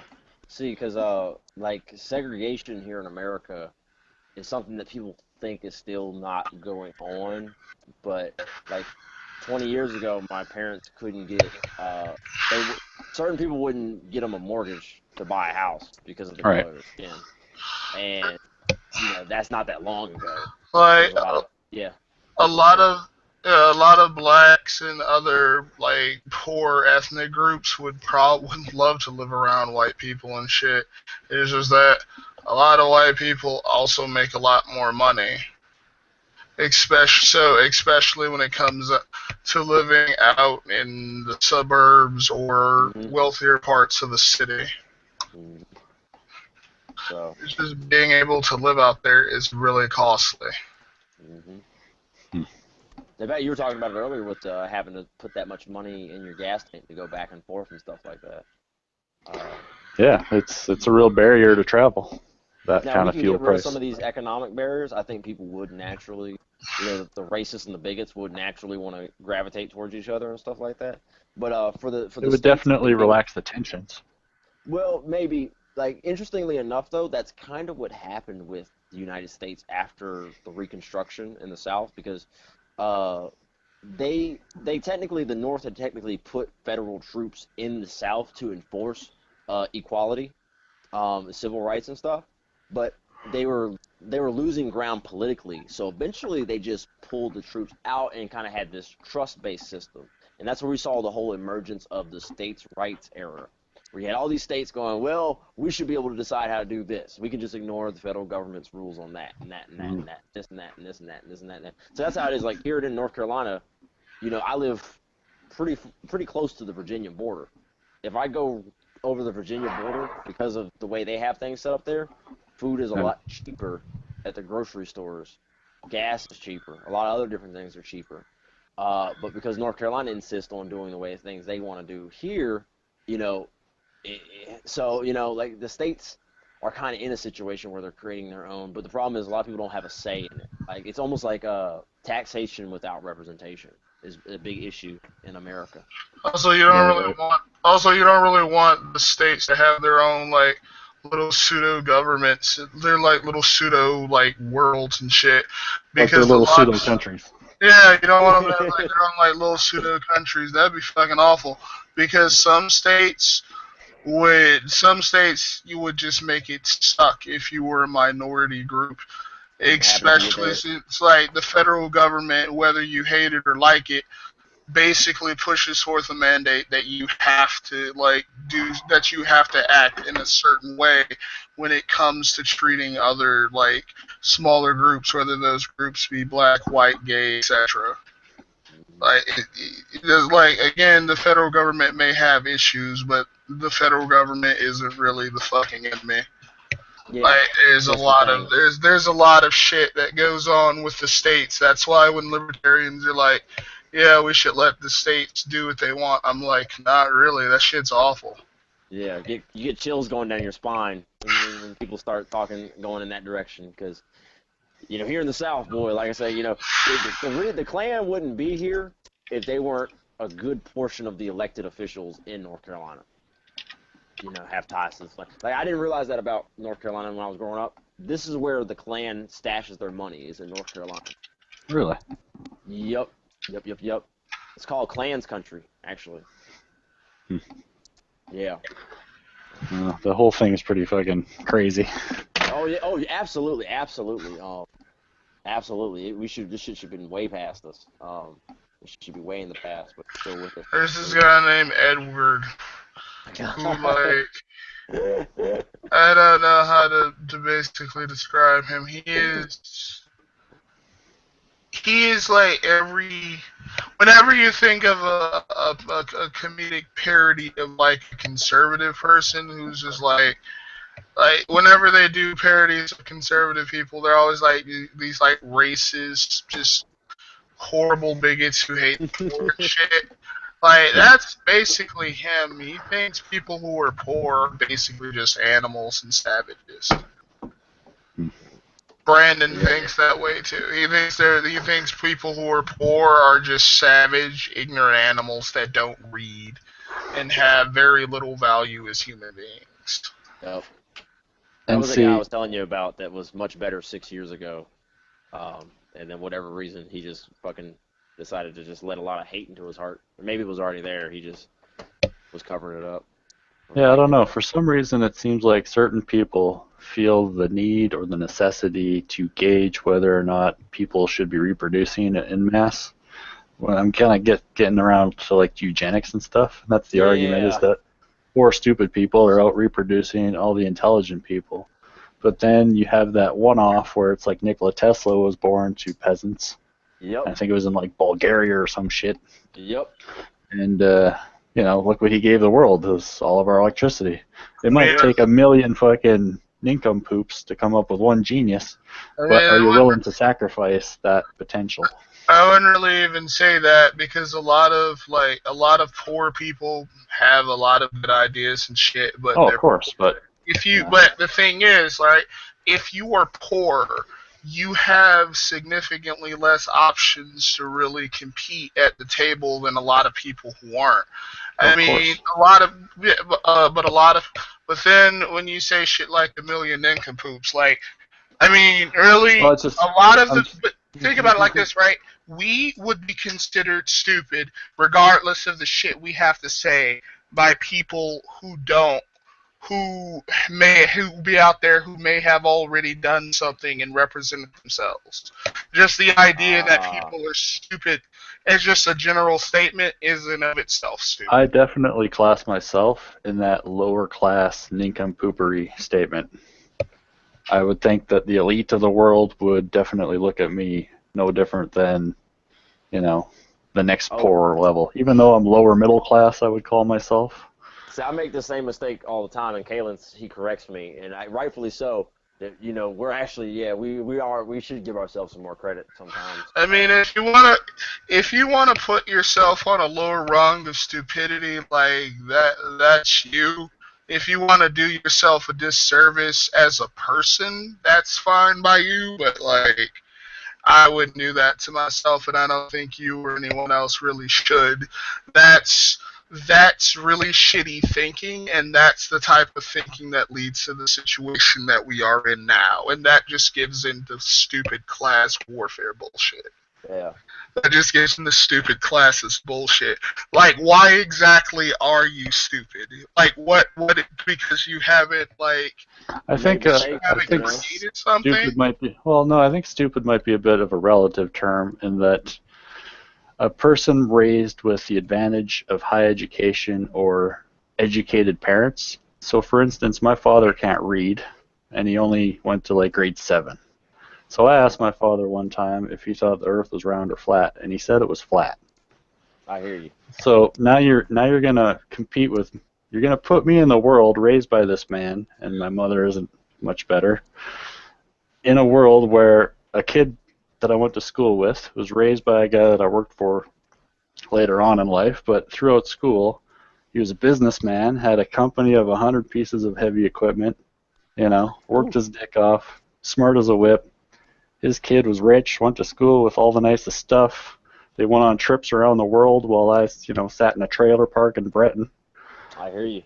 And so then you have to go like, okay, well, am I stupid? Well, do you believe the world is flat? No. My point is that because I didn't have the opportunity to absorb the same information as a privileged kid does, then yes, I am stupider than that class of people. That would be my point, though, and you're only stupid relative to how much you don't know, because someone who's rich and raised in a really wealthy environment can still be a low information person. They can still definitely. It's a very general thing to say. That's why I think it's a stupid thing to say, because it's like, you're basically saying my father was stupid or whatever, and so I'm like, no, just because your father may have believed stupid shit doesn't mean that that would rub off on you. Yeah, your Well, no, parents but may believe in what stupid shit, what but I'm getting at is like, okay, so you're born in the projects, but you're a genius. Are you going to have the same mobility, upward class mobility, as a genius born in an upper class white family? that And the clear doesn't. answer is no. But that wouldn't really make you stupid. That might be society's perceptions of you, but That's that what I was saying. It's kind of a relative term. You may be intellectually bright, but informatively, you won't have the same exposure, the same opportunities, the same learning experiences afforded by an upper class family. maybe maybe back in the day, but with the internet, I you think it's have a still lot present today. with the internet, you have a lot more exposure to information than you did years ago. Well, this is true. That's definitely changing slowly. But there are a Not lot of people that don't have internet, you know? There are a There lot of people that are can't afford it. but there are a lot of people who do. Even a lot of poor people. You can go to your local library and get access to the internet. I mean, it's a lot different. The landscape now is a lot more different than it was years ago. I agree with you right there, Kalen. Cause like you, Nemesis. Yeah. Based off our conversation today, if anybody were to call you stupid, I would get on their case. Cause like, I get what you're saying. Like from your perspective, like everybody's got the capacity for stupidity. You know, like everybody's got the capacity to make stupid decisions or even think stupid things. And we don't ever really get away from that as human beings. But to me, the true definition of stupid, just in my opinion, is somebody that doesn't acknowledge that they have these faults and these biases. Because if you're not aware of them, there's no way you can ever better yourself as a human being. Right. I mean, I think I'm stupid because there's so much I don't know relative to what I do know. It's Well, then such a small scale. That's a lot of people. A lot of people, no matter how wealthy they are, will not know a lot of things relative to what they could know. Right. By that definition, everyone is stupid. Yeah, and that's the only way I can apply. If anybody's stupid, then everybody's stupid, in my opinion. Well, I'm not. I guess maybe stupid is really the wrong way of saying it. It's not like I mean people are dumb. I mean they're less informed than they could be, right? And so that basically results in being stupider, if you want to call it that. Poor decisions. Yeah, making poor decisions and stuff. Less informed decisions. Oh yeah. Less informed decisions. That's why the guy we were mentioning earlier, Edward, that dude has like no humility whatsoever. He's also rich. He's also wealthy, but he's a low informed fucking person who thinks he's smart. So. Yeah, I mean, I was taught. Destroy him in a debate. I was taught many years ago that it's not what you know, it's who you know. Oh, and that is a real fucking thing in the world that I've experienced firsthand. It's not what you know, it's who you know. It's if the people like you or don't like you, you have a better chance of getting a job. You can be like now you can know a lot of people, especially if you do work online. You can meet certain types of people and they can help you out and give you access to shit that you would normally be able to have. Like they can hook you up with people they know. Yeah, I can hook you up with some of these nunchucks right here. Good job. Like if you're someone looking for somebody else who's into graphic design and shit, you couldn't do that years ago, but now you can do that now because of the internet. Mm-hmm. Like the internet gives you tools to basically do shit people years ago could never possibly do and meet people they could never possibly meet. Yeah, I mean, I talked to a guy. He's in the States. I think he's 28, and he's got 2 or 3 kids. And he's married, but he's unemployed, and he doesn't have much for jobs and no job skills, essentially. You're talking about me. No, it's the guy I play with. No, and, I was making a joke because that's everything you just described is what's going on in my life right now. So yeah, and his upward mobility is basically at a standstill in terms of like improving himself. He has the internet, but yeah, I don't know about myself. Yeah, you know what I mean. I've I know known what him you for mean. about 8 months, and he hasn't went anywhere yet. And according to what he's told me, it's been like this for years, that he just hasn't been able to do anything different. He's just been kind of living off welfare, whatever the fuck. and What does he do? Or Nothing. what? He's unemployed. No, what I'm saying is, does he have any particular? Does he had any particular skills? Not to speak of. Not that he's like bolstered about. He had a job at like an internet tech company for 2 weeks. He got fired. He's had little labor jobs. He gets fired. And because talking to him, he's not the brightest, sharpest knife in the drawer. He's a nice guy, but I don't know what I would pay him an hour, to do stuff, because I'm pretty sure he'd fuck it up. I fucking hear you. I hear you. And I got so, friends like that myself. there's some reality to being lower class. He wasn't given any information as a kid because his mother abandoned him and his father was gone before he was born, kind of thing. And I think it's not that he's intellectually retarded or can't grasp simple things. It's that from his get-go, from birth, the information that was plugged into his brain wasn't, sufficient, wasn't up to par with what, you know what I mean? Yeah, but that's just. So now he's at a lifelong disadvantage. He can't make up that ground very easily. You can say the same thing about Vic, whose parents are whose mom married a fucking rich person, and he basically has about the same skill set as the person you just described. So there's a guy who comes in the hangouts from time to time, and he's got an interesting perspective on a lot of different things. He's a racist and a moron. That's what Vic. Yeah. I'm being too nice. Yeah, he's both of those things, and I can't even deny it at this point. But like Kalis was describing, he opened up to us about this at one point, and basically was like, well, I think people can, that are poor, they can pull themselves up on their bootstraps. And then he proceeded to explain how his that's totally true. But then he proceeded to explain how when he was, his family, he was born in Cuba, I think, or he's from Cuban descent. His father was Cuban. For whatever reason, stuff wasn't working out between them. Him and his mother split, and him and his mother suffered for like many years. They were really poor, and he remembered things being really bad up until he was about 10 years old. And his mom married a upper class, affluent person, and then from there it was pretty much easy. I'm not gonna say it was easy sailing. I'm sure he had his challenges and stuff like that, but he didn't have to worry about food. He didn't have to worry about housing. Money. Yeah. And that's that crucial point, you know what I mean? And my life has been a lot of that too. It was more stable at first, and then through my teenage years, financially things got like a really, really rocky, and then they kind of stabilized out a little bit in my early 20s. And how much does that detract from your conscious development as a youth or even as an adult? Yes, it detracts I know it does. tremendously, I think, because you're Yeah. constantly stressed about where your next meal's coming from. Yep. When you have upper class status, that is not a concern, which frees your conscious development to do whatever the fuck you want. And I think that's a real advantage that, exists. Yeah, it certainly can be. I mean, it can be a serious disadvantage too, though. It can free your consciousness to do whatever you want, but there's no inherent. There's no drive for it. There doesn't inherently mean that you're going to want to expand your knowledge to everything. No, I mean, plenty of people enjoy being ignorant. They like not knowing things.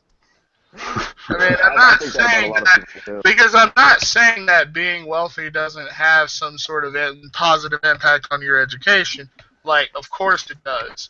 That it just doesn't necessitate that you will somehow be a more intelligent or high information person. Because No, I guess my point on that is that being an upper class basically gives you a higher percentage of success or staying power at staying in an upper class situation. When you're born in a lower class, and I mean low class, like uneducated, very little money, very little opportunity, surrounded by typically crime and drugs when you are that poor, you may be every bit as intelligent as the next guy, but you are now an institutionalized disadvantage. Yeah, you're fucking life. Yeah, of course. I agree. Compared to the same generation, born fucking 6 blocks down the road in a nice fancy house. Yep. And that is systemic in that Yep. that's going to carry on to the next generation most likely. It's Because kind that's of the disturbing. evidence we have today, that poor people tend to stay poor. Yeah, I don't disagree with that. You know, so there is upward mobility, but it's fucking difficult. I mean, yeah, my point isn't that you have that if you're poor, you'll be able to just pull yourself by your bootstraps and everyone can make it and shit. No, that's not my point. That's fucking retarded. And my point is more or less that like the idea that like if you're poor or something, you're just some sort of idiot and you're just like generalized as just being a moron, because that's the type of shit that also goes on within these communities that I don't care for. Like everyone here thinks they're some sort of intellectual elite, and anybody who's not like them is a fucking idiot. By the way, y'all, we're still live for whatever reason, but it didn't cut us off at 8 hours. I don't know why, but yeah, it is good. I'm glad all this got caught in there. Yeah, usually that girl tells you it's over, right? There was like a voice on the last one. Normally Piro just, it's been a really relatively normal thing for him to just walk away. Like, not walk away, usually he says he's leaving, but just leave the hangout up and just let it go until it, but yeah, for whatever reason, it's going over 8 hours today, and that's kind of neat. Yeah, I was on one a little while ago, and there was like this automated electronic girl that comes on. Oh, interesting. Also, Hangout is ending. I was gonna say, also, some of those people we were telling you about, they're in a hangout right now that's also doing a live show. Wait, are they? Is that following? Yeah, they're doing it, and they got Super Fin guy in there, and I kind of want to like go help him, but at the same Fuck time, it, no, like, let's go in there. We need to fucking show, like, we need to show Nemesis. Yeah. If you can get a link, or if you can get. Fuck yes, I'm gonna get a link. We need to show Nemesis this shit. Oh boy. Oh, dude. It's like this dude is just like, oh wow, the internet is interesting, and then we take him into like where Brandon is, and he's like, this is a dark and horrible place.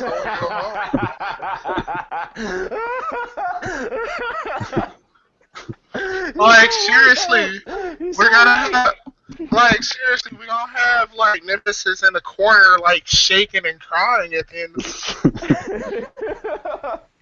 talking about this is a scary place and I want to go home. Where's my mom? Mommy, please come and save me. Oh. Turn it off. Just turn it off. Oh, yes, it is. All right, I'm gonna link it I'm gonna link it in this chat here. Also, here you go. Go for it. All right, there it is. That's the chat link. I'm gonna go in. All right, send me one on Skype because I don't get the Google Hangout messages. Okay, shit. Okay. His last words, famous last words. Shit. That's funny. Oh. I mean, there's so much negative energy that's gonna be coming off of this room. So just don't get sucked into it like I've gotten sucked into it so many times. Well, what are they always arguing about? Oh, fucking, we just need to be bombing people in the Middle East. That's the way we solve everything. And, fucking, refugees are vermin. And, and not everybody in there is going to agree with those statements that comes there. But the two main suspects, Brandon and Edward, are going to be, Brandon's probably relatively drunk by now. And that's part of his issue. Yeah. I have very low tolerance for drunk babble. I'm about to say, so, like, get in there, and, like, if you feel like bailing, I got you on Steam. I accepted your friend request. I'll get up with you whenever. But, like, there's a reason I reacted the way I did once Kalen was like, let's do it. Because, like, he's about the only person that can, like, give me the bravery to go in there. And because there's only so much I can listen to before I just have to just start fucking going after them. Like, what the fuck are y'all talking about? Like, oh, my God. Mm-hmm. Oh. But did you happen to get the link sent? I can click on it here, see what happens. All right, I guess I'm going to close this one and go in there, too. I don't want to leave him in there by himself. All right, see you there. In a sec. Bye.